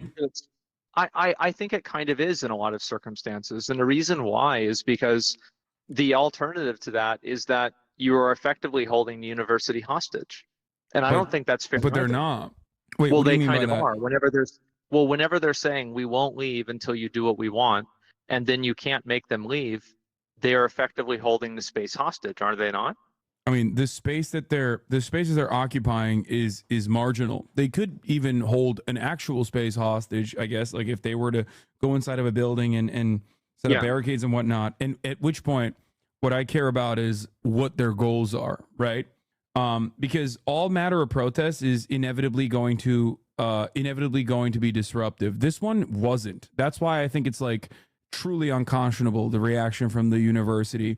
And that's why there's a lot of students who are very pissed off right now at UCLA who think like this was unacceptable, because these students did not go above and beyond. They didn't do other things like, actually block students from going to class. That never actually happened. Or even like block students or block faculty. As a matter of fact, faculty and teachers under UAW 4811, the local UAW for the grad student union and the teachers union there, specifically specifically were participating in the protest against the police presence, thinking that like at least if the teachers are there, the cops will be less likely to beat the shit out of the people, and that still didn't stop them. That's why you see images of like deans, of like that lady. Yeah. yeah, you see images everywhere of like there was a lady who is the head of Jewish studies at one of the universities that literally was physically assaulted by the police. She's a Jewish woman. She's a professor. She's the head of the Jewish cultural studies at the school, and cops are beating the shit out of her for saying that like Israel is doing a genocide. I don't think that any of these. I guess like the thing that annoys me the most about this stuff and the way that it's covered in mainstream media is the hypocrisy of it all. Beyond the obvious issues, beyond my own personal perspective on the matter, beyond the fact that I think it's truly unconscionable that our tax dollars are going to fund and facilitate the obvious issues, beyond my own personal perspective on the matter, beyond the fact that I think it's truly unconscionable that our tax dollars are going to fund and facilitate ruthless baby slaughter overseas instead of, you know, helping Americans, helping Homeless people here. Yeah. Yeah, No, helping and homeless people here. I agree with you on that perspective. Beyond that fact, the idea that these guys are somehow doing this to combat anti-Semitism is truly ridiculous, especially when in many instances the people that they're beating up are Jewish students and also Jewish members of faculty, in some instances literal Holocaust survivors that go and participate at these protests. So it's all bullshit. Like the reasoning that the media gives is bullshit. The justifications that universities give is ultimately bullshit. They just don't want this kind of protest to occur. They just don't want it at all. They want everyone to shut the fuck up and say that you love Israel unconditionally and that you should make no demands from the university whatsoever. And Well, I think that the university isn't, you know, at liberty to be held accountable by anybody who wants to get together and hold them accountable, even if it's students. Like, I agree with you that like all of these things are bad, but just because something is bad, that doesn't necessarily greenlight any behavior you take in order to hold somebody accountable for it. So like, while yeah, I think that it's absolutely fair for the students to want to, you know, protest to make the, you know, the university divest or, you know, not be involved with those things. Absolutely, that's fair. But whenever you do it in a way that the university doesn't want you to, I think that yes, they have every right to have you removed because that's the way the law works. And I think that's what I would say if it was a Walmart doing this or a Starbucks or a person at their house or anything. Because again, a person should have autonomy and the right to decide what they do with their own space. And also, it's not like the protesters are speaking for every student. There are a lot of students that probably are, you know, like kind of neutral about the topic or might even disagree with it. Would it shock you to find out? And I know that this is like not something that mainstream media covers at all. But for example, students hold votes, like student government body will hold votes for divestment. In Colombia, 90% of the student body voted in favor of divestment. 90% in Columbia University. So it's actually not about democracy. It's the exact opposite. It is not meeting the demands of the students or the interests of the students whatsoever. As I'm sure many students, much like yourself, would probably agree that it is kind of ridiculous that we're, you know, participating. Our tuition dollars are going to like baby murder machine, right? And for the record, historically, the reason why I brought up like 1968 and many other instances, because in 1985 specifically, Columbia University students and students across the board, across the United States of America, originally did the BDS movement and did the exact same things, if not more violent at that time, as a matter of fact, and successfully were able to get their universities to concede to the reasonable demands that they were making, which was to divest from apartheid South Africa. That's the history that these students are relying on, and they're hoping, understandably so, that these institutions that are supposed to be there to educate them will be human and will be reasonable. I get that. Well, they're trying to get the institutions to come to the table. And my point of view is that I don't think the institutions should be made to come to the table. I think that you should have every right to try to get them to do it.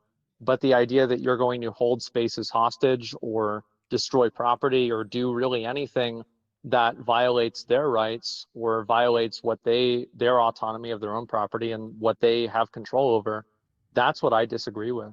But I don't have a problem with people being angry about it. And also, like, anybody can, like, people don't have to go to that school. They're choosing to go to that school. And the student votes are not like, a university is not a democratic republic. It's not a democracy. So the student votes matter, and I think that I think it should be. Like, Well, if you were to ask them, they would say that they are a place for learning where they do care about their students' interests and stuff, and they wouldn't, like, Well, if you and were to that's ask what them, they this would is around. disagree with that statement, I think. Well, I think that it depends on whether that statement is convenient for them.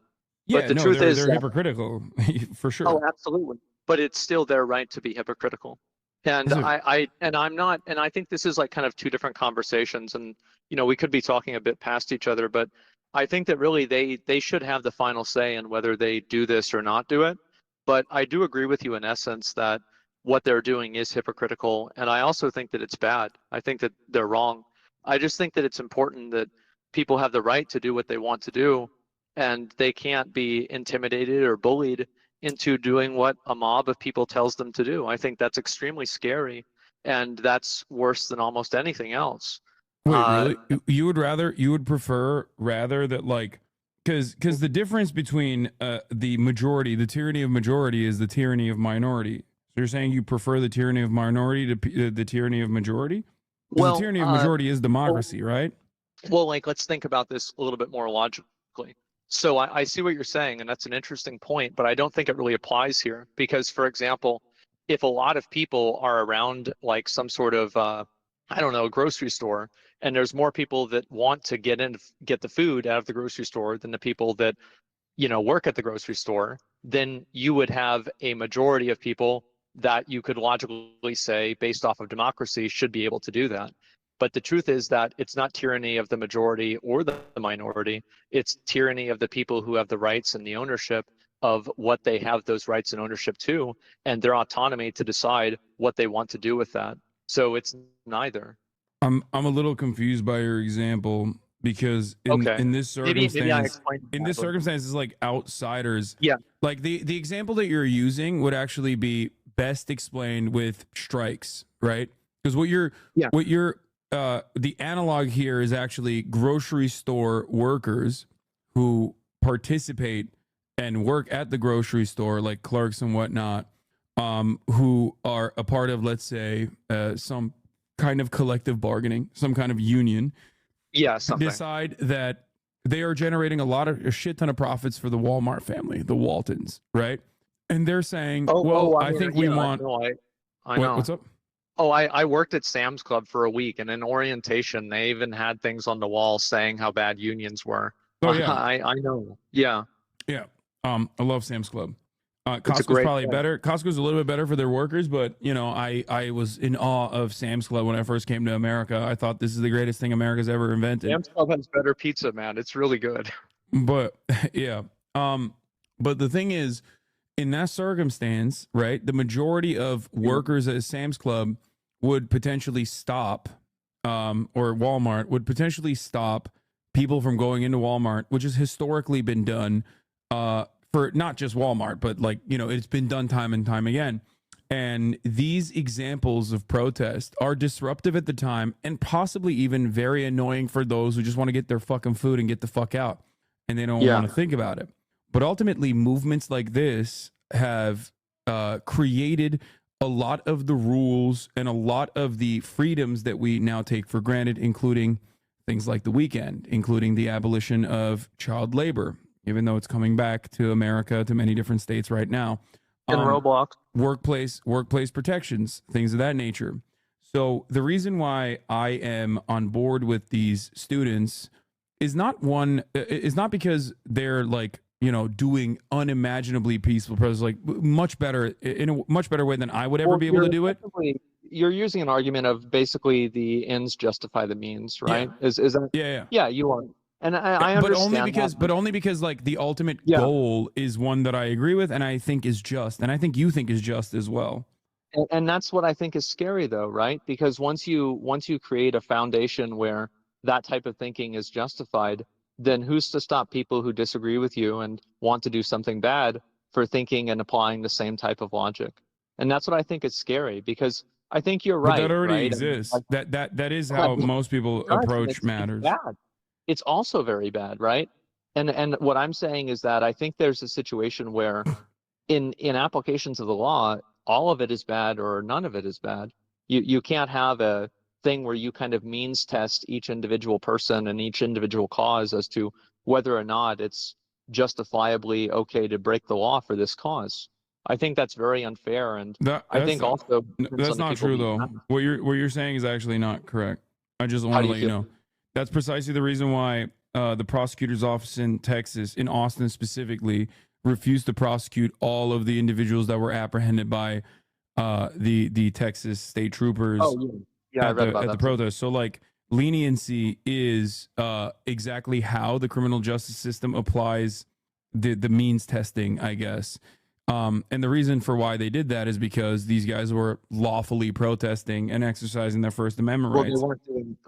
They weren't doing anything wrong. Number one, like the people here at UT were doing nothing wrong. They should have never been apprehended. Yeah, there's no but reason. the same fate will befall the UCLA students as well.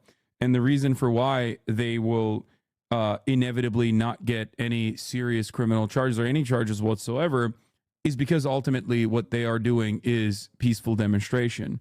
The major purpose here of sending the police there is not actually to this is what is like on principle alone anti-American, in my opinion, if we are to believe the First Amendment is real and true and enshrined and protected by the Constitution, which is probably one of my favorite things about America, considering that I came from Turkey, and a lot of the shit that I say about the American government or even the Turkish government, as a matter of fact, would lead me in serious criminal punishment in Turkey, my nation of origin. Yeah, I totally agree with you there. So that's why when I see stuff like this, when I see the state acting in this way, when I see the state like designing new bills that say like criticism of Israel is inherently anti-Semitic and should be illegal. That's the one from today. Yeah, when I see stuff like that, I am genuinely much more fearful about the future. It's awful. It's much more fearful about the future than like students actually protesting against their school in the most peaceful ways possible. To be fair, I totally agree with you there. But I think maybe the difference is that I view these like in this circumstance, those two examples are both on the spectrum of not good or bad things. But you're absolutely right that the Israel thing, where you can't criticize Israel or say that people are working for Israel, it's fucking ridiculous. Like it's astonishing to me that it's even considered. So the question, I guess, is how do we resist against that, right? And I think the reason why the founding fathers enshrined the First Amendment in the Constitution was specifically because there should be healthy dissent against the government in order to stop the government from being tyrannical, from behaving in a tyrannical way, which is precisely the reason why I think that the UCLA students are totally in the right, and the university, instead of taking them seriously and trying to mediate the situation in the same way that other colleges have, seeking the rabid dogs of the state that fucking take that cost LA taxpayers $2 to $8 million. $2 to $8 million a day. When, let me tell you, okay, if you get your fucking shit stolen out here, they're gonna be like, lol, okay, write a report, okay, and give it to your fucking insurance. It is it's the entitlement and the lack of interest in actually doing your job that really frustrates me about, especially Los Angeles Police Department. You and I both know two different people that have had their car stolen that the police did nothing about. Both Ludwig and Myth got their car stolen, and in both cases, the LAPD said, "Lol, sorry." But then they have the capacity to fucking send thousands of Los Angeles Sheriff Department dudes rocking like tactical gear, riot gear, to beat the shit out of like otherwise peaceful protesters that are 18 years old. These are like queer anthropology students that are sitting in a fucking protest. They're a bunch of hippies, and they're getting brutally taken down by like 45-year-old dickheads from not even from here, from like one of these like edge cities that they all live in together, and coming to brutalize them. I think this is unjustifiable. I think that is a gross misuse of funds. And as a taxpayer who pays European level taxes, if not more, I wish that, I demand more from I demand more of a return from the taxes that I pay for. And I think it's, my honest American right to do so. Just like it's the right for these students to protest. Well, I think, yeah, you're absolutely right. You can demand that as much as you want, but it doesn't mean you can go somewhere and just post up there and expect for people to just have to be okay with it.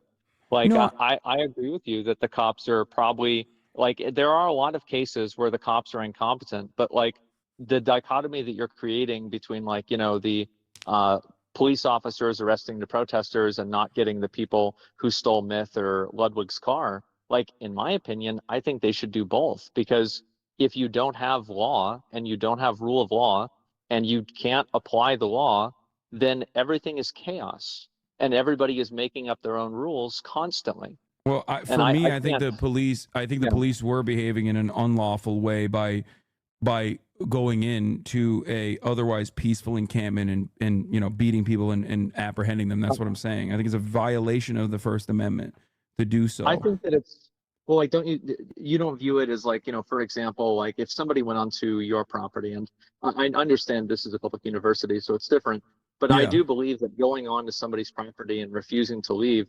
is violent. It is fundamentally violent. Like, you're not allowing somebody to access or to use part of their property that they own. Yeah, but Like, this being different is important, though, because there's a difference between personal property, like your house or whatever, versus public property of a school that you are actually paying tuition to utilize the grounds on. Like, it's entirely different. That's why there's public spaces to begin with, so that people can protest in places like that, in parks and whatnot.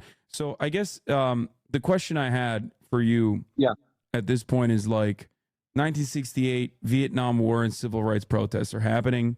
They're much more violent ultimately than this round of protests that are occurring in college campuses. Like, you at the end of the day agree with the ultimate solutions that occurred, right? Like ending the Vietnam War. Well, that's really the thing, right? Is that I can see where you're going, and you can like kind of like redirect if it's not. But like, basically my perspective is that I do agree with you on doing those things, but I think that if you use the argumentation of the ends justify the means, I think that can be used in a lot of ways that are extremely harmful. And I think that also they can always be used in very hypocritical ways, where the ends justify the means in things that I agree with, or you agree with, or somebody else agrees with, but not in cases where other people don't agree with it. And that's why I think that the only way to have any sort of a stable society is to have an official set of rules that everybody has to go off of. And if you start going off of that, or, like diverging from that, everything becomes chaos and everybody starts inventing their own rules. And you have situations like what's been happening. And I think it's worse for everybody. Like you said, it's millions of dollars that this costs. And I think the truth is that if you want to change things, there is a democratic process to change things. And with the university, people do have freedom. But you did say that the democratic process cannot is not going to work either in the state, in the case of Colombia, right? Well, that's because it's not a democracy. But people can deal with it in a way that is democratic, which is simply choosing not to go there. So if people don't like what Colombia is doing, they can choose not to go to Colombia. So I don't really see the problem here. Why does Colombia have to, agree with these people or bow down to them if these people don't even need to be there? So that's a great question. And the best answer perhaps comes from James Baldwin, American writer and civil rights activist, who once famously said, and I don't want to paraphrase this, so I'm going to give you the actual quote here. He said, "I love America more than any other country in the world. And exactly for this reason, I insist on the right to criticize her perpetually." This is the exact same answer that I give to people as well whenever they tell me, why don't you fucking leave America if you're such a goddamn hater of America? Now, the reason why I have the financial freedom, I Well, have this is effectively the same quote as like the, I don't agree with what you're saying, but I'll defend to the death your right to say it. So I agree with you. I think so, but I don't think all types of criticism are the same. So yeah, go ahead. I didn't mean to interrupt you. Well, no, what I was trying to point to here with this quote is that I think that you and I both agree that dissent is healthy, right? And Yeah, I think that absolutely. there are, as I've explained earlier, all throughout history we have had people who believe that their cause is righteous and their cause is just, and that their means actually their ends justify their means, right? Their methods of protest. Yeah. And that is, I'm thankful, I guess, for people of the past for demonstrating the courage against the state apparatus that violently chooses to suppress them, so that I can live in a country or I can live in a world where people have shown that courage time and time again to bring us all of the amenities and all the freedoms that we now take for granted, whether It's it be a great place to be. yeah, Yeah. whether it be the American Revolution early on, which was a bourgeois revolution altogether, and there's still a lot of faults in America, but America shows a lot of promise, which it fails to meet on a regular basis. But ultimately, I choose to live here, right? And it is I because love America. I think America's Yeah. great. Yeah, I It is totally agree with you. because And well, well, what I you're was going trying to to say probably the same thing, right? Is you're going to say because you care about it so much, that's why you're so critical and that's why you're so hostile about Yeah. things that you don't believe in. Yeah, I totally agree with you. which is why I think completely it's which is why I think it's wrong that the state acted in the way that it did in this circumstance. And not only is it wrong, but I also think it's hypocritical that they acted this way. This doesn't mean that, like, for example, in a hypothetical, like if a school shooter is fucking barricading himself into a school and holding a bunch of children hostage, that like, Right, this is I don't what expect the happened to state to be someone. violent. You know what I mean? Of course, I expect this. Yeah. I expect them to not do what they did at Uvalde. I expect them to do to be as militant as they are against like a blue-haired queer English major at UCLA. Right. Except they don't do that, but that's besides the point. That's not. There's a whole different. And- That and opens up I a whole agree different with you. litany I of do problems. think that it's- So I'm Yeah. simply stating that in order for the state to react this way, I think there needs to be a bar. There needs to be a bar. There needs to be a standard, in my opinion, and that standard was certainly not met in this circumstance. So, like, what do And you it's think not that just because standard- the ends justify the means, but that does Yeah. play a role in it, because I do think that they're like, I'm going to be intellectually honest and not act like I'm taking no stances here. I do agree with this cause. I do agree with the cause of the students. But beyond that, I think that their methods overall were of a peaceful nature.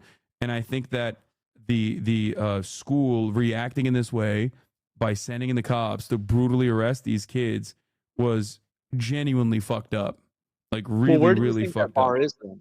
Where do you And- think that bar is? And scary as well. What do I think that bar is? I think I think when you do actually engage in direct acts of violence, it makes your cause definitely a lot less palatable to many And others.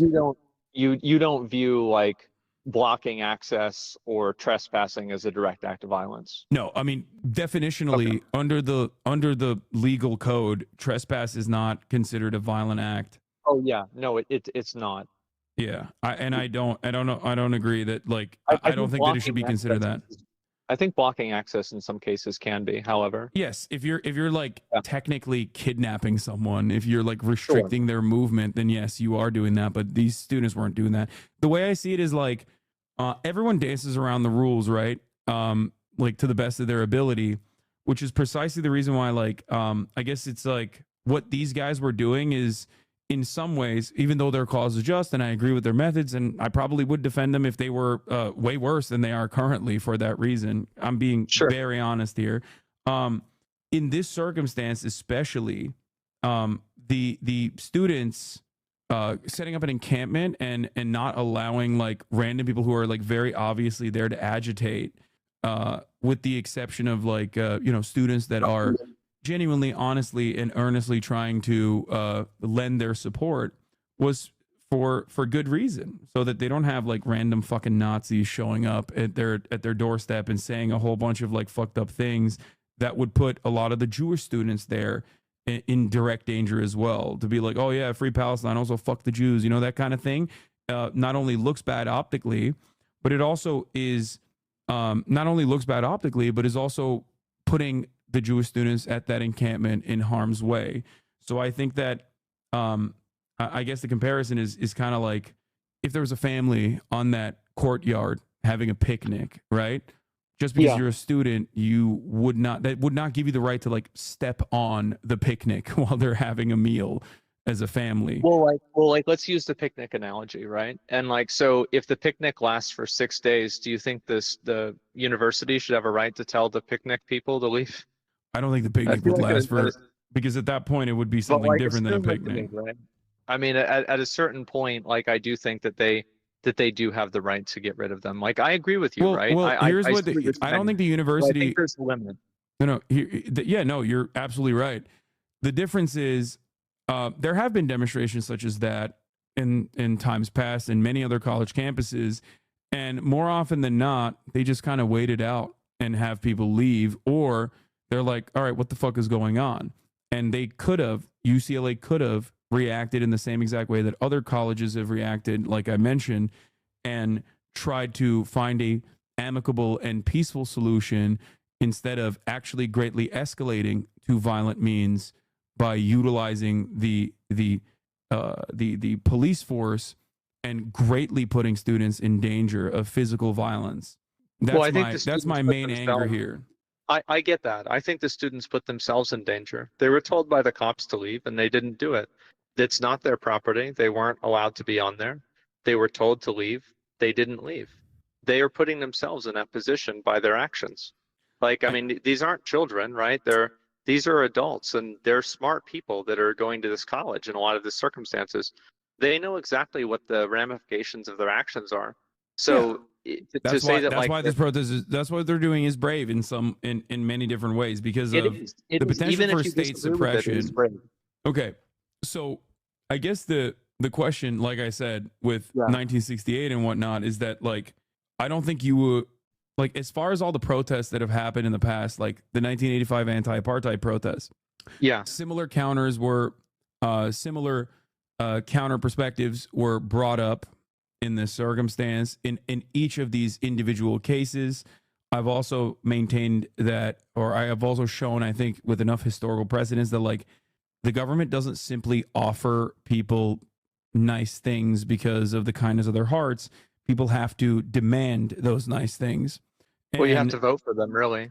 Yeah, well, that too, for sure. But sometimes it goes beyond voting because sometimes the state will refuse what you voted for democratically and will say, no, we're not going to do it.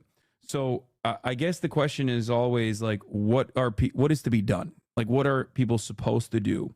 Because there is this idea, I think it was JFK who said it, that a violent retaliation to what is it? It's like, I think violent suppression of peaceful action makes violent retaliation a necessity.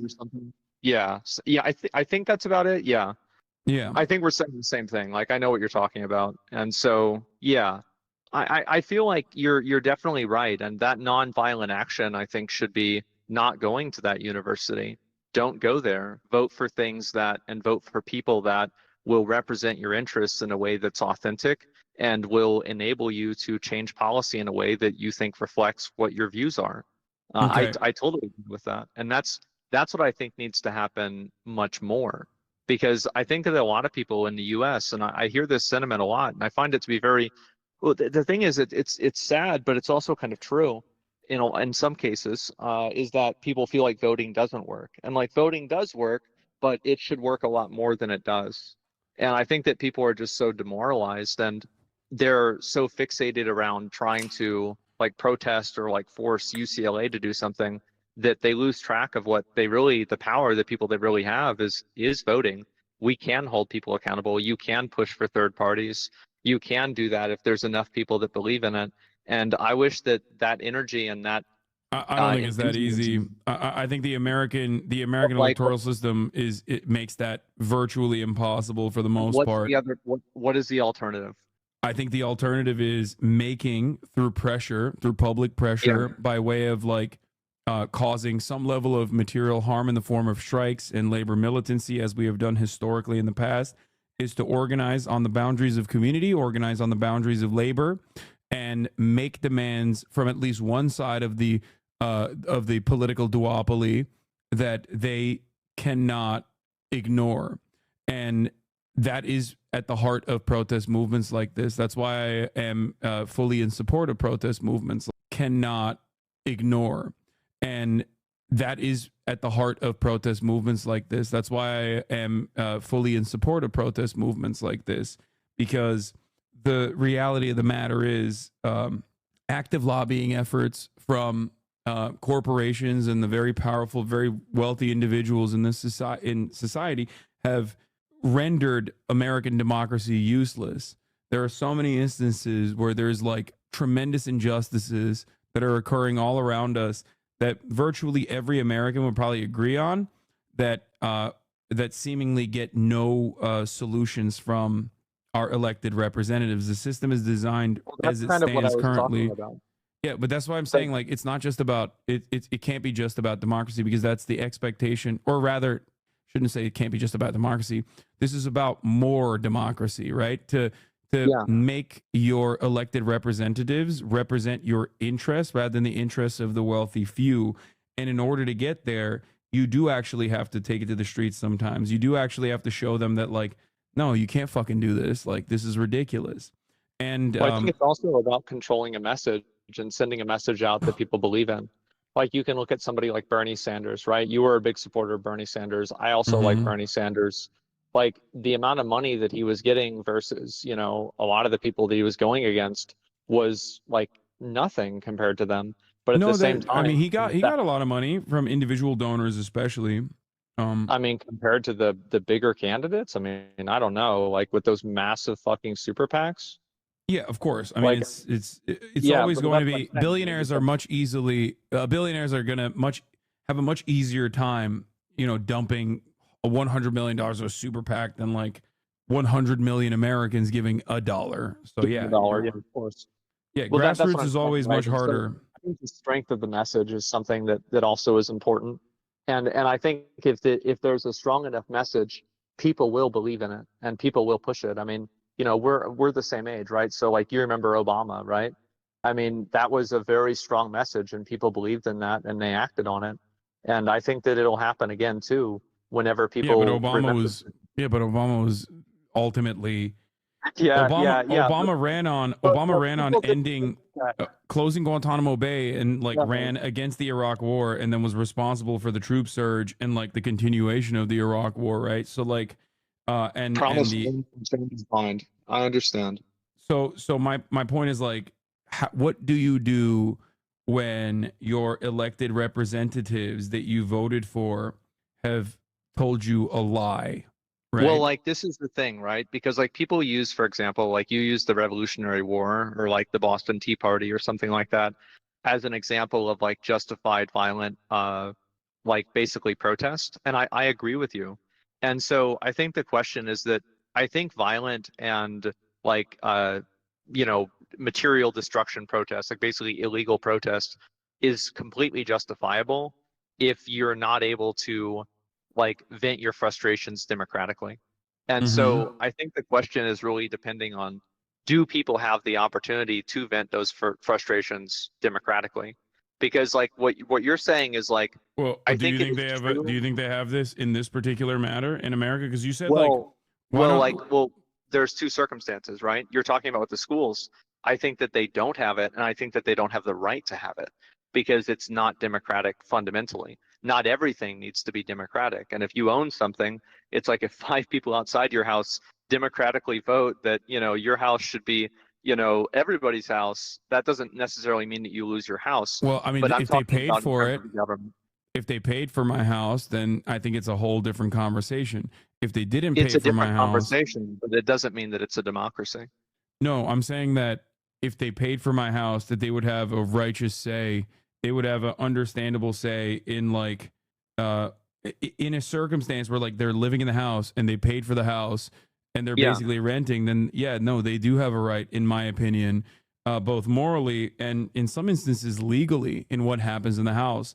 That's why if your landlord refuses to fix your fucking mold, for example, you do have a right. Many people don't know this, but you literally do have a right to deny them payment even. So I mean, it's state by Yeah, state. no, it definitely has to go both ways. But what I'm saying is that you can't do everything by tyranny of the majority. And I think that also whenever you're talking about private property, people should have the right to decide what is and what isn't like private property. And I don't think that people who own private property should, be at the mercy of the majority in a lot of cases. No, that's And why. think, Well, that's why this is public property. Like university campuses, especially state universities, are public property. That's actually quite literally the reason why, for example, those Westboro Baptist Church freaks that go to like all the college campuses and like talk about how like yell at students and call them the F slur and stuff like that. Oh yeah. Like those guys oftentimes cannot be kicked out of college campuses for this specific reason, because technically it is public property that their tax dollars are paying for, which makes the situation all the more complicated and all the more egregious in terms of a violation of First Amendment rights. Yeah, I think that it's really about the encampment in that case, right? Because the people that were there were really getting kicked out. They weren't really getting kicked out for protesting. They were getting kicked out for having an encampment there. Well, So no, if they the were getting kicked Westboro out for Baptist- protesting. They were getting kicked out for protesting. They just used trespassing, even though originally they didn't have an issue with it. Here's what makes it even worse. Originally they didn't have an issue with it, right? Yeah. And then the counter protesters showed up. First day, second day, third day, the counter protesters showed up in incredibly violent ways, right? And you saw that, you recognized it as well. Yeah. Then the obvious. school cynically turned around and said, well, this is now a safety issue. So what do you think, what kind of lesson do you think that teaches everyone around the country? That if you want these students to shut the fuck up, if you're if you're like a 45-year-old Zionist dude who just wants to unconditionally dick ride Israel into oblivion, go and beat the shit out of some students, and inevitably the school will turn around and use your violent actions against them to basically say, now the state has to come in and pack up these students themselves. So they first got beaten by the Zionist counter protesters, many of which have been identified and are not from the school at all. Then on top of that, the school used that instance to directly pack you up. Like they're because there's a reason. You can't just declare something unlawful. Like that's not how this works, right? Because like vice chancellors are voted on democratically oftentimes by the student body, and the administration at least like has to maintain a semblance of democracy, especially because it's a woke elite learning institution, right? Well, I mean, like, just to make one thing clear, like, if these people weren't at, there was no encampment there and they were just sitting there protesting, I think that's totally fine. There's nothing wrong with that. So But, you like, wouldn't have an can't issue if they were just sitting there protesting, but because they built a camp to protest continuously, that it demands violent retaliation from the force. Like it justifies violent retaliation from the state. I think so, yeah. I do.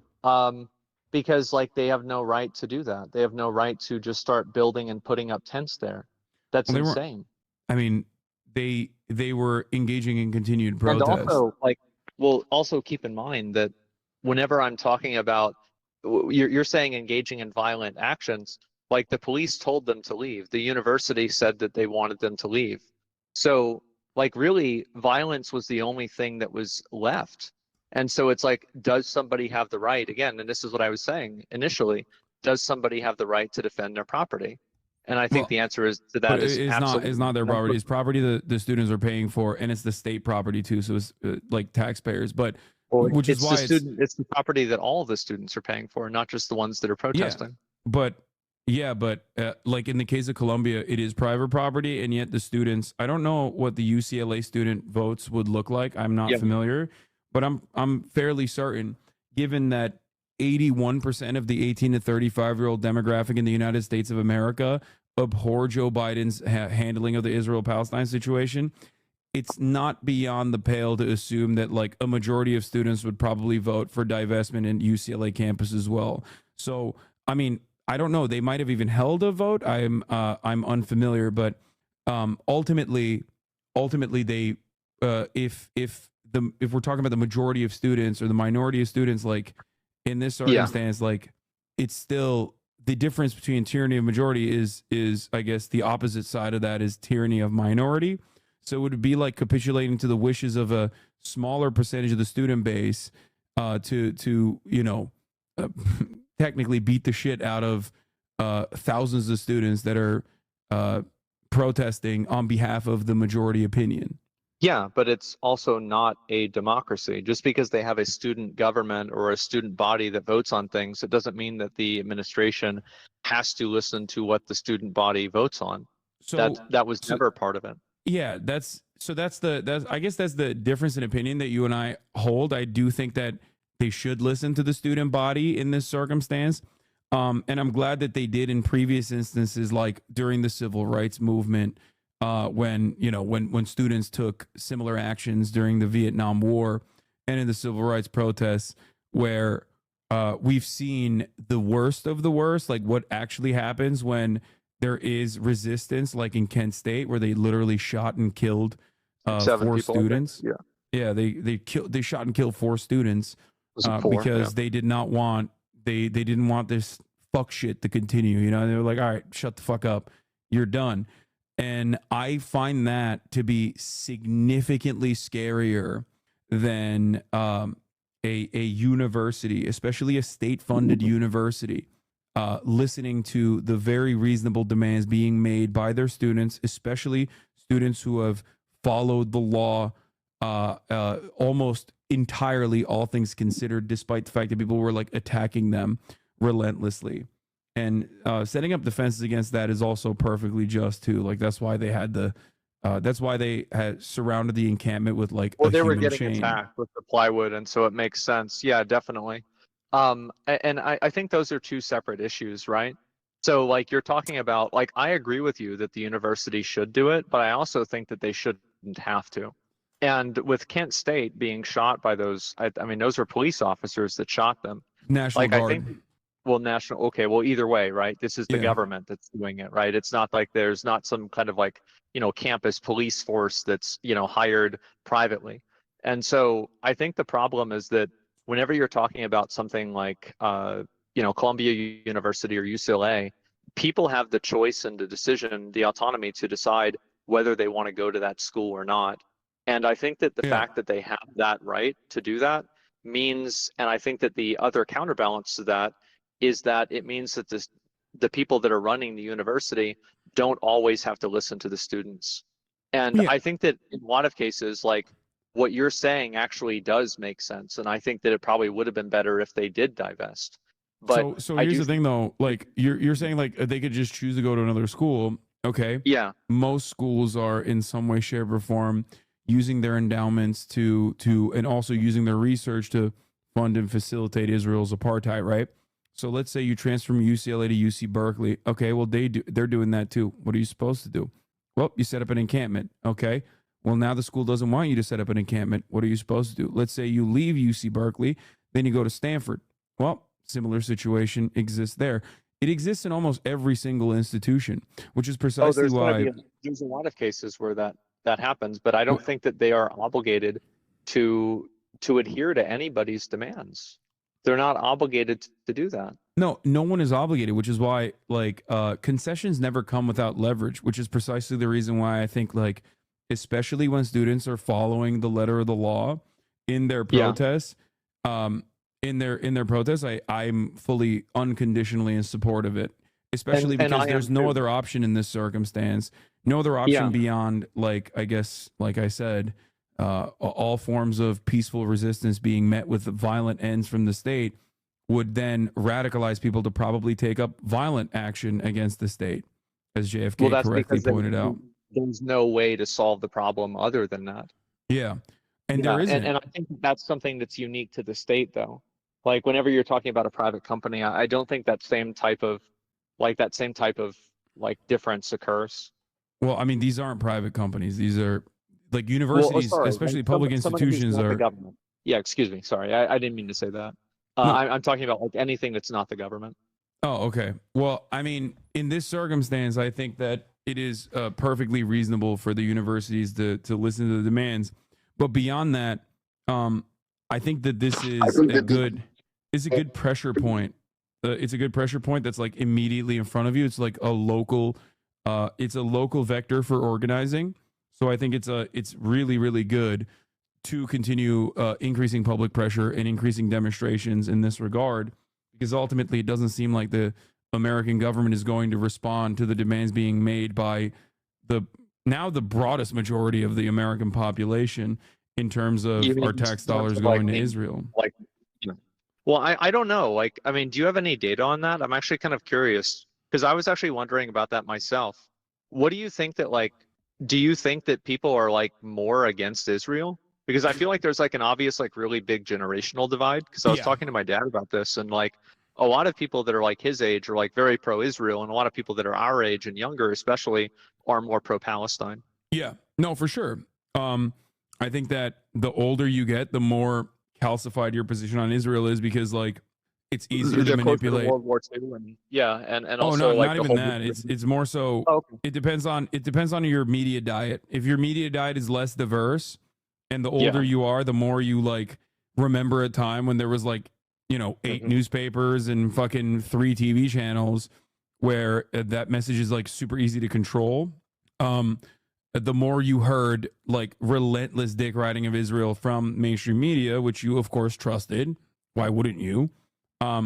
That's the major difference between the generational divide, is that like kids can literally see on TikTok and on social media like Palestinians directly advocating for their own interests. They can see people on the Israeli side directly doing atrocities and celebrating them, like the viral TikTok trends and whatnot that pop off in Israel, or IDF guys like stealing people's underwear and stuff inside of Gaza. With Ukraine, right? I mean, like it's one thing to hear about it, and it's another thing to literally see it happen. Yeah. And I think that's a very good thing. That's an amazing thing. No, I agree. And so I think that's where a lot of this generational divide comes from. That's why, I mean, senators have openly stated that that is the precise reason why they are banning TikTok inevitably, is because they don't like that there is no control over it as far as like, as far as being able to like influence TikTok to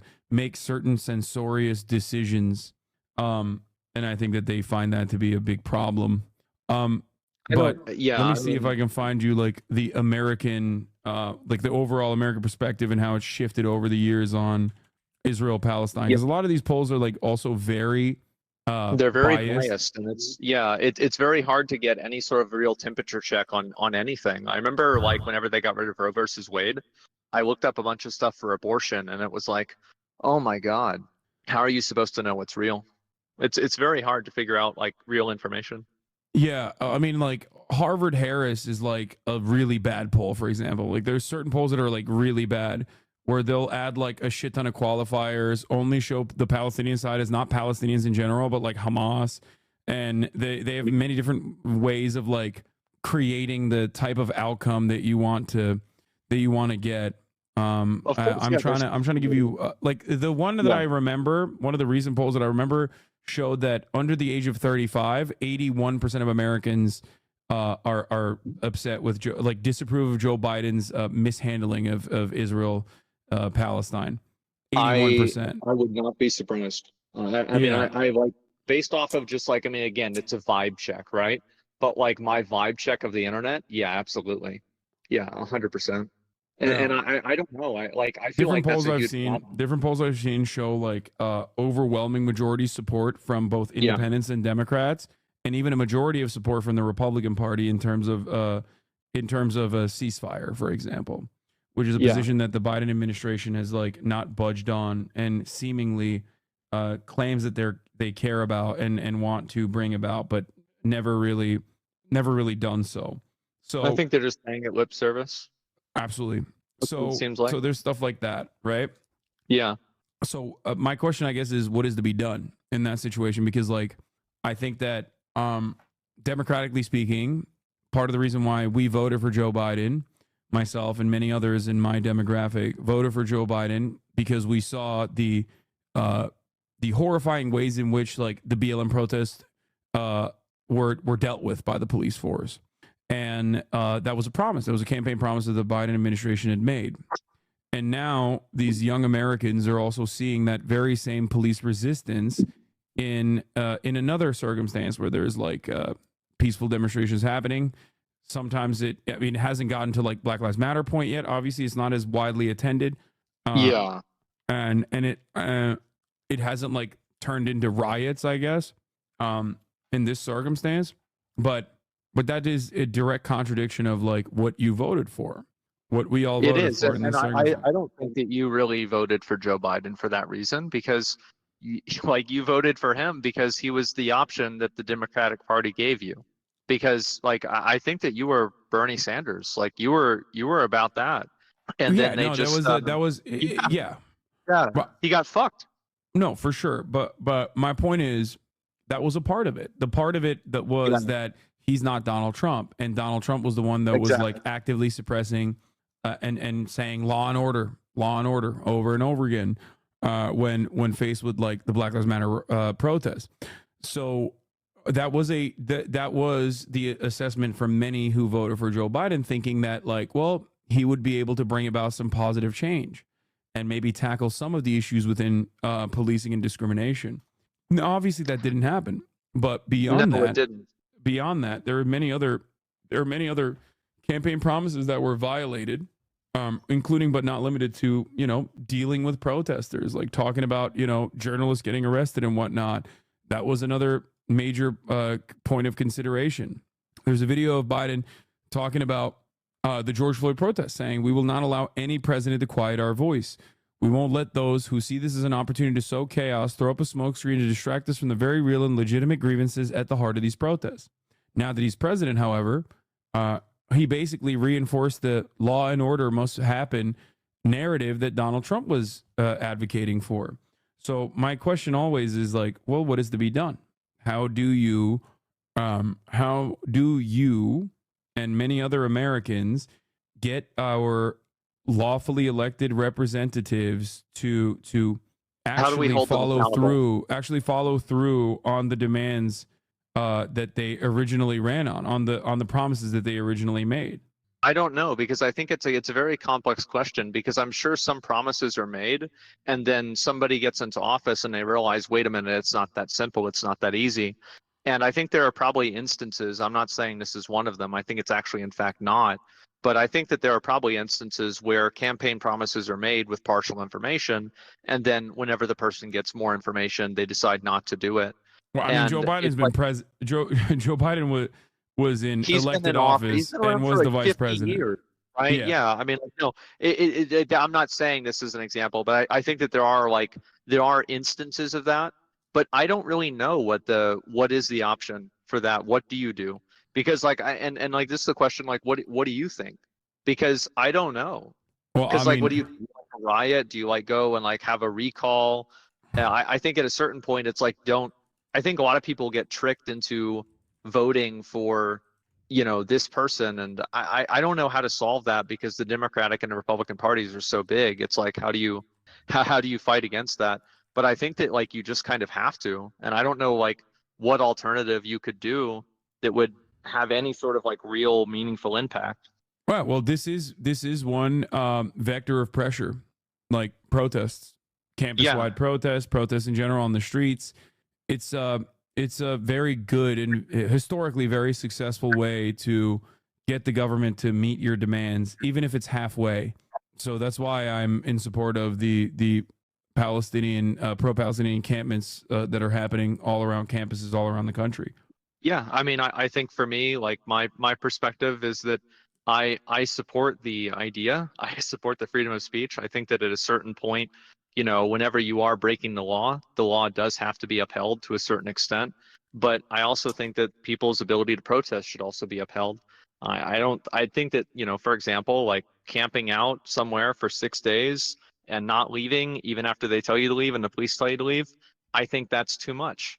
But I also don't. Didn't even they told them to leave because they said that it was endangering the students themselves, like in the encampment, saying that and in that circumstance, if they truly cared about that, they could have used the police to protect the encampment rather than.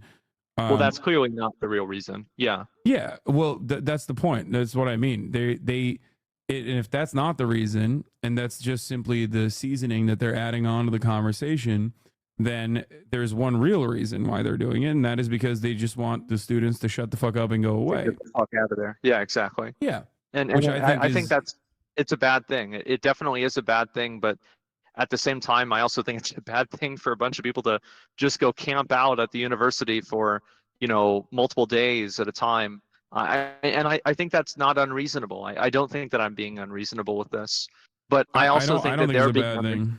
I don't think it's a bad thing because there's no other options at that point for people to actually make a fuss, kind of, you know what I mean, in the most peaceful ways possible. That's precisely what the students are doing because there's no other option there. Do you see what I'm saying? Like there's legitimately no other option. Just like there was no other option in the school. Like they don't have to go. But then there's another school. You go to another school. That school also has the same restrictions. That school also has the same issues, right? And ultimately, you arrive at like there's no school that doesn't have this this problem. And beyond that, I don't think people should have to leave their schools anyway. I think that the right thing to do in this circumstance is to make demands and to see if enough people get on board with your cause. And if enough people do get on board with your cause, even if there is violent resistance from the police force, ultimately the school should capitulate to the demands that you're making. We have power in numbers, and that's ultimately how democracy does work and should work. But beyond that, laws in this circumstance, as I tried to detail earlier, are just they're used as a legal justification for the actual reason, which you and I both agree on, which is not necessarily it's not necessarily the encampments and the space that they occupy, but rather what the students are saying. Oh yeah, I mean the campus has the right to do that though, and I think that if you don't follow the laws, then nobody has any sort of benchmark or frame of reference to how to make any decision. You just have people that are making decisions for, the ends justify the means, and that is, I think, again, chaos. I understand what you're saying, and I think that's fair. I mean, and I'm sure it's frustrating, but I also think that at the same time, there should never be a situation where a bunch of people get together and they force a group of people to do something in a way that's non-democratic, because it's really like this was at the heart of the civil rights movement, though. Rosa Parks refusing to sit at the back of the bus, student protests and sit-ins being enforced in the Montgomery bus boycott. Like, these are all disruptive acts of civil disobedience that were met with violent police brutality at the end of it. Like, I don't think you have this opinion. You share this opinion on the civil rights movement, I suspect, right? Well, it's a much different situation. I mean, of course it's different. Yeah, I mean, like one of them you're protesting against a government, and the other one you're protesting against a university. A university isn't a government. Okay, well, state universities. Well, they did protest against universities as well during the civil rights movement. So what I'm saying is that I think that if you're talking about the actual if you're talking about actual laws, then yeah, people, if they want to protest, the best way to protest is to fucking vote. Like, that's what needs to happen. Like, I don't think that you can rely on just getting a bunch of people together and then hopefully the government is going to do what you want.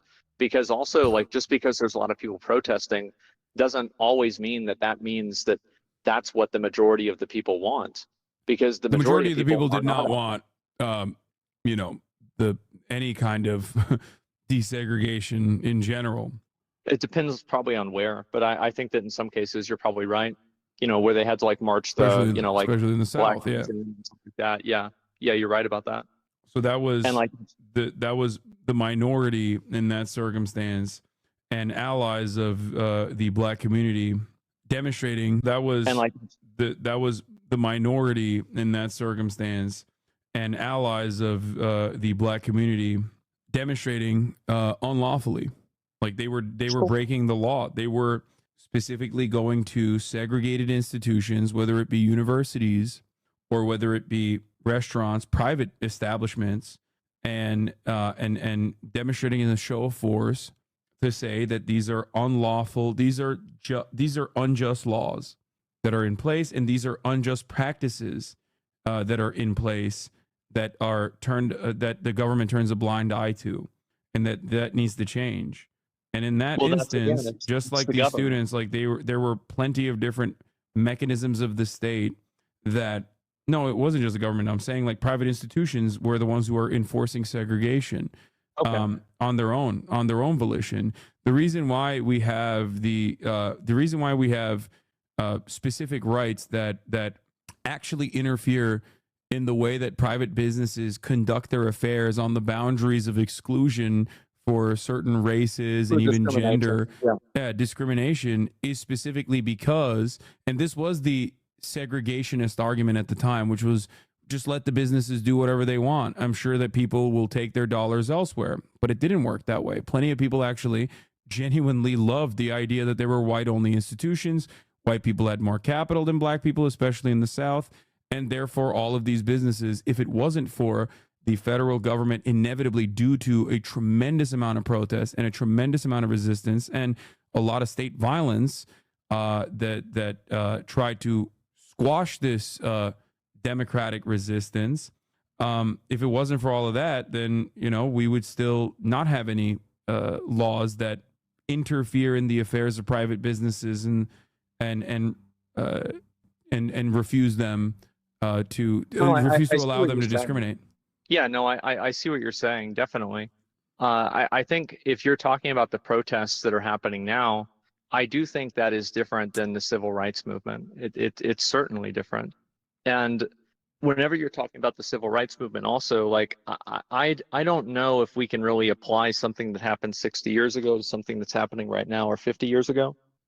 It's very hard for me to say. I think in some cases you're probably right. In some cases, maybe not so much. What do you mean by it's different? It's different because the entire culture is different. The way that people are making decisions is different. The way that people can vote is different. There are all of these ways that are different. I mean, so yeah, black people were not, you know, they couldn't really vote. I mean, I guess it's not that different now because there's many different ways of legally restricting black people from voting.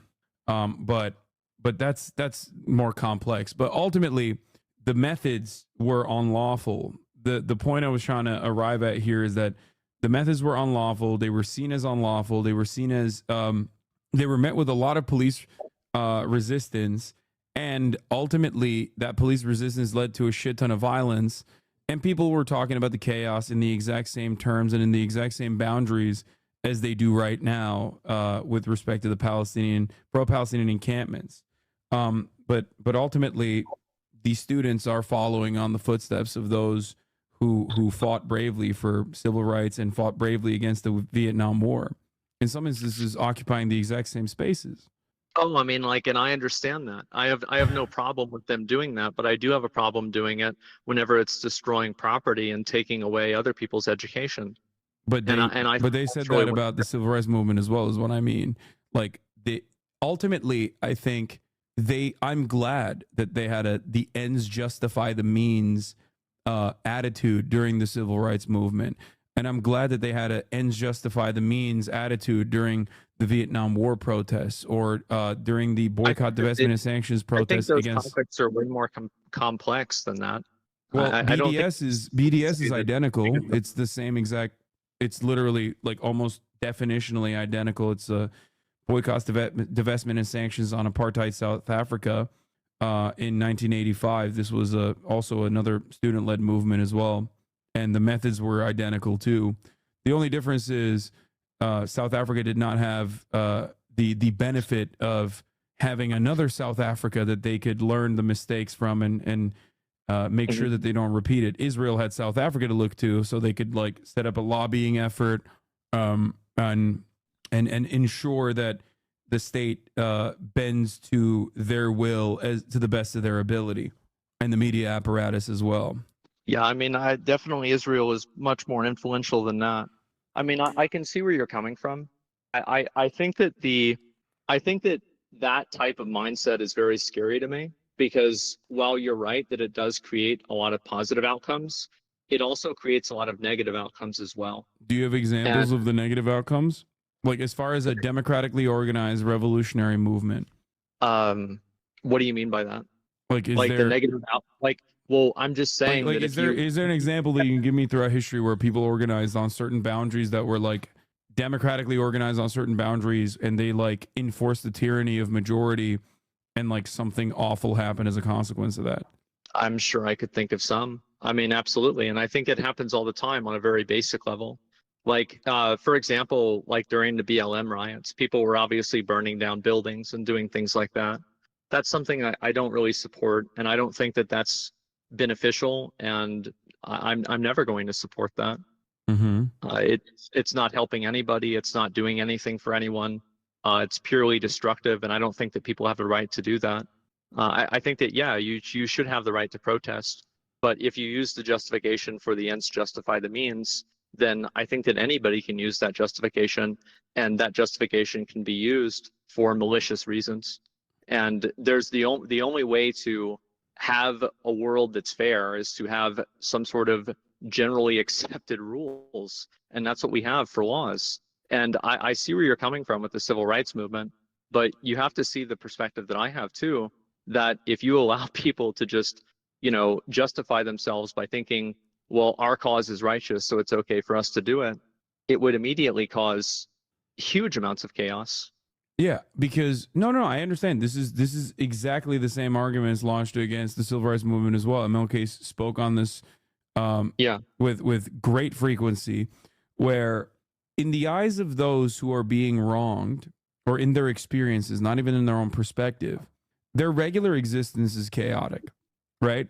And this is from letter from Birmingham jail, where he talks specifically about the white moderate, where he talks about the white moderate who places a timeline on another man's emancipation and another man's justice, that says your methods and your means of protest are actually not right, or now is not the time. Where he very specifically talks about people who were naysayers to the civil rights movement, who said like, oh no, now is not the time, or things are actually much better than they would be if black people were still enslaved, and there's too much property damage happening. The point is, from their perspective at that time, for black people, especially living in the segregated South, or even redlined in the North, America was consistently chaotic, and it still is for many people of color, especially living it's in. Important to mind, like you're talking about Martin Luther King, he also explicitly was against blocking transportation, and so there were lines even that he had. Wait, Martin Luther King also participated in the Montgomery bus boycott. Let me see if I can. Right. I don't know if I can link this. He led the Montgomery bus boycott for 382 days, which officially ended on December 20th, 1956. That's like, I sent you a link in the chat. In the Discord chat? Yeah. Farmer, King, and Lewis, along with millions of Americans, struggle to figure out what would amount to legitimate, appropriate forms of nonviolent protest. Tactics dramatic enough to make their impact, but not so disruptive as to alienate supporters. Okay. Everyone could agree on the nobility, even the genius of the original sit-ins, conducted with such dignity that their moral power was overwhelming. What is this? At an early press conference, an organizer with King's Southern Christian Leadership Conference declared, "We will tie up public transportation by laying our bodies prostrate on the runways of airports across railroad tracks." This degree of disorder was too much even for King, who walked back the staffers' comments. Over the summer, as the Kennedy administration reversed course to support the march, Rustin realized that attracting hundreds of thousands of marchers he desired meant abandoning the controversial tactics that would alienate the mainstream. In the end, as comedian and activist Dick Gregory said, the march went off like a Sunday church picnic. Ultimately, these protests at the time were still declared disruptive, though. You understand that, right? Like every single instance, including the Montgomery bus boycott, was declared to be disruptive and at the time, and was violently suppressed by the state. Like none of these protests, not a single one of these protests actually was met with, hugs and kisses, and the state being like, you know what, you guys are making a sound argument. And at the My point that I'm time, making the is that coverage. I think that whenever you justify, like you can't just do anything that you want whenever you've decided that you have the moral authority to do that. Like it's very easy to go and look at the civil rights movement and say, well, they did this to an extent, so it's okay for us to do it. But if you apply this to real life, I don't think that it really works. Like, just because you're morally aggrieved about something, it doesn't give you the right to destroy other people's property, to stay on their property, or to do things that hurt other people. Well, the property is not their property. We established that. Like, this is, they participated in sit-ins in colleges in the civil rights movement as well. They were doing exactly the same stuff that these students are doing, if not much more militant. There's also another side of the civil rights movement that often doesn't get discussed in mainstream media or in our schools in general, that also played a significant role, according to MLK as well, which was the more militant action where Black people would demonstrate with weapons or directly get into active confrontation with the police and like shootouts and whatnot. Now, that did play a role in increasing pressure points for the state to look at the more reasonable parties, the peaceful demonstrations, and concede to the demands being made by all of the parties. So all of this played an active role. You can't have one without the other is what I mean. But even in this circumstance, we're looking at only one aspect, the civil disobedience of the civil rights movement. Right. You're right whenever you say you can't have one without the other, but I don't think that being an inevitability justifies the other. So but they haven't even reached that point, is what I'm saying. We're currently in the beginning stages.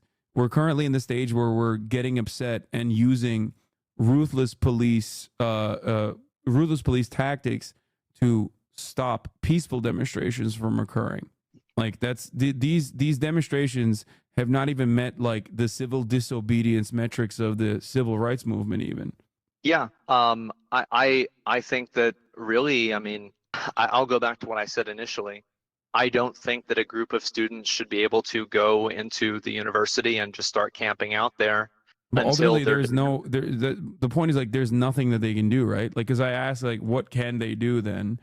And you said that they should just go to a different university. Well, what happens when that university also has endowments?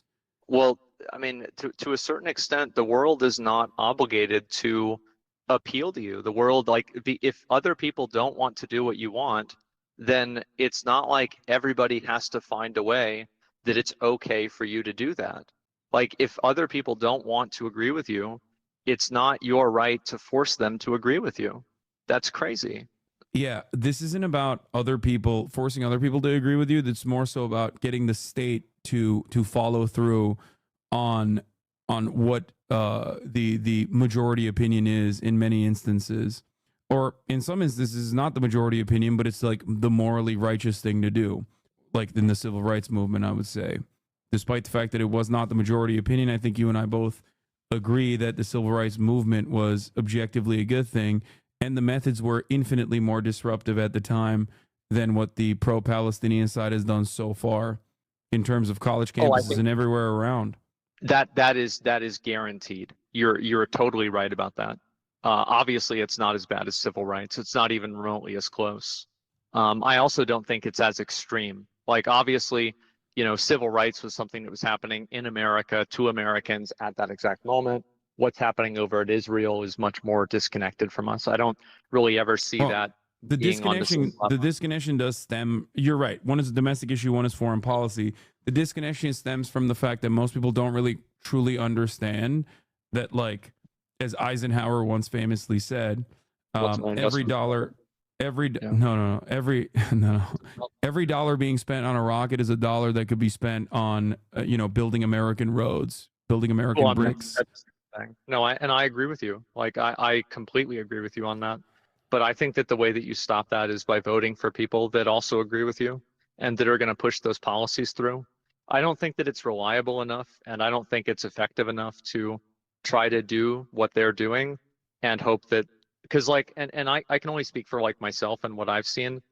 I feel like the way that a lot of those people, the protesters, have conducted themselves and what they're doing I think a lot of people don't like it. And I feel like it's alienated a lot of different people. And I don't think it's helped at all. I think that the mainstream media definitely massages the narrative in a certain direction. A lot of people probably see them and only hear about how anti-Semitic they are, even though that's not the case. Well, So that here's definitely also plays a role. is like I like my community, like obviously that's the viewpoint that I have, right?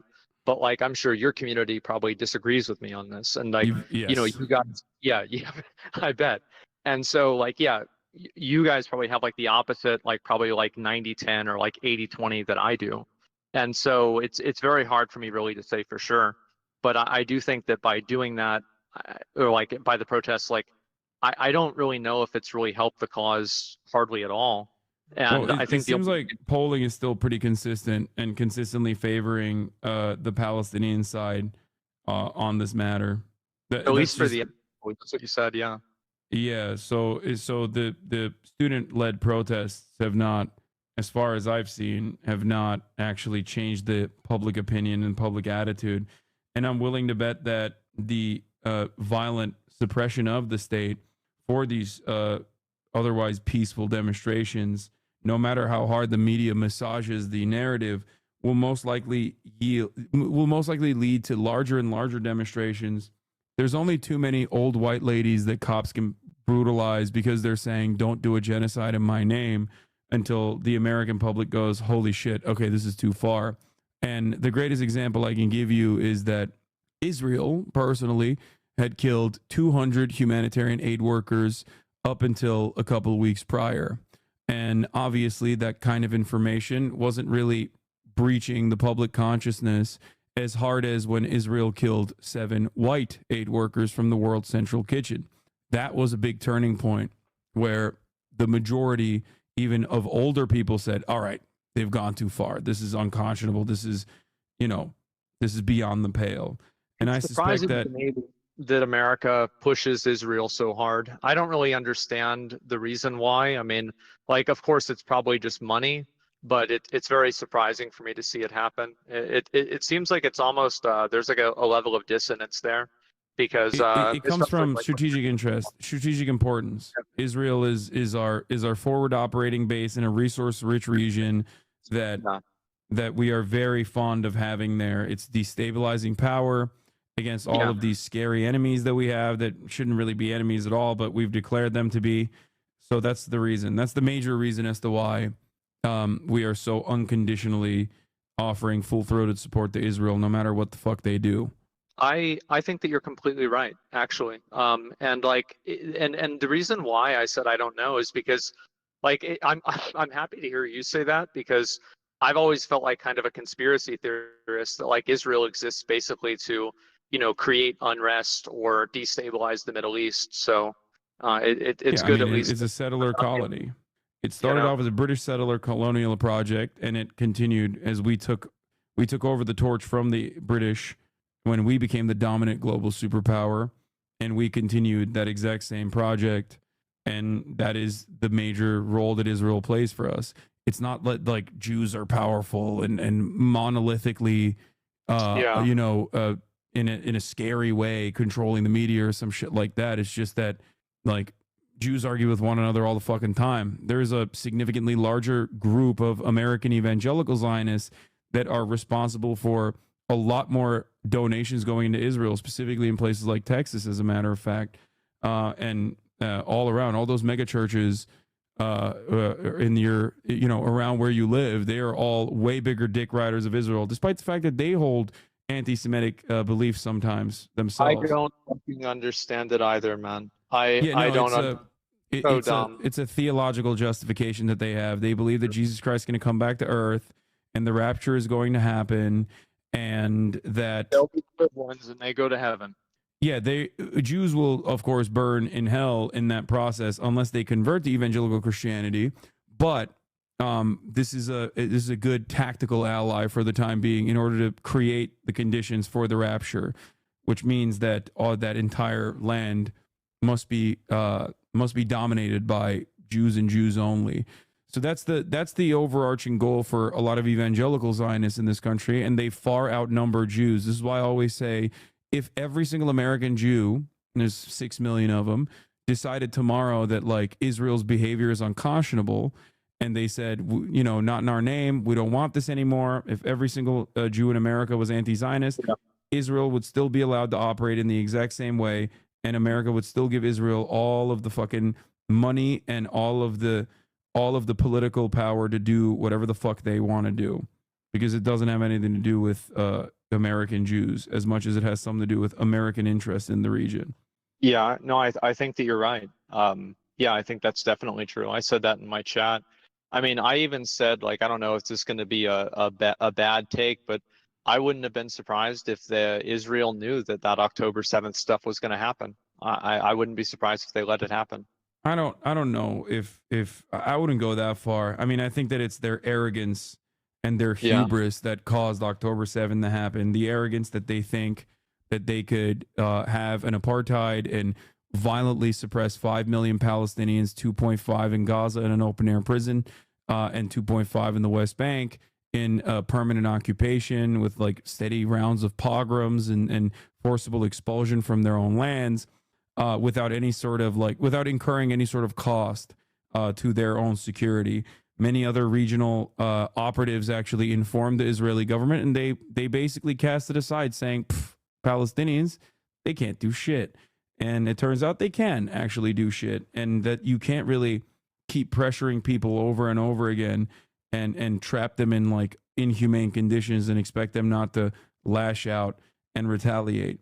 But it's that very same arrogance, but it is more so arrogance than some conspiracy.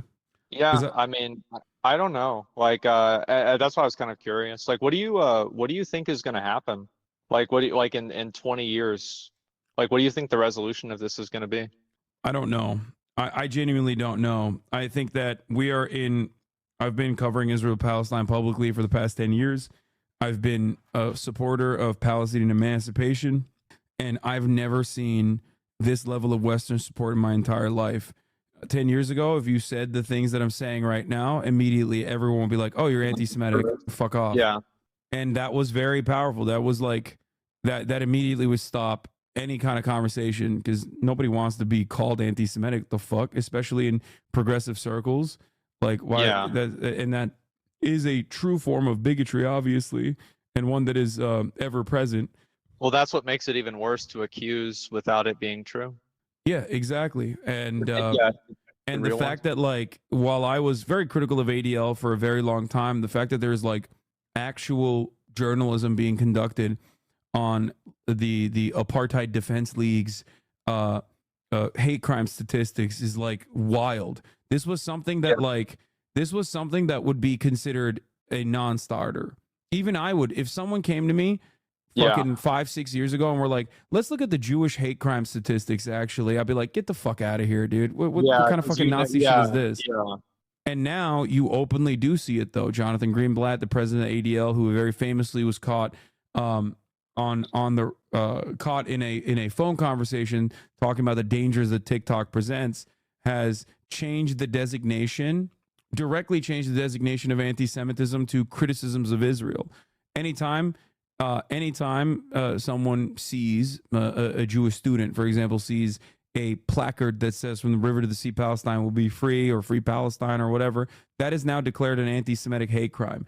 Like, it is unconscionable to weaponize Judaism in an effort to defend the state of Israel and its awful actions against the Palestinian population and everyone around.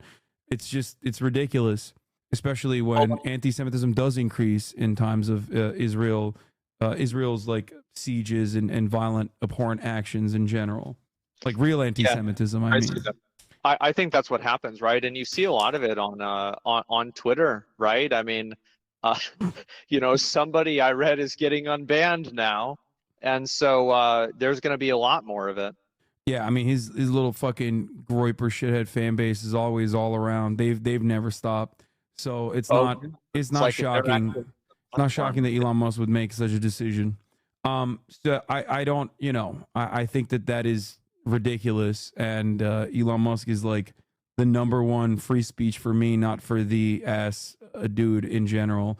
He also claims to be a champion of free speech, but routinely suppresses speech that he doesn't like.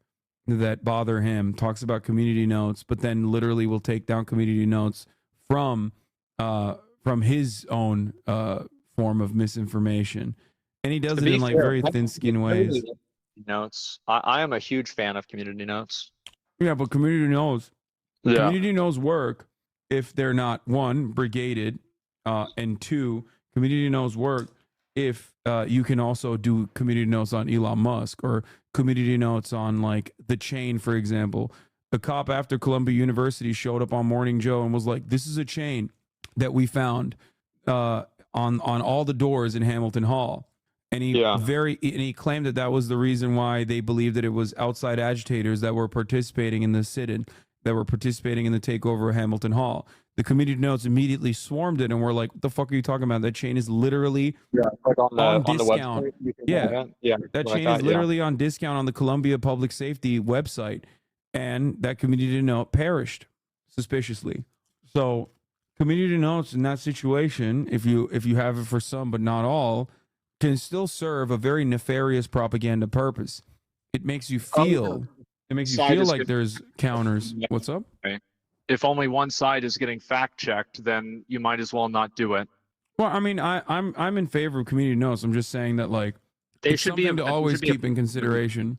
Ridiculous that, you know, if Elon Musk is deleting his own community notes, yeah, that's stupid as fuck. Absolutely. Exactly. And I think that is like, because then there's a much more nefarious reason for community notes. So then it makes people falsely believe that, well, there's no community notes on this, so it must be real, right? Yeah. Oh no, I think that definitely happens. Yeah. I mean, I like it, but I'm a fan of community notes, but I think that there are always going to be drawbacks to things, and I think that is one of them. You're right. Just like free speech, there's always free speech for peaceful demonstration and peaceful protest when, you know, Nazis or whoever the fuck want to do it. But if you don't have it for the other side, if you don't have it for, you know, people who want to criticize Israel, even if they aren't being anti-Semitic, then all of a sudden, about the was it like 2 days ago? Yeah, with like all those people attacking the encampment. Like, if you don't like the encampment, that's fine, but it's not your decision to make whether they should be there or not. Yeah, but like I said, that's also why I don't believe that the university should have taken the actions that it took, and then lied under false premises to the students to act like the police presence that they brought about the encampment was actually for their own good, for their own benefit, for their own safety. Be honest about it. Be like, yeah, we don't like that you fucking have a tent in the middle of the courtyard, and we need you to shut the fuck up, please. I mean, I would of course still support the students, and I would still get very mad, but ultimately, at least they be honest in why they're doing it. I agree with you. And I mean, I think that, you know, it's a matter of degree. And, you know, to me, I think that, you know, some things are over the line. If you don't think that, then that's kind of like your opinion, and that's fine. But I do hope that they can keep protesting without doing anything crazy. Right. I mean, like, I think it's a good cause. They will most likely go back and do encampments. They will continue protesting, very likely in probably larger numbers now that the police have responded in such brutal ways, which will inevitably force the university's hand to take action in the positive direction. This is usually how it goes, at least throughout history. That's usually how it's worked out. Yeah, I mean, we'll just have to wait and see. I actually, the river. At least throughout history, that's usually how it's worked out. Yeah, I mean, we'll just have to wait and see. I actually, the river, from the river to the sea, a lot of people think that's a genocide chant. Is it? No. Well, I mean, the thing is, man, like, I'm gonna be honest. I think it is, and that's why I'm asking you. Why do you think it is? Well, the reason why I think it is because if you go from the river from the sea to the sea, you would have to get rid of Israel, wouldn't you? No, it means Palestine will be free, as in Palestinians will have dignity and will have humanity and will have civil liberties.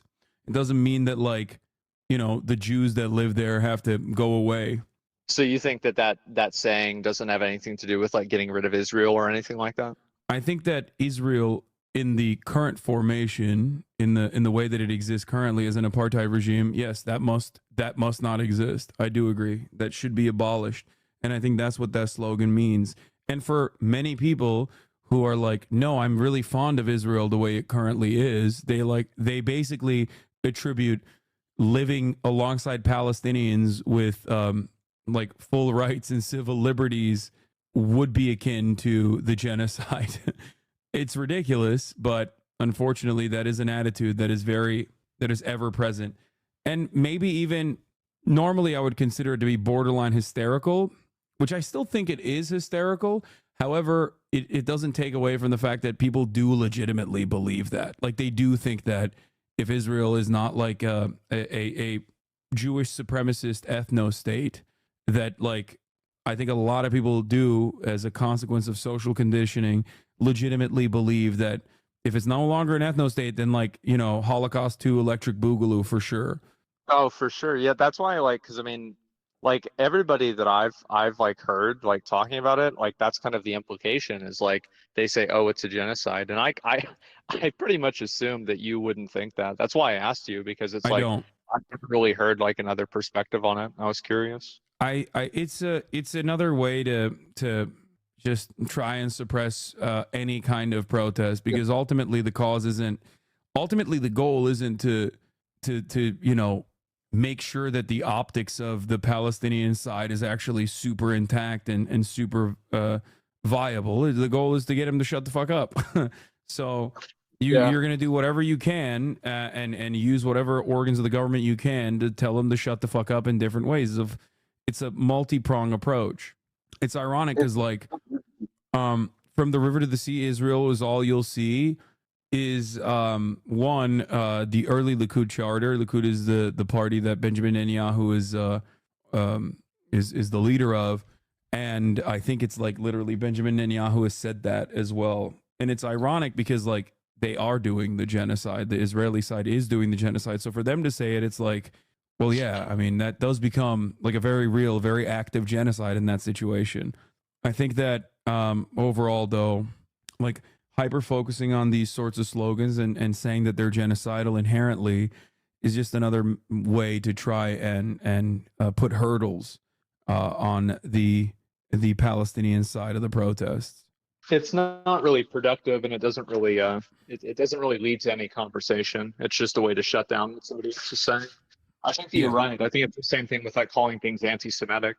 Yeah, it's like no, people it is. Yeah, people to stop talking about it. That's the goal. Yeah, absolutely. And Congress is now also, you know, instead of saying, hey man, this stuff is really unpopular by the broadest American populations, like, unlike anything else, maybe we should I don't know, dial it back a little bit. Maybe we should restrain Israel, which would not exist as a state without our, you know, consistent aid. Yes. And instead of doing all that, Congress has only moved in one direction and one direction only. Tom Cotton, senator from Arkansas, earlier today was talking about how, like, these guys are all jihadis. These are little Gazas. They're disgusting Islamists. Like, talking about the American protesters that are pro-Palestinian, pro-Palestine, and, like, that never gets a censure. But Rashida Tlaib, the Palestinian congresswoman, saying from the river to the sea, Palestine will be free, that gets censured. So it's always one direction in the American government, and unfortunately, it's not a good direction. I think what's scary about it is that it seems like it's very much not representative, at least from what I see on social media. Well, there's a reason why Congress is always barely treading above a 30% approval rating. Because we all inherently, no matter what our political positions are, we all inherently understand that these fucking politicians don't actually represent our interests at all, and only represent the interests of corporations and the wealthy.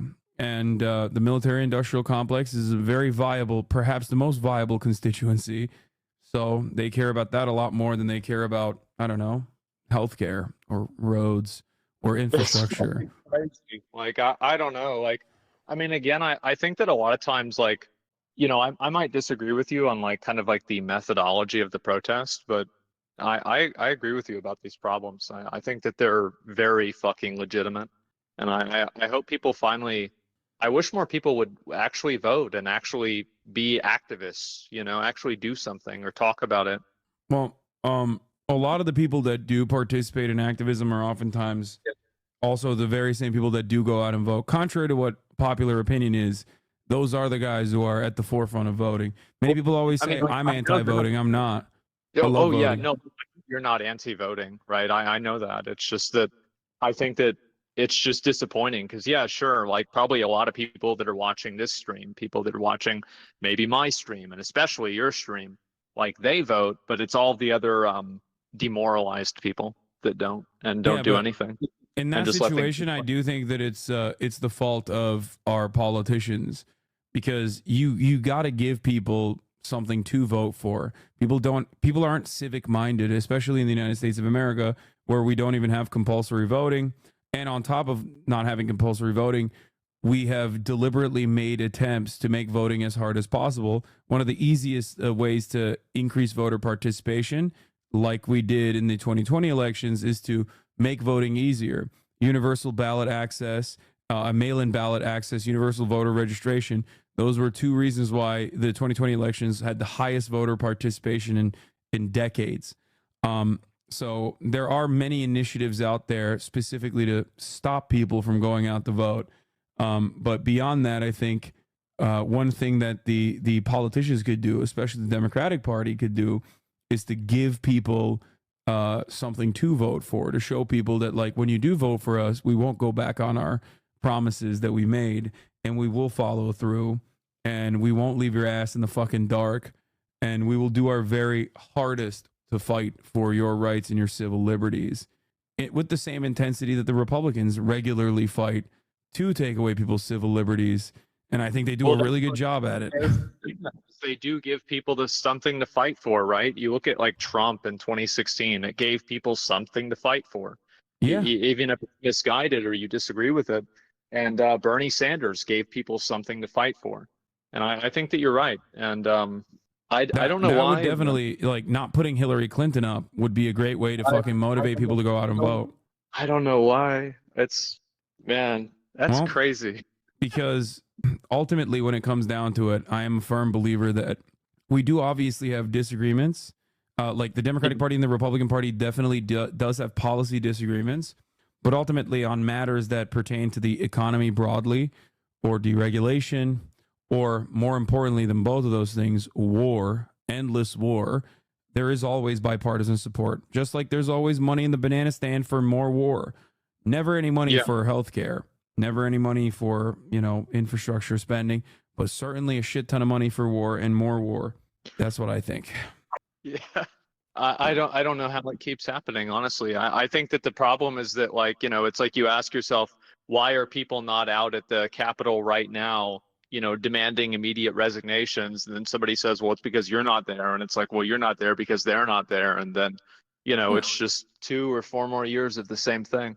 It's very hard to know how to motivate people to feel like they have any sort of real control over things. Yeah, absolutely. And but that goes back to exactly what I was saying with respect to these protests, the pro-Palestinian protests, because it gets people very motivated. I do. I see your perspective. I mean, again, if I might disagree on the intensity of it or the amount of it that you're doing, that's really kind of I think that's not really a big point. Overall, I do want to see more people protesting this stuff, because I think it's a huge waste of everybody's fucking money. And you're I'm the same as you, right?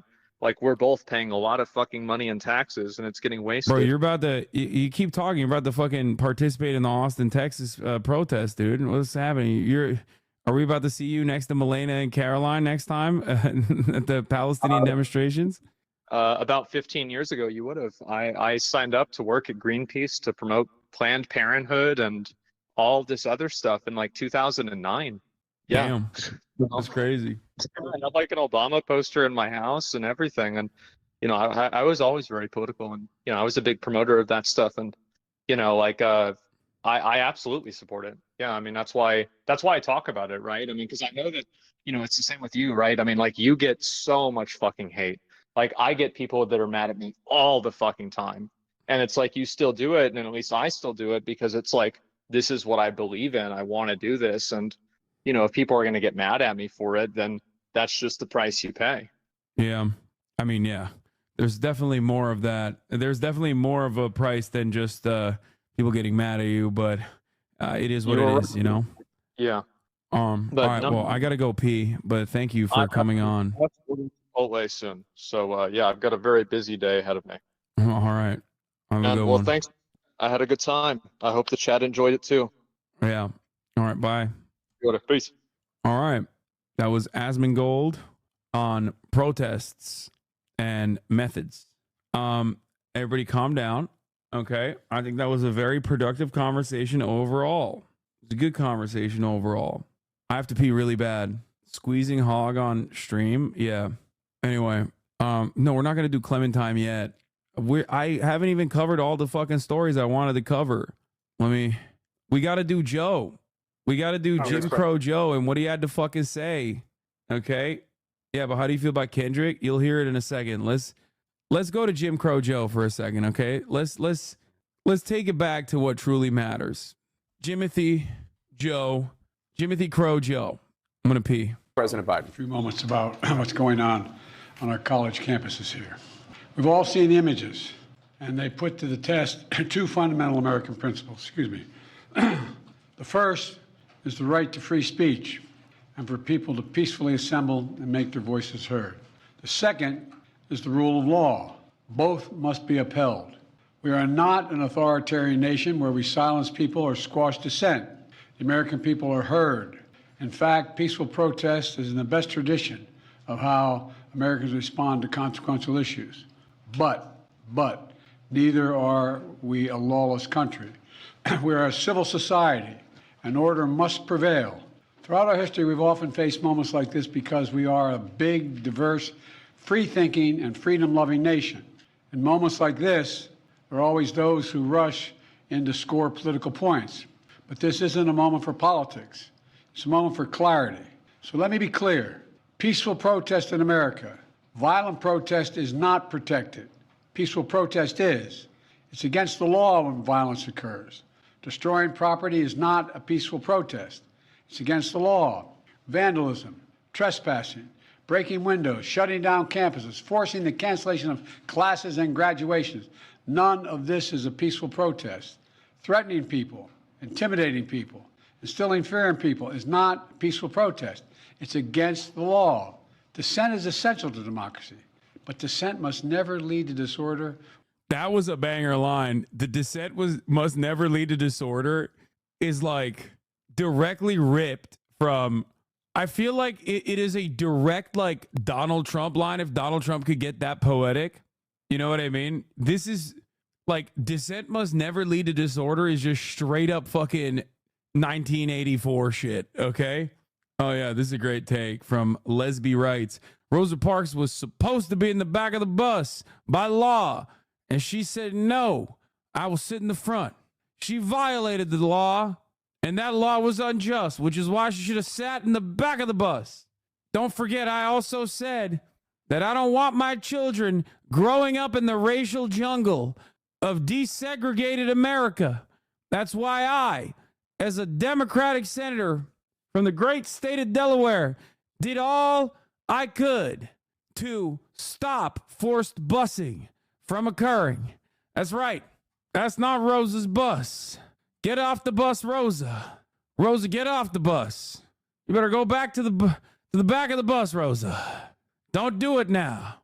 Don't do the Montgomery bus sit-ins for 300 plus days. Dissent must not cause disorder. It is the law, after all. Are you reading something, Asmont? No, I'm not. I'm preaching to the choir over here. Everybody knows. I, Jim Crow Joe, looked at the civil rights movement and I bravely and boldly declared, don't do it. Or if you're going to do it, don't do it in a way that causes disorder. Or to denying the rights of others so students can finish the semester and their college education. Look, it's basically a matter of fairness. It's a matter of what's right. There's the right to protest, but not the right to cause chaos. People have the right to get an education, the right to get a degree, the right to walk across the campus safely without fear of being attacked. But let's be clear about this as well. Yeah, no, that's right, which is why we should kill the students who are being attacked in order to save them, of course. Let me tell you, Jack, The chancellor of UCLA said it best when the beautiful, brave, bold defenders of Israel stormed the disgusting, anti-Semitic, pro-Palestinian tents in the encampment. As those students were dancing and singing Kumbaya, the brave defenders of Israel stormed that encampment and beat the shit out of those students. And I thought to myself, that's wonderful, but we got to bring in the state. There should be no place on any campus, no place in America for anti-Semitism or threats of violence against Jewish students. I mean, he ain't wrong. The problem is, that's not what's going on in these campuses, or at least in the encampments. There is no place for hate speech or violence of any kind, whether it's anti-Semitism, Islamophobia, or discrimination against Arab Americans or Palestinian Oh, yeah, I remember Americans. this. Oh, my God, I'm so glad someone found this. Yeah, he was also, at least he was consistent. He was anti-Vietnam War protest, too. Look, this was Biden's perspective during the anti-war protest in Vietnam. He professed a lack of moral outrage at the war. He described walking through campus with law school friends one day and seeing other students occupying office buildings in protest. Why do you support anti-Semitism? So did any of the officials get prosecuted in Turkey after World War I for the Armenian genocide? Bro, the funniest thing is Israel defenders coming in here to tell me that I deny the Armenian genocide. Bro, your government denies the Armenian genocide, okay? What the fuck are you talking about? You're talking to a Turkish guy who doesn't deny the Armenian genocide in an effort to defend a government that literally does. Israel does not acknowledge the Armenian genocide. Fuck you mean? Anyway, like, why do you think that's a good fucking talking point for you? Anyway, both your governments deny it technically. Yeah, the difference is I don't fucking dick ride the Turkish government in the way that that fucking asshole is dick riding the Israeli government. Do you understand the point? Anyway, they were taking over the building, Biden said. And we looked up and said, look at these assholes. That's how far apart from the anti-war movement I was. In Biden's words, the war had just been a tragic mistake based on a faulty premise. In many ways, we are so back in the fucking 60s, baby. It might as well be 1968, okay? You got the DNC in Chicago. You got a fucking the same vibes overall against the anti-war movement. And we got Jim Crow fucking Joe leading the helm. Maybe we have made America truly great again. Music ain't as good, true. And there is nowhere near enough like radical black liberation groups that are all fucking Maoists and armed to the goddamn teeth. And of course, no 60s USSR to counterbalance and offer material support to revolutionary action globally. What are you biting? Is that edible? Huh? Is that edible? Is that edible? Oh my God. Oh my God. Anyway, at least he's consistent. It's simply wrong. There's no place for racism in America. It's all wrong. It's un-American. I understand people have strong feelings and deep convictions. I'm not sponsored by Hamas. I'm sponsored by the top of the hour ad break, dude. I'm sponsored by you and others like you, who at the top of the hour come in here and they're like, oh, fuck, man, I don't want to see a 3-minute ad break. Got to do what I have to and subscribe for $5 or for free with a Twitch Prime by connecting my Amazon Prime account to my Twitch account. In May 4th, 1970, Nixon blames Vietnam War student protests for police brutality leading up to 4 student deaths, stating, when dissent turns to violence, it invites tragedy. May 2nd, 2024, Biden blames anti-war college protests for police brutality and violent attacks by pro-Israel nationalists, stating, dissent must never lead to disorder. History might not always repeat, but it often rhymes. But in this circumstance, in particular, history also repeats. Like, literally, it is repeating. It's not even a fucking joke. History is straight up repeating right now. It's not even fucking rhyming. It's repeating. He's woke Nixon. Excuse me. Are you talking about base Maoist third world as Nixon? He ain't nowhere near as woke as Nixon on China. You better stop it now. In America, we respect the right and protect the right for them to express that. But it doesn't mean anything goes. It's just funny because he was alive back then. You know what I mean? He's so fucking old. He was there and old enough to give a quote. You know what I mean? Like, he was old enough to be like, yeah, fuck these these peaceful protesters, Jack. They're pinkos. I hate them. Oh, it's so funny. It needs to be done without violence, without destruction, without hate, and within the law. You know, make no mistake. Yeah. Remember when he was running and he would just like lie every week? Wait, this was from the Howard Stern interview? Oh my God, he's so back. This literally was remember when he was like, yeah, Jack, I went to meet Nelson Mandela and I was arrested. They killed me. What is this? This right here is why people don't trust the media. Right here. No, the president didn't post a picture of a notepad on X reading, I'm stroking my shit right now. What? What the fuck? Bro, why is that a Snopes article? I will never look at another Snopes or PolitiFact article ever again. They're lying to us. He definitely did do that shit. As president, I will always defend free speech. And I will always be just as strong in standing up for the rule of law. That's my responsibility to you, the American. He didn't just say, I'm stroking my shit right now. He said, I got oil on my shit. I'm stroking it ferociously. That's what he said. Yeah, he wrote all of that. American people, my obligation to the Constitution. Thank you very much. Mr. President, forced you to reconsider any of the policies with regard to the region? No. Thank you. Mr. President, do you think the National Guard should intervene?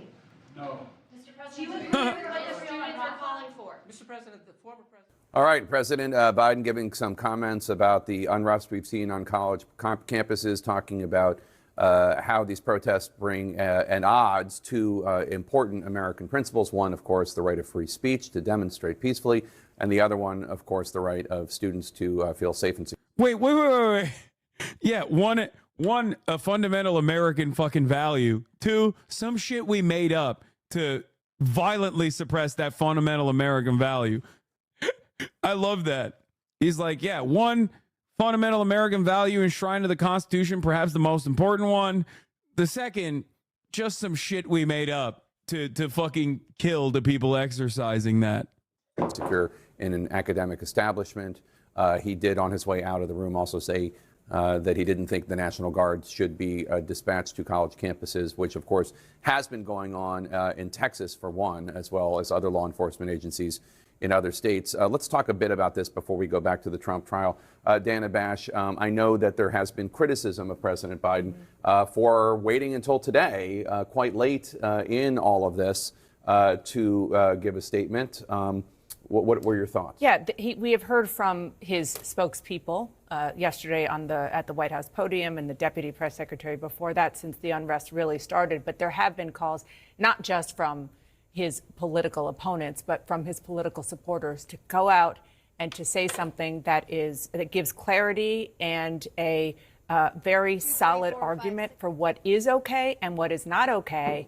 And it's hard to imagine that anybody heard that and didn't hear a very, very clear argument that, as you said, Jake, you can be somebody who opposes any policy, and you should have the right. That is a fundamental right in the United States of America.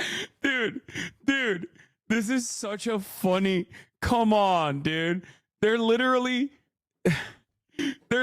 showing just the direct, definitional, clear-cut violation of the rights that they claim to care about. Like, the timing of the fucking rubber bullet being fired in the background is hilarious. Like, dude, what's up with our parents? Well, like, I mean, my parents are Turkish, so it's different, obviously. They don't fuck with this shit at all.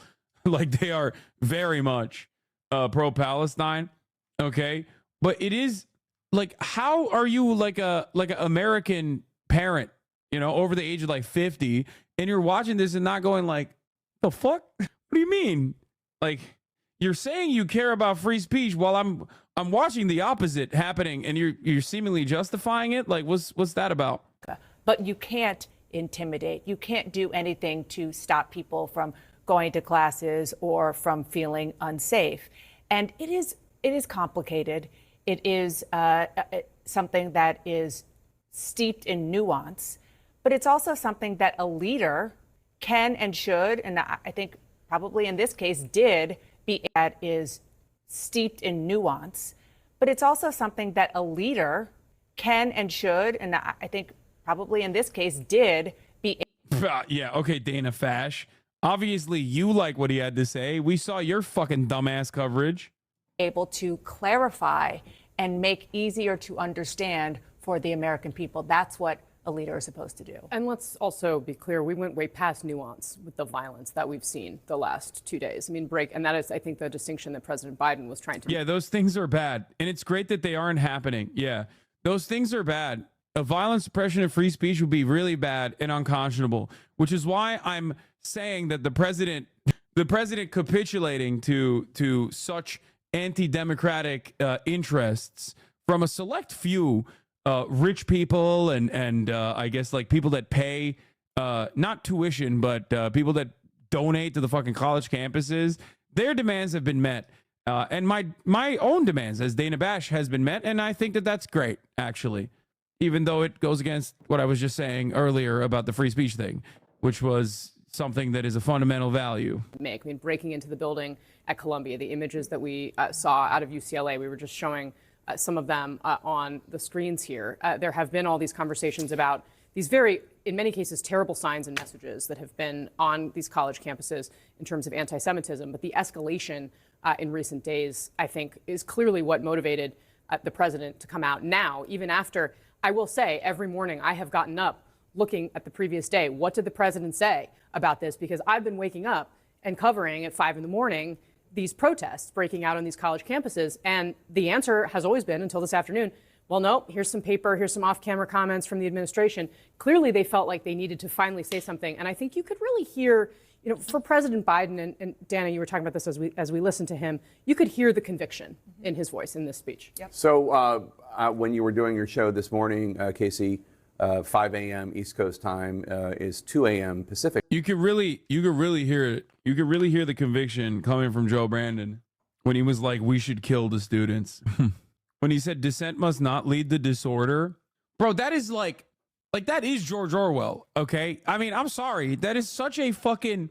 I feel like that's a bar directly ripped from 1984.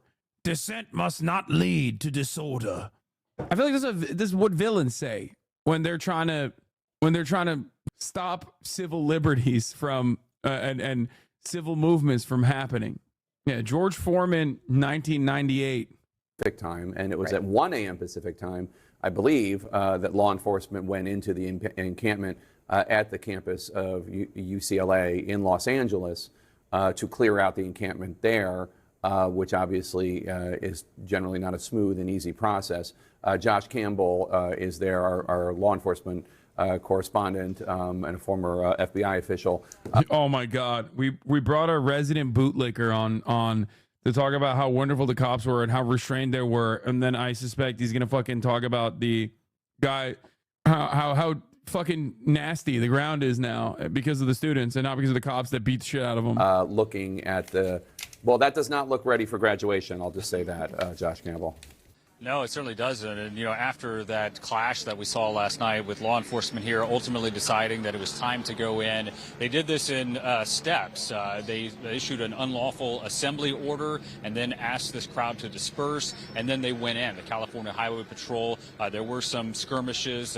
We talked to some of the officers inside who said that they had things that were thrown at them. I saw one officer who was covered in the powder from a fire extinguisher, but no injuries being reported at this point. We are learning, and I'll tell you as we kind of zoom in about what's left here. You can see behind me, there were 250 protesters approximately in this camp. That's what the CHP tells us. They brought in 250 officers of their own. So essentially one officer for one protester, bringing all of those individuals out. We are told that 132 of those protesters were taken into placed under arrest. We're waiting to see what those charges actually are. Now, overnight, we started to get a sense that this was about to go down because late yesterday, and this gets to, what the president's point about lawful versus unlawful. The university itself, up to the point of last night, didn't ask the police to come in and actually clear this camp. But that all changed. We started seeing resources come in. We saw the FBI field office, which is about a mile from here, essentially turn into a staging point for dozens and dozens of law enforcement officers. Multiple prisoner buses were brought in. And as you mentioned, Jake, just around 1 a.m. time, or a little earlier than that, but that was the time when they actually made entry into the actual camp itself, going in, conducting those arrests. Right now, it is really quiet. What you're seeing, I don't know if you can see in the background there, but a line of LAPD officers just showed up along with private security for the university here and essentially did a complete sweep. There were a few protesters that were still milling about. There was a standoff of sorts early this morning between the CHP and protesters on that perimeter. Then the CHP just left, but now the officers are back. They're clearing that camp. The university tells us that this is the beginning of the cleanup process after a very, very tense several days here, Jake. Yes, and that's usually, I should note, a beautiful, spotless campus in Los Angeles, not what it looks like right there. Gaza's university students are saying thank you. Did you cover this genocide gatekeeping? No. Isn't this just fascism? Yes. What toys were you playing with? My little plushy pigs. Our neurodivergent king. There and then. Well, I was having fun. What do you mean? What's your response to people saying that the arrests are for people that don't go to the collage? It's not true. This is it. Destroying property is not a peaceful protest. It's against the law. Joseph Robinette Biden. Don't scroll down. No, I won't.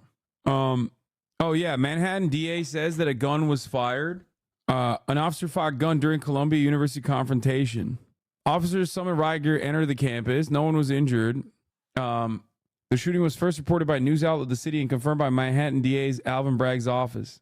I mean, dude, that's why the other cop was texting. Bernie Sanders, this may be Biden's Vietnam. We're skipping all this shit. We're done. We're doing some fun shit finally, okay? Yeah, but that's why the cop was texting. We thought we shot someone. Oh, dude, here. This is awesome.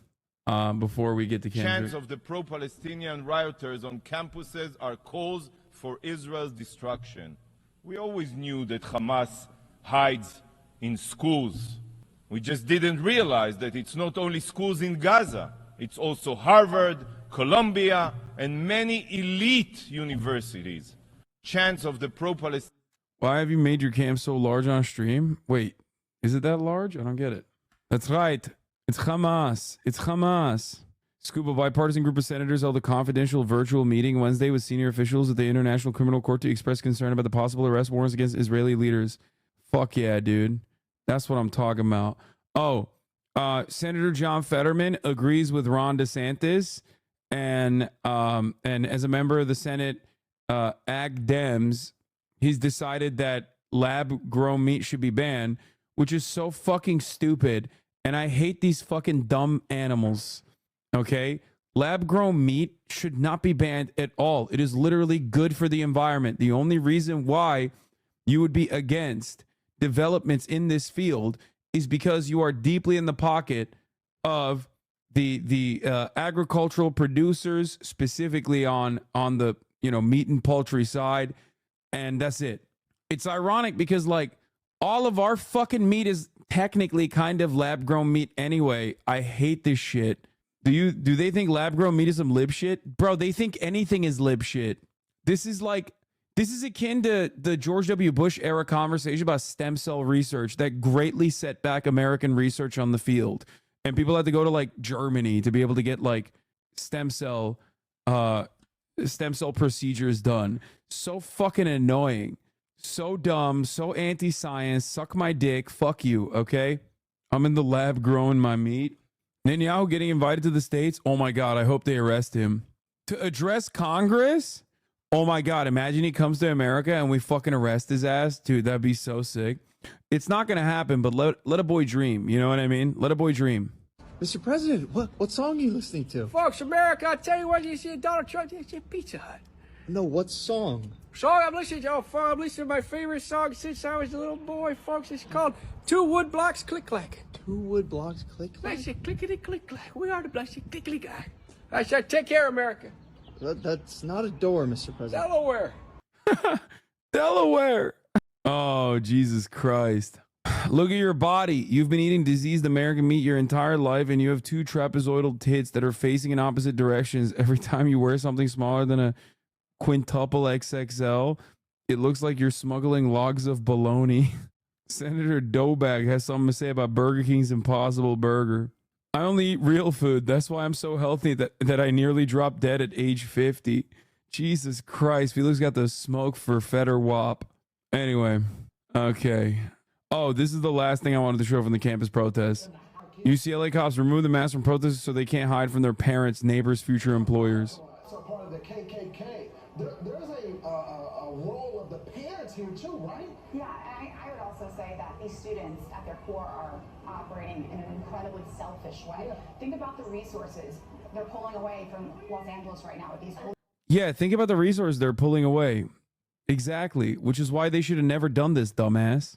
Anyway, Megan Thee Stallion Day will take place tomorrow. We didn't cover the turkey halts all trade, but let's do it. Let's do it, Kendrick Lamar. I'm Kendrick Lamar. Euphoria. Them superpowers getting neutralized. I can only watch in silence. The famous actor we once knew is looking paranoid and now spiraling. You're moving just like. All right. So I've already listened to it, obviously, and it's pretty fucking good. Many people are saying Kendrick won. Many people are saying that people are smoking on that Drake pack. And to be honest, I agree with those people. Hi, everyone. Anthony. Let's see what happens. Let's see. Like, I'm on board. I like that. I like that this is debate Ak on this. Okay, dude. Debating DJ Academics on issues that are Drake related is like talking about fucking the flat earth with a flat earther, like the foremost dick rider of the flat earth conspiracy. All right. First, it starts off. First of all, let's talk about Euphoria. Now, why the name Euphoria? Drake obviously named, what was it? Push-Ups, right? His song against Kendrick. And he titled it that way because he was talking about like drop and give me 50, right? Euphoria, on the other hand, is the TV show. TV show that Drake, I believe, is an executive producer on or played some producer role on. But also simultaneously, Euphoria is, relatively controversial with its inappropriate age gaps and relations between minors and adults, that sort of stuff. I think that definitely is part of the reason why he brought it up or named it that. The example sentence says they had almost a week to recover from the euphoria of Tuesday's series winning victory, implying that it'll take at least a week, considering that this song was released on a Tuesday. He's saying that it'll take a week to recover. Anyway, starts off with a reverse sample. Everything they say about me is true. In the original audio is from 1978 film The Wiz, a remake of 1939's The Wizard of Oz. The full line for the movie is spoken by Richard Pryor as the wizard is, everything they say about me is true, I'm a phony. Kendrick used the reverse audio in this music before, as heard in the outro of his May 2017 track, Duckworth, and during The Bridge of Fear. The reversed audio there ties all the tracks on Lamar's album, Damn, together. While the audio here hides a veiled jab at Drake, calling him a phony, just like the character in the movie proclaims himself to be. Interestingly, Michael Jackson plays the Scarecrow in The Wiz, a character synonymous with inauthenticity, as he is a literal straw man. This could tie into the fact that Kendrick compared himself to the Prince while comparing Drake to Michael Jackson. Every single bar on this is going to have an encyclopedia because it's Kendrick Lamar. So everything is an allegory. There's going to be, like, every single line has, like, infinite meanings, okay? It's just, Like a degenerate, every antic is feeling distasteful. Why calculate, you're not as calculated. I can even predict your angles. Fabricating stories on. Yeah, I calculate you're not as calculated. I can even predict your angle, saying that his moves are obviously easy to address. He talks about how he's moving like a degenerate, and every antic is feeling distasteful, taking shots directly at Drake for using, I think, the Tupac AI line too. There's going to be more references to that in the song. The famous actor we once knew is looking paranoid and now is spiraling, obviously bringing up his Drake's callback to a controversial 2007 photo shoot where he appeared wearing blackface, but also talking about how in the Degrassi, The Next Generation, he was a beloved popular student who was later paralyzed following a gunshot wound to the back. Additionally, Kendrick alludes to Drizzy's downward spiral, just like other artists who are beefing with Drake, such as Rick Ross, who levied a similar claim on his own. Champagne Moments, living fine, I'm getting high as your shit decline. Can we listen to it without pausing? Sure. On the family front, cause you heard Mr. Morale, a pathetic master manipulator. I can smell the tails on you now. You're not a rap artist, you a scam artist with the hopes of being accepted. Tommy Hilfiger stood out, but FUBU never had been your collection. I make music that electrify 'em. You make music that pacify 'em. I can double down on that line, but spare you this time. That's random acts of kindness. Know you're a master manipulator and habitual liar too. But don't tell no lie about me, and I won't tell truths about you. Shoo, shoo, shoo, shoo, shoo, shoo. Beep, beep, beep. Yeah, I'm out the way, yeah, I'm low, okay. Yeah, the island right here is remote, okay. I ain't thinking about no reaper, nigga, I'm reaping what I sow, okay. Got a Benjamin and a Jackson all in my house, like I'm Joe, okay. Hellcat, met his homeboys in them types LA solo, okay. Everybody wanna be demon till they get chipped by your throwaway. And I might do a show a day. Once a lame, always a lame. Oh, you thought the money, the power of fame will make you go away. Have you ever played? Have you ever? Okay, nigga, let's play. Have you ever watch your enemy down? Like with a poker face. Have you ever paid 500,000 like to an open case? Well, I have, and I felt that both, but I came out straight. I hate when I rap or talk about guns, then somebody die, they turn into nuns, then I hop online like pray for my city. He faking for likes and digital hugs. His daddy a killer, he wanna be junior. They must have forgot the shit that they done. Dementia must run in his family, but let it get shaky. I park your son. The very I'm sorry. There's so many different things I want to fucking mention. It's, first of all, this is an insanely disrespectful line. Okay? It's a insanely disrespectful line. The pray for my city, he faking for likes and digital hugs is awesome, specifically because of the Canadian gun violence homicide awareness campaign in 2019 titled Remember Me Toronto, talking about his own personal background, which Drake weirdly came after, despite the fact that that is a line of attack that is way more appropriate for Drake. Kendrick also alludes to the fact that he may or may not have been involved in gun violence and altercations personally. Yeah, yeet type beat. Do you hear the bells? But it's not even the best part. For me personally, every part is really good. But there's one part that you are going to see where he just starts taking shots, not just at Drake, but just the entire area of Toronto, which I think is, I mean, that's masterclass shit. Okay. That is so good. It's so good that he basically just, we'll get there. The first time I shot me a Drake, the homie had told me to aim it this way. I didn't point down enough. Today I show you I learned from those mistakes. Somebody had told me that you got a ring. On God, I'm ready to double the wage. I'd rather do that than let a Canadian nigga make Pac turn in his grave. Cut the business, you got shit twisted. What is it, the brakes? I hurt your feelings, you don't work with me no more. Okay. There's 3 goes left, and I see 2 of them kissing and hugging on stage. I love it. And J. Cole too. Oh no! I thought J. Cole decided to stand out of this. He threw in the fucking towel and he still caught a stray. Goddamn. He's dead already, Kendrick. Don't do it, Kendrick. J. Fold, Kendrick. Throughout the song, he makes a lot of inferences to Drake being a culture vulture, which I thought was done in pretty good taste as well. Not as aggressively as like Rick Ross being like, white boy, you are not black or whatever. Which a lot of people were actually frustrated by, upset, I think, saying like, oh, you're just, because he's biracial, you're saying that he's not really black. But it had nothing to do with his racial status and everything to do with the fact that he is a culture vulture entirely, like picking and choosing what aspects of black culture from different parts of the world that he personally thinks is, is cool. Okay. Deaf, and in 8 bars I'll explain that phrase. It's not nobody can tell me. I don't wanna talk on no celly. You know I got language barriers. There's no accent you can sell me. You're cold and you know I'm a selfish nigga. The crown is heavy. I pray they my real friends. If not, I'm YNW Melly.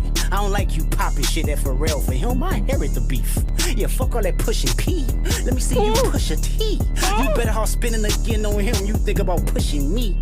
He's Terrence Thornton, I'm Terrence Crawford. Yeah, I'm whooping feet.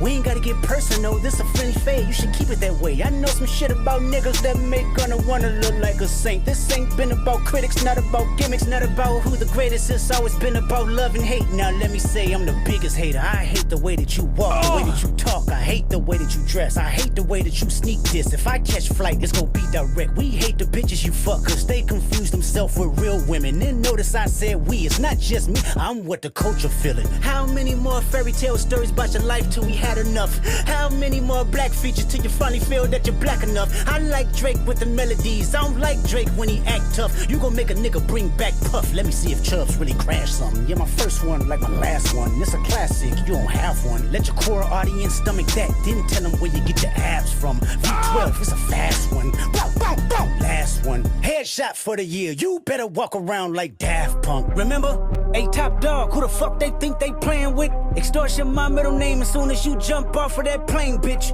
I'm allergic to the lame shit, only you like being famous. Yachty can't give you no swag neither. I don't give a fuck about who you hanging with. I hate the way that you walk, the way that you talk. I hate the way that you dress. Surprised you wanted that feature request. You know that we got some shit to address. I even hate when you say the word nigga, but that's just me, I guess. Some shit just cringeworthy. Ain't even gotta be deep, I guess. Still love when you see success. Everything with me is blessed. Keep making me dance, waving my hand, and it won't be no threat. I'm knowing they call you the boy, but where's the man? Cause I ain't seen him yet. Matter of fact, I ain't even bleed him yet. Can I bleed him? Bet. When I see you stand by sexy red, I believe you see two bad bitches. This part is so funny because you're like, okay, that's really disrespectful. Okay, is it over? And then he just starts again.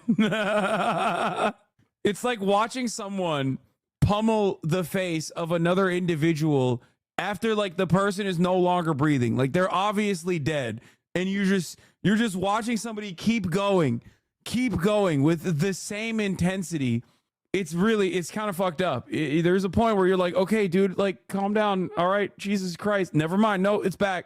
Threat. I'm knowing they call you the boy, but where's the man? Cause I ain't seen him yet. Matter of fact, I ain't even bleed him yet. Can I bleed him? Bet. When I see you stand by sexy red, I believe you see two bad bitches. I believe you don't like women. It's real competition. You might pop ass with them. Let's speak on percentage. Show me your splits. I'll make sure I double back with you. You assigned to a nigga that signed to a nigga that said he was signed to that nigga. Try cease and desist on a like that record. Oh, what? You ain't like that record? Back to back. I like that record. I'ma get back to that for the record. Why would I call around trying to get dirt on niggas? Y'all thinking my life is rap? That's whole shit. I got a son to raise, but I can see you know nothing about that. No. Waking them up, know nothing about that. Then tell them to pray, know nothing about that. Then giving them tools to walk through life like day by day, know nothing about that. Teaching them morals, integrity, discipline. Listen, man, you don't know nothing about that. Speaking the truth and consider what God's considering. You don't know nothing about that. Ain't 20v1, it's 1v20 if I gotta smack niggas that right with you. Yeah. Okay. Bring him out too, I clean him out too. Tell Bean that he better stay right with you. Am I battling ghosts or AI? Nigga feeling like Joel Austin. Funny he was in a film called AI. And my sixth sense telling me to off him. I'm a blick niggas all in they coffin. Yeah, OVO niggas is dick riders. Tell them run to America to imitate heritage. They can't imitate this violence. What I learned is niggas don't like the West Coast, and I'm fine with it. I'll push the line with it. Pick a nigga off one at a time with it. We can be on a 3-hour time difference. Don't speak on the family, Crody. It can get deep in the family, Crody. Talk about me and my family, Crody. Someone go bleed in your family, Crody. I be at Newhall King eating fried rice with a dip sauce and a blammy, Crody. Tell me your cheesing farm. We can do this right now on the camera, Crody. Hey, fuck y'all niggas, I don't trust y'all niggas. I wave one finger and thump y'all niggas like, field goal punt y'all niggas, they punk y'all niggas. Nobody never took my food. Whoever that's fucking with them, fuck you niggas, and fuck the industry too. If you take it there, I'm taking it further. Psst, that's something you don't wanna do. Ooh. We don't wanna hear you say nigga no more. We don't wanna hear you say nigga no more. Stop. Oof. I feel like it's I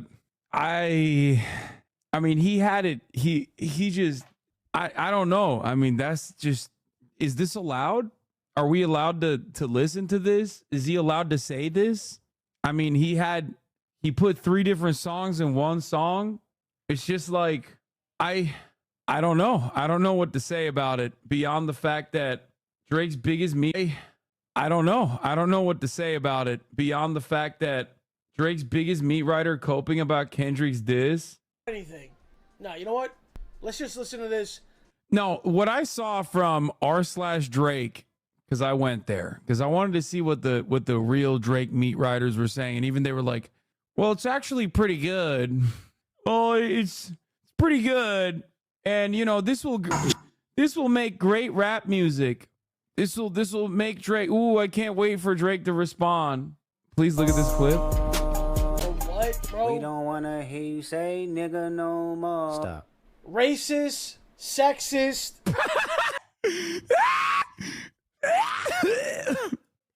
Bro, oh my God.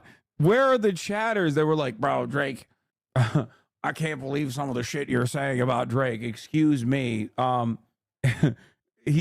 His fan base is not all, is not just for white people. Okay. Obviously. And I never even said that, but like racist, homophobic, and possibly transphobic.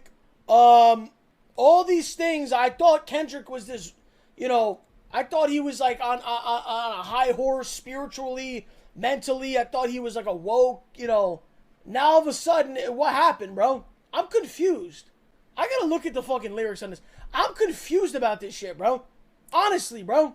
Honestly, I'm very confused by this song. And it's also not like it's not like a catchy song. But let me see. Let me pull this up. OVO #1 rider. Everyone is calling him an OVO dick rider.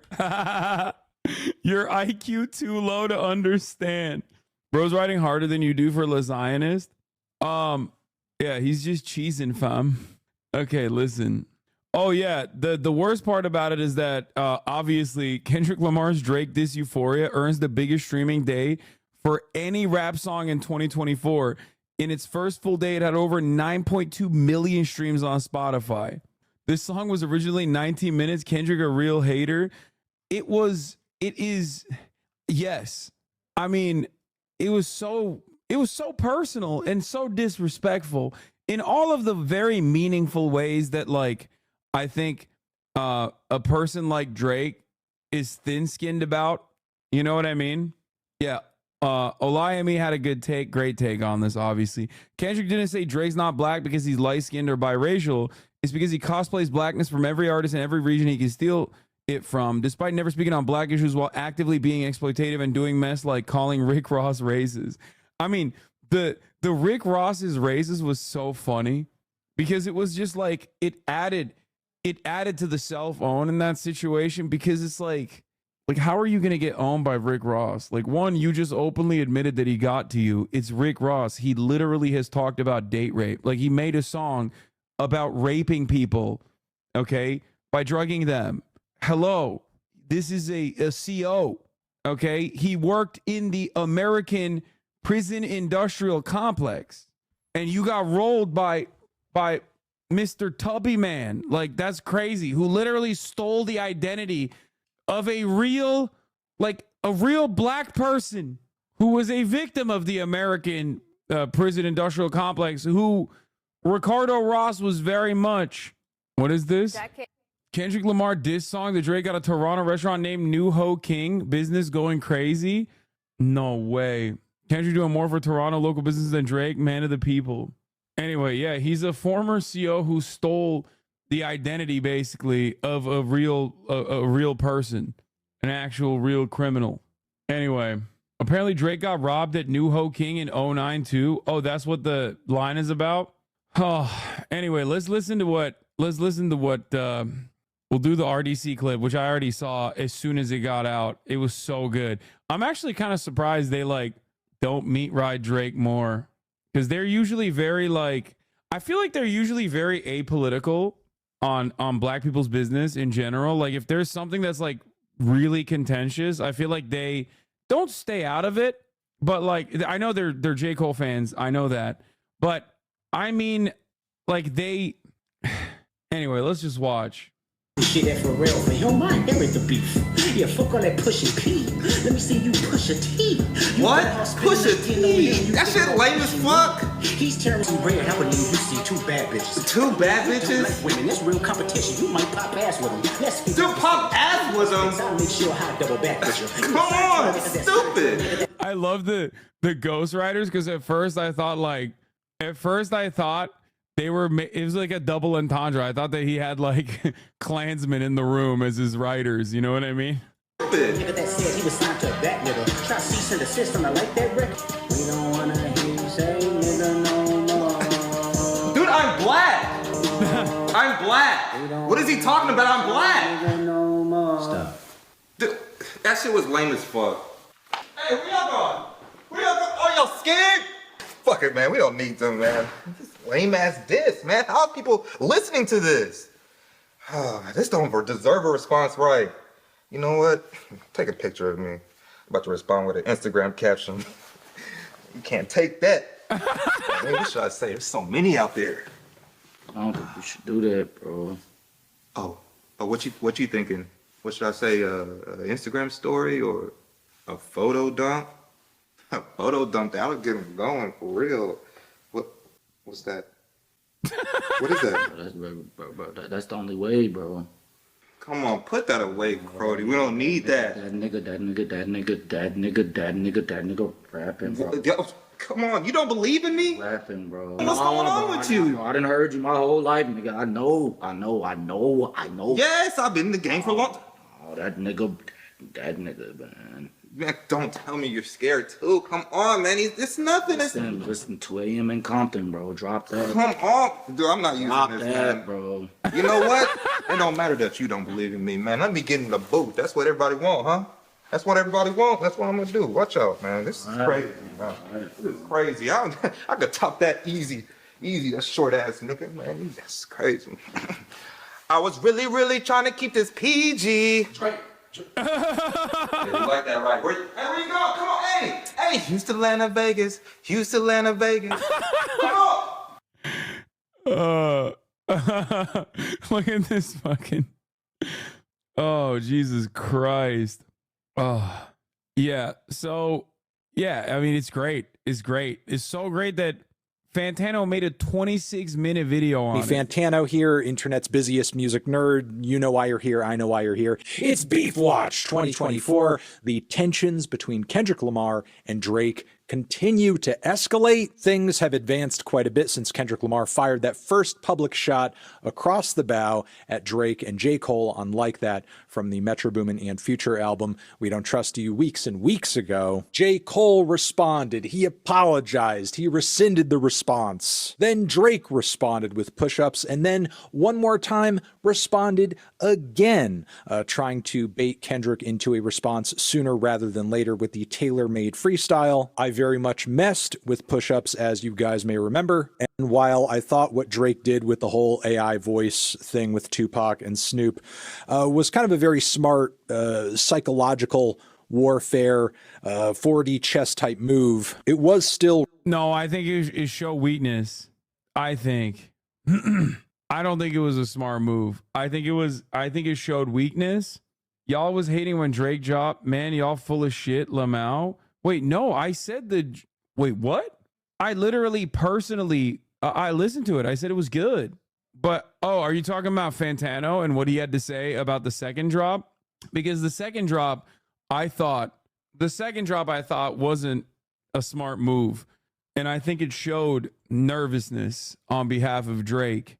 This whole chat was hating. Yeah, I was hating, and I'm still hating on the second drop. The first drop was good, though. I thought the first drop was good in the sense that, like, Push-Ups was good because it was actually, like, it was very listenable.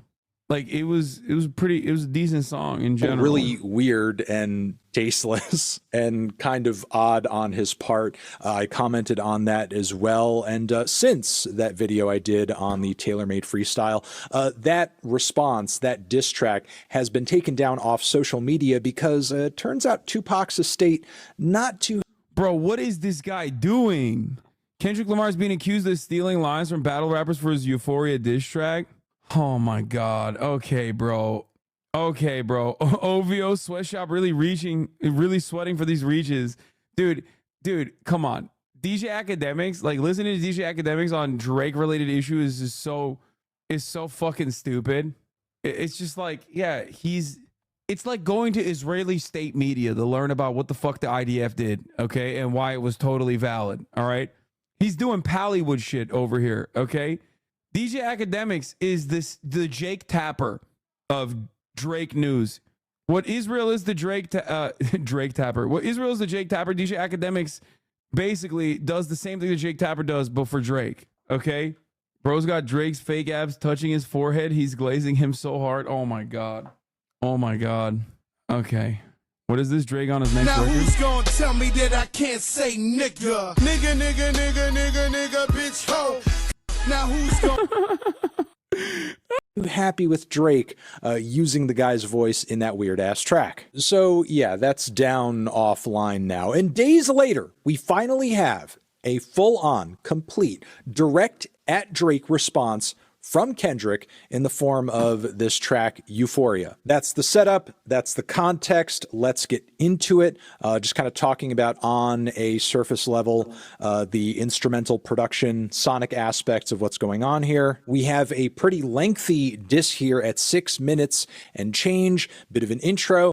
Why is Drake Israel the anti-Semite of the month award looking true? Oh my God, shut up. Okay, Drake, for all of his faults, okay, is actually an anti-Zionist. So I respect that. Bit of an outro. Core of the track works in 3. I forgot that Drake is half Jewish. Okay, my bad. Separate parts. A first leg that is backed by a Teddy Pendergrass sample over this Kendrick Lamar is giving us a pretty low-key delivery that kind of lures you in a little bit, really gets you set up to eat up every word that he's saying because he's not jumping out at you. Then things escalate with a beat switch, a pretty standard but grim and dark trap instrumental that is a little lo-fi, a little rough around the edges, some big synth horns on it, some bells in the background too. And then once again, another beat switch with a similar rhythm in the background, but we're kind of switching it up melodically with these kind of wheezy, dusty string leads, which eventually drop away in favor of just kind of giving us the rhythms. Instrumentally, I feel like the track is solid, not exactly mind-blowing or game-changing, but as far as the instrumentals have gone so far in this beef exchange, no beat has really gone harder than that original Like That Beat. I think on the instrumental side, it's really Metro Boomin who's kind of going to end up taking the W on this one. But no matter, because in these diss exchanges between Kendrick and Drake, I don't think the production should be carrying that much anyway. It really should be the words, it should be the flows, it should be the pen game. Wait, OVO 40 under Kendrick Lamar trying to win it on a technicality? What is this? OVO 40 under Kendrick Lamar, Instagram post, apparently Kendrick deleted the Palestine comments. Yo, chill. No, dude. Don't say that. Say it ain't so. No, Kendrick definitely pro-Palestine. Don't even start. Come on now. 40 comments still under Kendrick post, and also it could have been IG who's behind the comments being deleted. It's fake. These guys are doing fake news. Kendrick is a Zionist. He's not. Shut the fuck up. Confirm fake. Confirm fake. Confirm fake. And also, Kendrick, he told me he's freeing Palestine as we speak, actually. While on push-ups. Also, remember, Abel, The Weeknd, also is beefing, even though they're both Canadian, also beefing with Drake. Who's done more for Palestine, Drake or The Weeknd? That's right. That's another technical W for Kendrick Lamar's camp in general.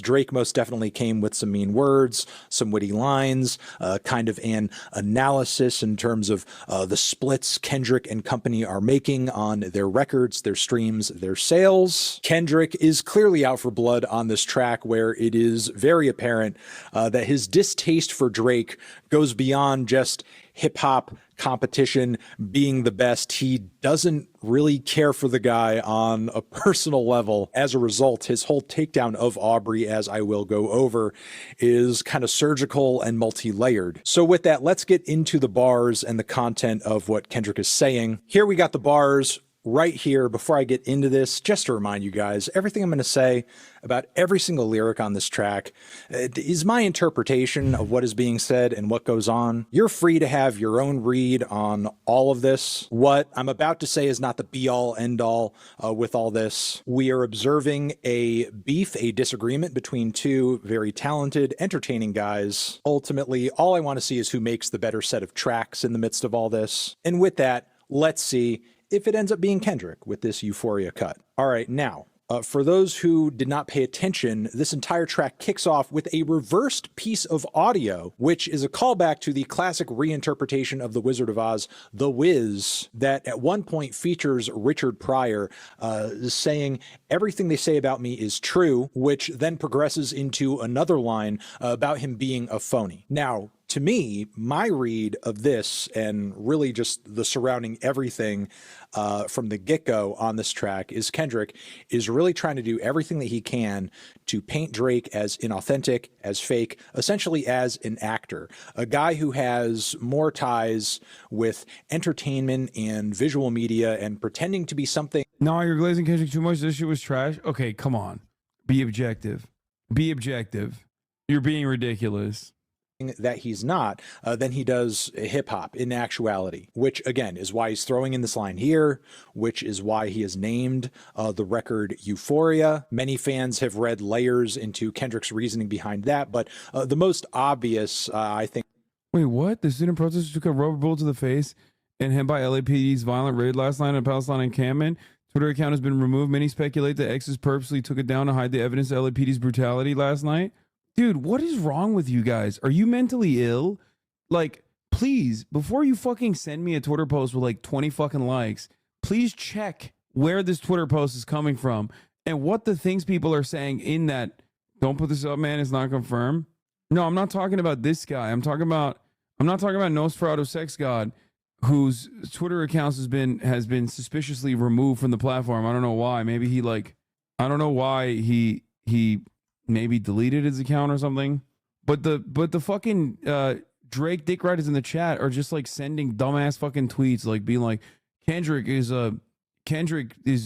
killed people, like killed women, little women and shit, and it's got like 20 fucking likes. He got you blocked? No, he doesn't, dumbass. He's a Hassan Abi head. The dude, FaZe cum dumpster. You think FaZe cum dumpster is a fucking hater of mine? That's like directly the type of fucking joke I make about FaZe Clan names. What are you talking about? He literally is a Hassan Abi head. Anyway, let's get back to this. And kind of tie-in with all of this is Euphoria is a show. It's a drama that is actually produced by Drake himself. I'm not trying to play stupid here. I'm just saying the most obvious connection between all of these things, especially with these bars on the front end, where he's talking about Drake being a famous actor we once knew, looking paranoid, who is now spiraling, is that, again, Drake is an actor. He is a fake. He is being something that he's not, which Kendrick reinforces with even more bars right after in a very low-key, relaxed flow and a writing style that sets things up like he's just a narrator. Beginning to tell you a story. He's not throwing too much wordplay, flipping too many double entendres, anything like that. He's just setting us up for a tale. Fabrication stories on the family front, because you heard Mr. Morale, a pathetic master manipulator. I can smell the tails on you now. You're not a rap artist. You're a scam artist with hopes of being accepted. Kendrick makes another comparison between him and Drake as well, saying, I make music that electrify him. You make music that pacify him. He also says that Tommy Hilfiger stood out, but FUBU never had been in your collection, which is directly about like Tommy Hilfiger. If you guys recall, back in the day, said some racist stuff about like black people wearing his clothes, and FUBU is like is supposed to be for us, by us, which is like he's saying that like he's saying that you're. I mean, it's a reinforcement of the same narrative that like you're not with the culture in general. What could Kendrick mean by these mysterious lyrics? I mean, if you're objectively looking at the music of both artists, you can't really disagree with, because what does Drake's music really inspire people about or inspire people over, really kind of, I guess, rile them up to do or feel or think? Much of it is very low-key, egocentric, moody, in your feels type music, which there's nothing wrong with in concept, but it does stand that that is pretty much the only lane Drake has the ability to operate in, whereas Kendrick has shown the ability to do his thing in multiple different lanes and has especially focused a lot of his efforts in making music that has been proven to be boundary breaking, challenging, substantive, and thoughtful. I can double down on that line, but I'll spare you this time. That's random acts of kindness. So Kendrick already saying on some level out of the gate, he is pulling and will most likely be pulling punches on this track. Everything he has to say about Drake topically, maybe he's saving for another response down the road. I know you're a master manipulator and a habitual liar too,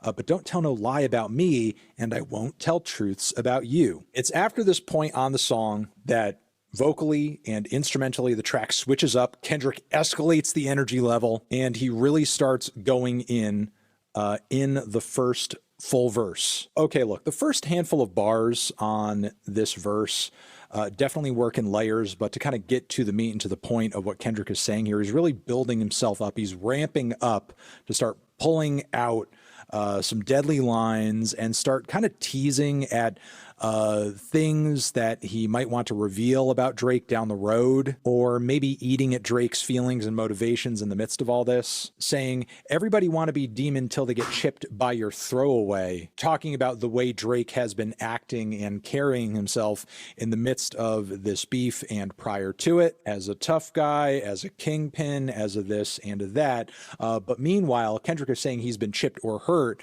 by a throwaway line, a throwaway verse, a sub, something that wasn't even close to going as hard as he possibly could, which, I mean, you could kind of say like that was, given that it wasn't that lengthy of a verse to begin with. It did have some great bars and wordplay in it, but Kendrick has dropped bigger, more hard-hitting verses in the past. And yet, because it's Kendrick, that performance and that writing caused the stir that it did anyway. And next, Kendrick really does show how deep he can go in, lyrically setting up this idea of whether or not Drake has played a game of have you ever, asking him, have you ever walked your enemy down like with a poker face? Have you ever paid 500 though, like to an open case? Which a lot of people are tying to an instance back in 2019 where Drake paid a settlement, a six-figure settlement, to a sexual assault accuser, which bringing that up is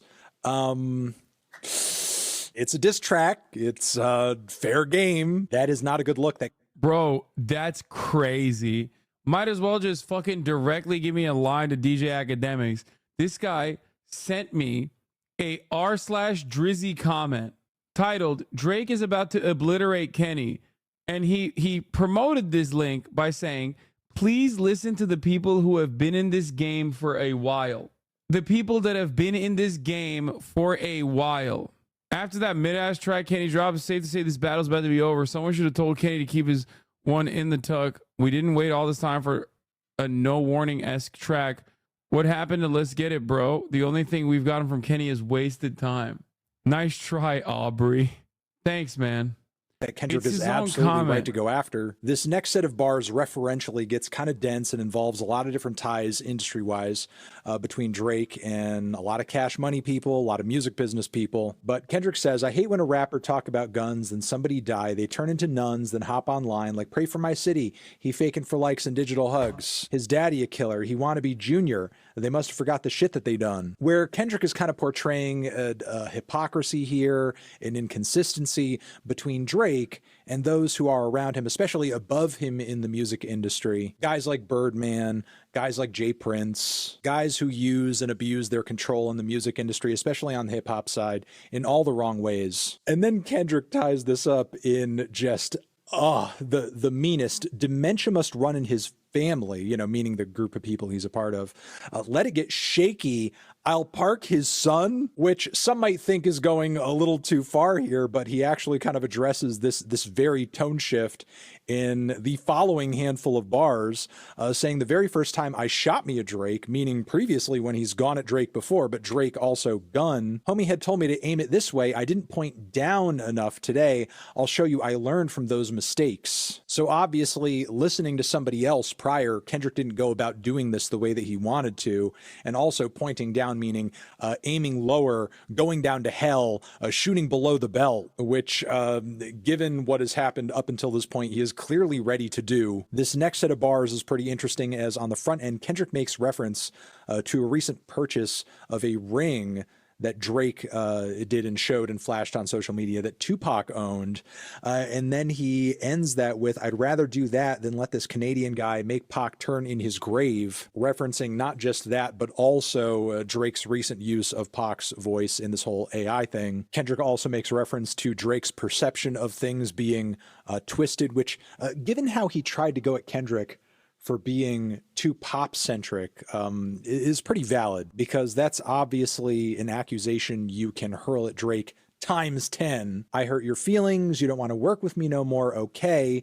It's 3 goats left, and I seen 2 of them kissing and hugging on stage." Then goes on to make this meta bar about how he's going to explain why he's bringing this up. And again, he's telling us the number of bars we're going to have to wait for him to finally give us this punch on to make this meta bar about how he's going to explain why he's bringing this up. And again, he's telling us the number of bars we're going to have to wait for him to finally give us this punchline and this reasoning. And also, he's taking shots at Drake's weird fucking accent play shit that he's always doing whenever he crosses over into a sound or into a vibe or with an artist that does something different than what he does. But yes, Cole and Aubrey know that he's selfish, the crown is heavy, and he prays that they're his real friends. Thank you for the 20 big ones, anonymous he's gifter. YNW Melly, who is currently in jail because he got convicted of killing 2 of his friends. From here, Kendrick gets pretty direct, talking about how he doesn't like that Drake has been taking shots at Pharrell.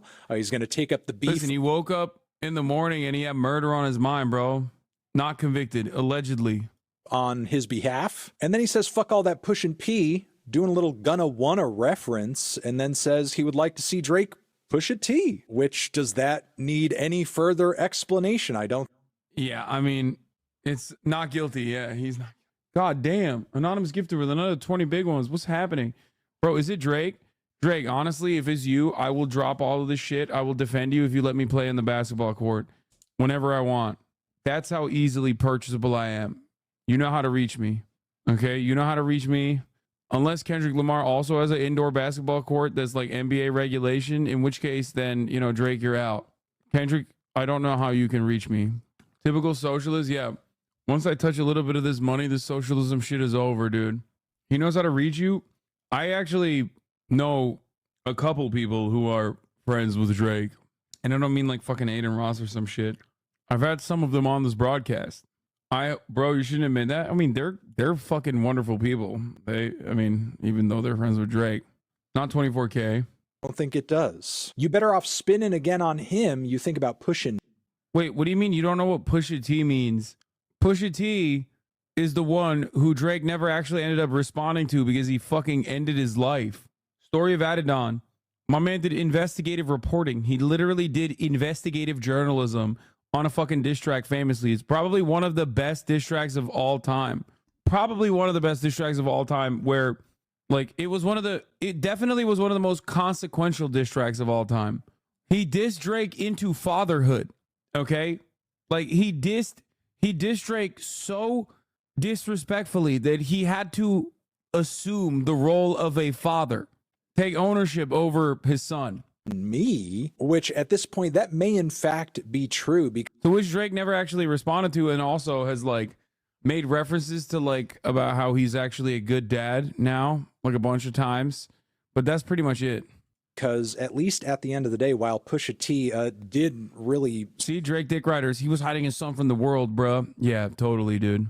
Smother Drake in the crib with the story of Adidon. Pusha T is never going to be at Drake's size, unfortunately, and Drake can just kind of throw shots at him all day and probably see no repercussions about it, because there's going to be a massive section of Drake's audience that's never going to listen to a Pusha T diss all the way through, no matter what, even if it's a good one, even if it's an earth-shattering one. And if they do, it's most likely going to be one time and they're going to be doing this the entire time. Whereas with Kendrick, the entire world is going to be listening to this diss track. I mean, already on YouTube in a few short days, this song has as many streams as Push-Ups does on YouTube. Kendrick goes on to make more comparisons between him as Drake, obviously putting him above Drizzy. And also, we ain't got to get personal. This is a friendly fade. You should keep it that way. Another pulling punches line. Like for Kendrick, this is him actually not going nuclear. He is not pushing the red button. And he's essentially recommending wherever this goes, it should stay here at this level. And he threatens saying that he knows stuff about people that would make Gunna, who, I mean, has long been talked about as a snitch, that would make him look like a saint. Wait, what the fuck is this? To at one point, and it bugged me because it was like somebody I looked up to at one point. It was somebody that I was like, I used to see out and be like, yo, that's that nigga, you know what I'm saying? He's doing his thing. And it bugged me because you should have given me a trigger warning or something. Like, that's insane that you just sent that. Like, that's insane that you sent that to me. And I thought like it was gonna be like, haha, like funny. I didn't realize it was like, oh my God. I didn't realize that it was like, that's he said it like a dude who loves debating being able to say it. You know what I mean? He said it like a white English teacher says it. Play it again. I missed it. I will not be playing that again. Absolutely not. Ain't gonna really catch an astray on this one because he's really been doing everything that he possibly can to, you know, sidestep the snitch allegations. But after this diss, he's really not going to overcome them. Side note, though, I do feel like a bar such as this one is a reflection on how expectations of diss tracks have changed so much over the years that in order for a diss to be good, there has to be some big reveal that really is kind of like the Pusha T story of Adidon Effect. Personally, I don't think a diss track has to have a revelation on the level of you have a son in order for it to be good and effective. But with that being said, Kendrick unfortunately has it's one of those things where it's like it's kind of a one-off, you know what I mean? Once that shit pops, you can't really do it again. That's like, even if he had another son that he was hiding, it still wouldn't hit as hard as you are hiding a child. You know what I mean? The first time is just like, we will never have that again. Cross to bear that his fans actually analyze his lyrics and pay attention to the things that he says. And I do think he will have egg on his face if things escalate from here and whatever information or revelation he's promising with this bar and others like it doesn't actually bubble up because he doesn't present any additional info. Which, I mean, from here, Drake most definitely has the ability to call his bluff if he so wants. Because, I mean, as damning as some of these bars are, Drake may respond, and I think he needs to respond, especially since he kind of baited this response out of Kendrick to begin with. And if he knows for a fact that Kendrick is bullshitting, he may call him out and say, I don't think you know anything. Go ahead. Say whatever you feel like you think you know. From here, Kendrick kind of reframes and reminds us and Drake about what this is all about. It's not about critics or gimmicks, AI stuff. It's about who's the greatest. And so far, Kendrick is showing that in this back and forth, because I don't think this track or any track in the midst of all of this should be taken in a vacuum or just at face value. It's about which person is outdoing the other person. Son, aren't you hiding a child? She's literally right behind me. The only thing I'm hiding is the top of the hour ad break, which I forgot to run exactly at the top of the hour. So I'm running it now. Here's the 3-minute ad break now. And so far, when it comes to the quality of the tracks we have heard up until this point, I think Kendrick is outdoing Drake here. Because, again, the tailor-made freestyle was just a weird gimmick to get Kendrick to react instantly. And Push-Ups, while I think it did have some good bars here and there, Drake did not, objectively, and we're not even all the way through the track yet, dig as deep into Kendrick as Kendrick is into Drake on this song so far. Kendrick also says that while what he does, this performance, this writing, this act of aggression he's involved in, while it's about love, it's also about hate, and he's the biggest hater, and he very apparently hates Drake with such a deep passion, making a bit of a DMX callback here when he was ranting about Drake during a radio show, saying he hates the way that he walks, the way that he talks, the way that he dresses, the way that he sneak disses If he catches a flight, it's going to be direct, which he is very much being direct here. He doesn't even like the women that Drake has sex with. There's been a lot of debate over why exactly he framed this line in this way. Personally, given the tone of many of the bars surrounding this throughout the rest of the track, I kind of see it as an attack against Drake's moral character, because he's either hooking up with Instagram models, that kind of thing, or women that, as many people have discussed, are not necessarily of age, which is very much a third rail on this song that Kendrick doesn't seem to be ready to go full in. But he never goes all the way. Even with Euphoria, I think he just means, I personally thought in this song, in this bar, that he's just like saying that they're all like their thoughts. Like he's saying, in the words of Los Polios, he's saying like he's being a misogynist. In on quite yet, but it seems to be something that just about like girls that go on Fresh and Fit, everybody is expecting him to comment on, even Drake himself, because through the Tupac AI voice, he made mention of that very thing. And I don't know if Kendrick isn't like going that deep into it as a topic because he doesn't have that much information on it. It's something he's saving for a little bit further down the road if he does get another response from Drake, which he most likely will. But either way, it's something that Kendrick frames as being an issue that everyone is aware of. And then topically, he circles back into this sore spot that Rick Ross was very much going on about, that Drake is an appropriator. He's a fake. He's an actor, that he acts tough, and he's essentially not a part of hip hop culture, but he's just performing. He also claims that Drake does not have a classic. And again, these are all criticisms that have been leveled at Drake before, but Kendrick is going about framing them lyrically in this track in a better way. We see another example of that, comparing Rick Ross with him, saying, let your core audience stomach that, then tell them where you get your abs from. And again, in the wake of the Rick Ross diss, there's been a lot of discussion about, the Drake liposuction, Drake. I'm not gonna fuck you, Chatter. Chatter literally came at it from every angle. It was like, come on. When are we gonna have a child? When are we gonna have a child? And then I didn't respond. So then he turned around and was like, when are you going to have a child? You're 50 years old. You're pushing 50. Good tactic, Chatter. Yeah, I'm definitely going to fuck you now.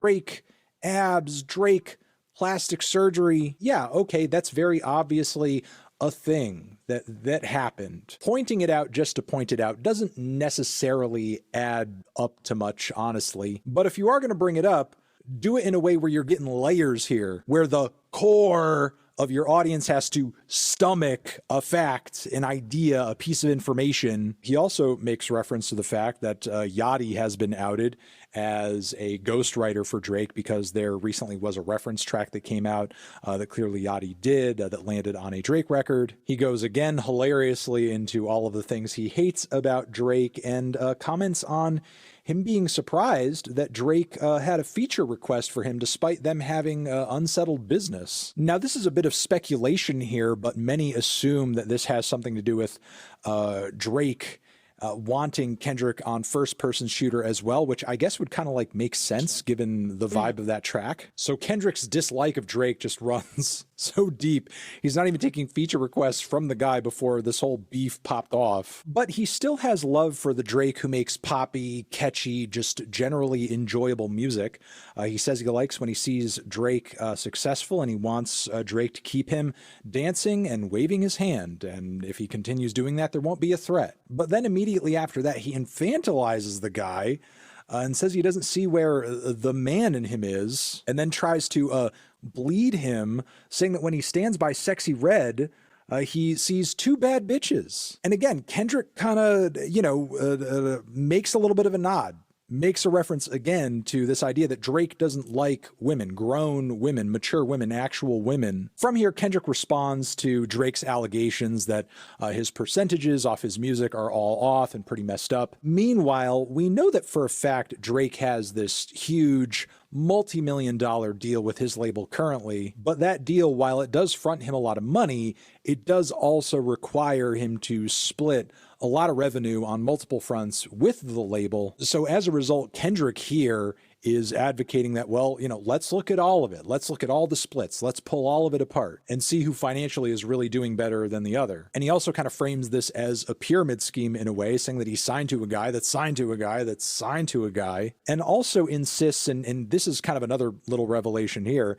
that Drake tried to throw a cease and desist on the Like That record in the first place, or was it the remix? He's not super specific with that, but he is making a pretty bold claim here. And then he asks in a very funny way, Ho, what, you ain't like that record? Back to back, I like that record. Maybe kind of displaying a bit of a double standard here, saying not only does he like Back to Back, which I mean, we all do. It's a great diss track. But you're allowed to diss people. And am I not? Is Like That not allowed to exist? Kendrick also says that while he's involved in this beef here, he's not that engrossed in the process of digging up dirt on people, because that's not his life. His life is actually raising his son, and saying that Drake wouldn't know anything about doing that is another very brutal moment on this song. Now, this is a bit of information that going into this track, we all know, we all understand. Drake had to be reminded by Pusha T to be in his son's life. And look, to Drake's credit, at least insofar as what he has presented to the public, he does seem to be more involved in his son's life at this point. But you know what? Being a deadbeat dad, you just have to kind of get caught doing it one time for it to hound you for the rest of your life, potentially. He pretty much... A bird just shit on me. Do not respond to that song as Champagne Poppy. Referring to DMX's interview where he spoke about all the things he doesn't like about Drake. I don't like anything about Drake. Mom, I don't like his voice. I don't like what he talks about. I don't. See, I be trying to tell his face. I don't like the way he walks. Like nothing. I don't like his haircut. I don't like anything about Drake. Here's referring to the time Diddy punched Drake back in 2014. Much calls Drake godless and flips on its head the 20v1 line that Drake spat not too long ago, saying, ain't 20v1, it's 1v20. If I got to smack dudes that write with you, as it's essentially Kendrick versus Drake's ghostwriters. He says he'll clean them out as well, keep Beam close by. And then, this almost proves that Kendrick is actually writing this shit, these next couple of bars, because he asks, is he battling a ghost or AI? And then he mentions Joel Osteen. Now, for those who are out of the know, Joel Osteen isn't he like a mega church preacher piece of garbage that Kanye? He's a televangelist. It was on stage with and had some dealings with. Yeah, he is not the actor Kendrick is actually trying to make reference to here on this bar. So, maybe this response here was a little rushed, because I don't know if Kendrick was knowingly misfiring with this reference or not, because he is not by name calling on the same or the right guy. So, I mean, this is kind of a pothole. This is a bit of a... It wasn't a mistake. He mixes the name Joel Osteen and Haley Joel Osment intentionally, I think. Misstep here on Kendrick's part, I would say. But with that being said, the other stuff surrounding it certainly hits harder than bars about someone's shoe size. And again, things finish off with a threat from Kendrick that he could take things further from here if he's pushed to do so. Oh, and of course, to top things all off, he tries hard to revoke Drake's N-word card, which obviously I'm not in a position to have an opinion on that either way as a white guy. Okay, look, because for sure this whole beef, this whole everything is going to go further from this point. I'm not going to go any longer from here to comment on this track. But what I want to say is, in terms of wordplay, criticisms, attacks, consistency, relentlessness, this is the best song we have heard of this beef so far. Kendrick showed up Drake just in the way that I thought he would. However, I don't know if Kendrick is necessarily undefeatable. I wouldn't put Drake down for the count, especially with all of his out-of-the-box mind games that he likes to play. But Drake, even with ghostwriters, has an uphill battle on his hands, and most definitely has to respond to this, especially given just how formally he addressed Kendrick on push-ups, and the fact that he additionally baited a response out of Kendrick with Taylor Made, a response, a diss, a track is clearly what Drake wanted. He has the diss now on his plate and he has to eat it. He cannot do another Pusha T PR statement, we're ending the beef, Jay Prince is stepping in to close it all off again. This is not 2018. He has to finish what has been started, and from here we will see how that goes. But as of right now, I think Kendrick is coming out on top, because regardless of how much you like this track or how you feel like it fits in the greater scheme of diss songs of all time, Drake has not come through with a superior cut so far. And if he takes down Kendrick from here, lines about his height and his shoe size and how rarely he drops music are not going to cut it. He's got to go further. True. And I guess from here we will see if he can. Those are my thoughts. While people follow celebs like this, bro, what do you mean? This is like, rap battles are some of the most fun, entertaining aspects of rap culture in general. What the fuck do you mean? It's literally for our entertainment. Just sit back and enjoy it. Like, what? It's drama and also music at the same time. What is this? No, nigga. No. No. No. No.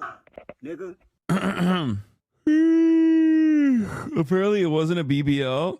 This has to be the wittiest double entendre from Kendrick Lamar's Drake diss song Euphoria. Yeah, my first one, like my last one, is a classic. You don't have one. Let your core audience stomach that. Tell them where you get your abs from. V12 is a fast one. Bow, bow, bow. Last one. The V12 melodies. I don't like Drake when he act tough. You gon' make a nigga bring back. The V12 cryptoliopoliosis, a slimming machine, is designed to reduce fat on the human body, including the abs, while improving blood circulation. Let me see if Chubbs really crashed something. Yeah, my first one like my last one. It's a classic, you don't have one. Let your core audience stomach that. Then tell them where you get your abs from. V12, it's a fast one. Bow, bow, bow. Last one. What? No way. Cryoliposis? No way. Lie. Drake have classic. Academics reaction. We don't wanna hear you say nigga no more. Yeah, we do. We do. We don't wanna hear you say nigga no more. Hold up. We don't want. Yeah, we do. Ox reaction to the diss. He said, yeah, we do. Oh my God. The genuine shock, the horror in his eyes. That's awesome. Can you guys please stop sending the fucking video of Drake saying the hard R? It's fucked up. Okay, we're only 190 signatures away. Okay, bro, chill. Stop. Machino Dorito on the Kendrick Letting track. it shaky, I'm gonna park his son. One I really forgot was let your core audience stomach where you get your abs from. V12, it's a fast one. It's kind of like it's taken 2 days to actually finally understand this entire song. He's talking about a liposuction machine. The cryolipolysis slimming machine V12. He's talking about literally this machine. That sounds insane. Like, I don't understand. Academics locked in during the track. Pulitzer Kenny, don't doubt it. Longer academics reaction. I don't give a fuck about who you hanging with. I hate the way that you walk, the way that you talk. I hate the way that you dress. Surprise request. You know that we got some shit to address. I even hate when you say the word nigga, but that's just me, I guess. Some shit just cringeworthy. Ain't even gotta be deep, I guess. Still love when you see success. Everything with me is blessed. Keep making me dance, waving my hand, and it won't be no threat. I'm knowing they call you the boy, but where's the man? Cause I ain't seen him yet. Matter of fact, I ain't even bleed him yet. Can I bleed him back? When I see you stand by sexy red, I believe you see two bad bitches. I believe you don't like women. It's real competition. You might pop ass with them. Let's speak on percentage. Make sure I double back with you. You assigned to a nigga that signed to a nigga that said he was signed to that nigga. Try cease and desist on a like that record. Oh, what? You ain't like that record? Back to back. I like that record. I'ma get back to that. I call around trying to get dirt on niggas. What is that noise, bro? What is happening? Nigga, my life is rap. That's whole shit. I got a son to raise, but I can see you don't know nothing about that. Waking up. It's so funny because, like, if your immediate reaction live is this level of outrage, okay, if you're this fucking bent over it as like the number one dick rider of Drake, if you're the number one meat rider of Drake and you're watching it, if you're this fucking bent over it as like the number one dick rider of Drake, if you're the number one meat rider of Drake and you're watching it like they're fucking taking your puppy out back and putting a bullet in the back of its head, you can't come back and be like, yeah, it actually sucked. I wasn't even fazed by it at all. You know what I mean? It's just like you should have just done like the you should have done the no reaction, like, I'm not even bobbing my head to this. This sucks. Them up, know nothing about that. Then tell them to pray, know nothing about that. Then give them tools to walk through life like day by day, know nothing about that. Teaching them morals, integrity, discipline. Listen, man, you don't know nothing about that. Speaking the truth and consider what God's considering, you don't know nothing about that. Ain't 20v1, it's 1v20 if I gotta smack niggas that right with you. Yeah, bring them out too, I bring them out too. Tell Bean that he better stay right with you. Am I battling ghosts or AI? Nigga feeling like Joel Austin. Funny, he was in a film called AI. And my sixth sense telling me to offing. I'm a blick niggas all in the coffin. Yeah, OV-ho niggas is dick riders. Tell them run to America to imitate heritage. Look how he perked up about OVO dig riders. Look how he perked up. He's like, wow, I gotta mention the song. That's crazy. Tell them run to America to imitate heritage. They can't imitate this violence. What I learned is niggas don't like the West Coast, and I'm fine with it. I'll push the line with it. Pick a nigga off one at a time with it. We can be on a 3-hour time difference. Don't speak on the family, Crody. It can get. He didn't just call my man Crody. Deep in the family, Crody. Talk about me and my family, Crody. Someone go bleed in your family, Crody. I be at New Hall King eating fried rice with a dip sauce and a blammy, Crody. Tell me your cheese. Tell me your Fam. We can do this right now on the camera, Crody. Hey, Kendrick is now Drake fans Salman fuck Rushdie. y'all niggas. I don't trust y'all niggas. I wave one finger and thump y'all niggas like field goal punt y'all niggas. They punk y'all niggas. Nobody never took my food. Whoever that's fucking with them, fuck you niggas and fuck the industry too. If you take it there, I'm taking it further. Psst, that's something you don't wanna do. What you trying to say? Ooh, we don't wanna hear you say nigga no more. Yeah, we do. Yeah, we do. We don't wanna hear you say nigga no more. Hold the fuck up. Everybody welcome. What is this? Oh, the cat's in the background too. That's a good look. Yeah, that's my cat right there. Maybe for all the, I mean, you did it for all the dogs. Maybe This is next for all the cats. This is for all the cats. Yeah, that's my cat's name is Crody. We have a cat as well. Karate? Crody. Crody. Crody. Co- You gotta say it like that though. Crody. Crody. Yeah, exactly. Thank you. All Cheers. right. Cheers to Crody. Oh, the cat's. DJ Academic's reaction to the Pacify line. The tweet said, I make music that electrifies him. You make music that pacifies him. I could double down on that line, but I'll spare you this time. That's random acts of kindness. Kendrick slick as hell, calling that boy. Oh, no. Wait. Stop! Yo, it's a moment of realization where he's like, wait a minute.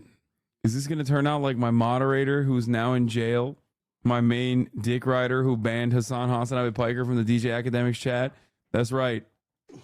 Did I miss that? Oh, that pacifies him. Yo, y'all don't, like realistically speaking, like, it's a funny meme and shit. But y'all do know Drake isn't like a fucking pedophile, right? Like, y'all do know this, right? Oh, but I see what Kendrick tried to do. Oh, you know what I realized about this song? This whole song was let me just throw this in. What if he's actually talking about the time when DJ Academics fell asleep listening to Drake? What if it's a quintuple entendre? Into the air, but remember, I could paint you as a... I'm not going to lie, yeah. DJ Academics, you're the worst judge when it comes to figuring out if someone's a pedophile or not. You know what I mean? No, the bad baby got mad titties is not a real... That wasn't him. That is an all-time great, but I think he actually was hacked. That is a classic. Yo, Bad Baby got mad titties for a 15-year-old. That's what his account did tweet those words.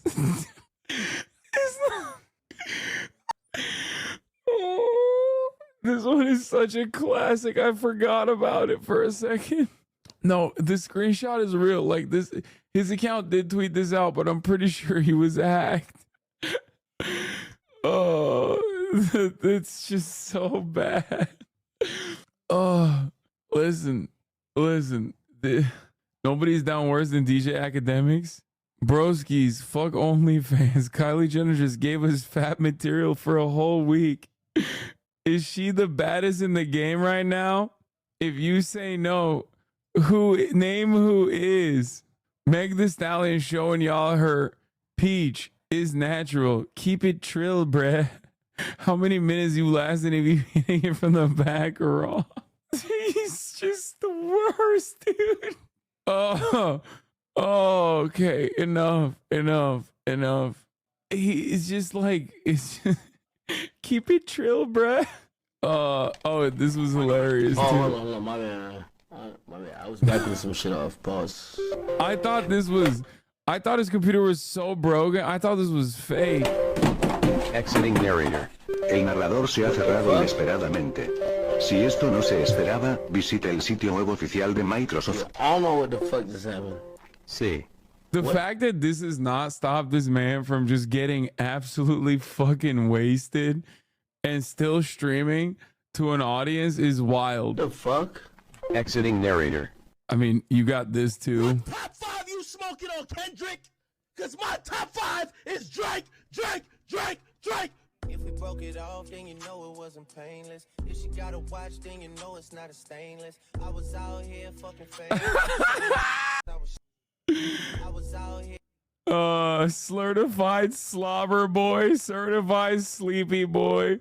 That's what the line was about pacifying. It's such a good God. His mimetic potential is just through the fucking roofs, dude. What top 5 you smoking on, Kendrick? Because my top 5 is Drake. If we broke it off, then you know it wasn't painless. Nasty slump. Then you know it's not a stainless. I was out here fucking fans, I was shamed. Oh, I did watch the RDC skit. Lil Yachty accidentally liked his tweet. Lil Yachty with an interesting like after being mentioned by Kendrick Lamar on Euphoria. So who was raising your child while you were out cheating on your wife with white women at Kendrick Lamar? Oh no. Shit was an accident, Lamau. Drake is the 12-year-old. Okay, bro. She was 17. It's still weird as fuck and possibly illegal, but calm down, okay? I like that you keep lowering the age. Bro, Drake kissed a 6-year-old on stage one time. What is this? Oh yeah, I remember this one too. Track 3. This track is called Sicko Mode. Track 3. Oh, wait. Sun is down, freezing cold. That's how we already know. When it's here, my dog will probably do it for Louis Bell.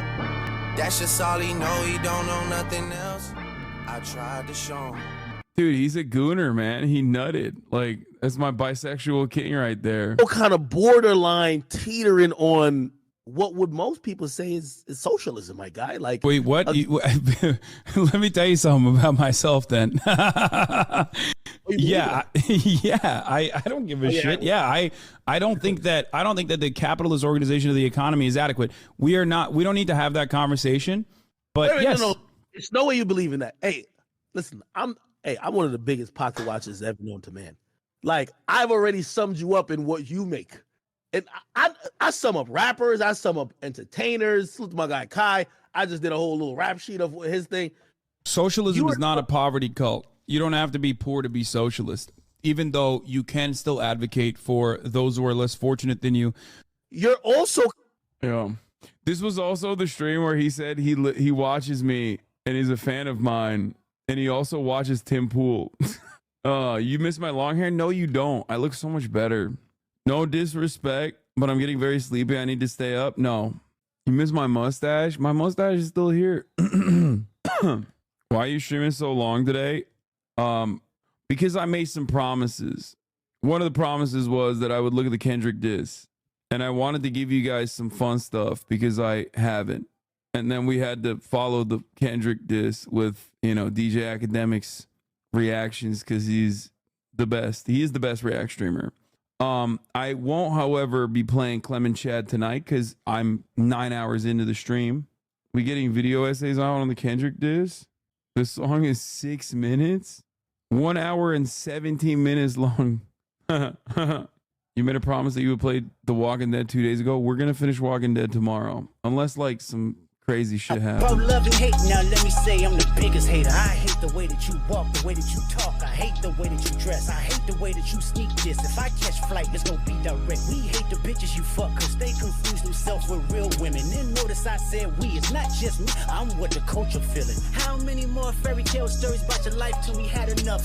How many more black features till you finally feel that you're black enough? I like Drake with the melodies. I don't like Drake when he act tough. You gon' make a nigga bring back Puff. Let me see if Chubbs really crash something. You're my first one, like my last one. It's a classic. You don't have. Bro, love it. UCSD cancels JPEG Mafia concert for Saturday in retaliation for encampment. Bro, the one UCSD chatter has been going crazy in the chat.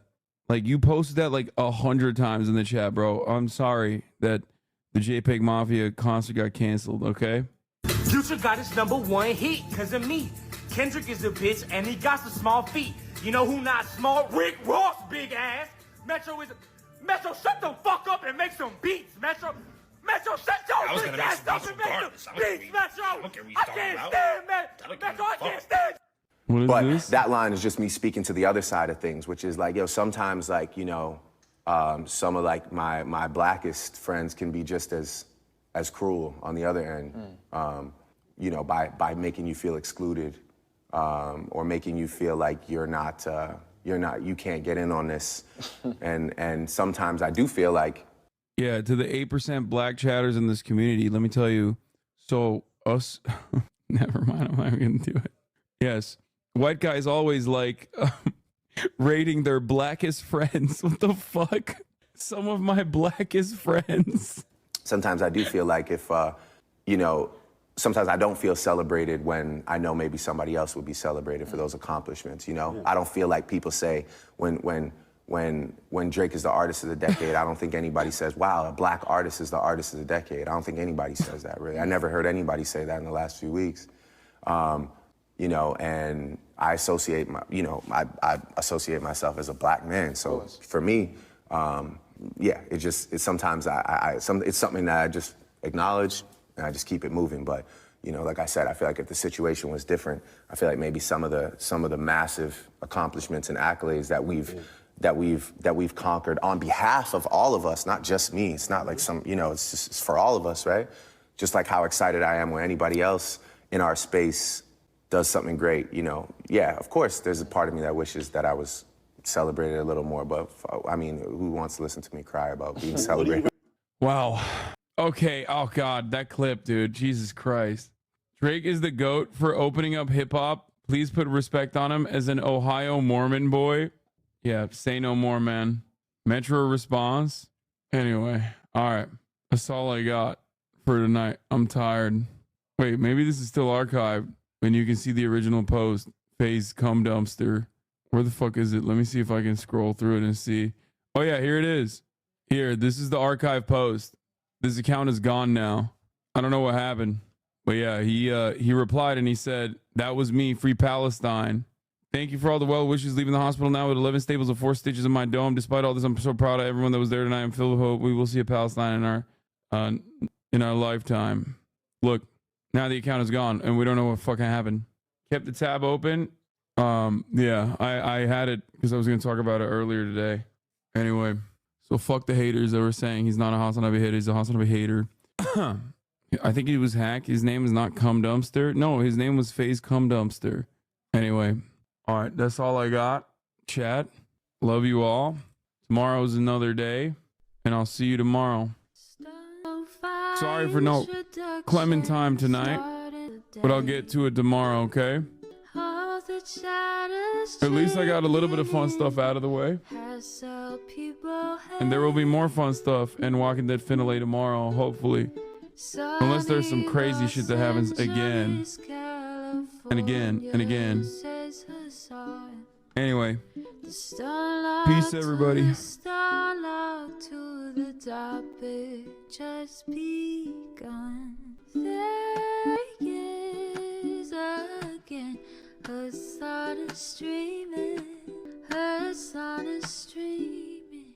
There is again a sun is streaming, a sun is streaming. Reviewing the P.O. box.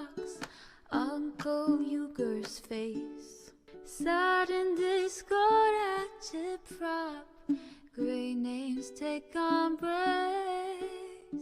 Tiny Bernie Sanders, LGBTQ Air Force. The whole left at your fingertips, on at your door.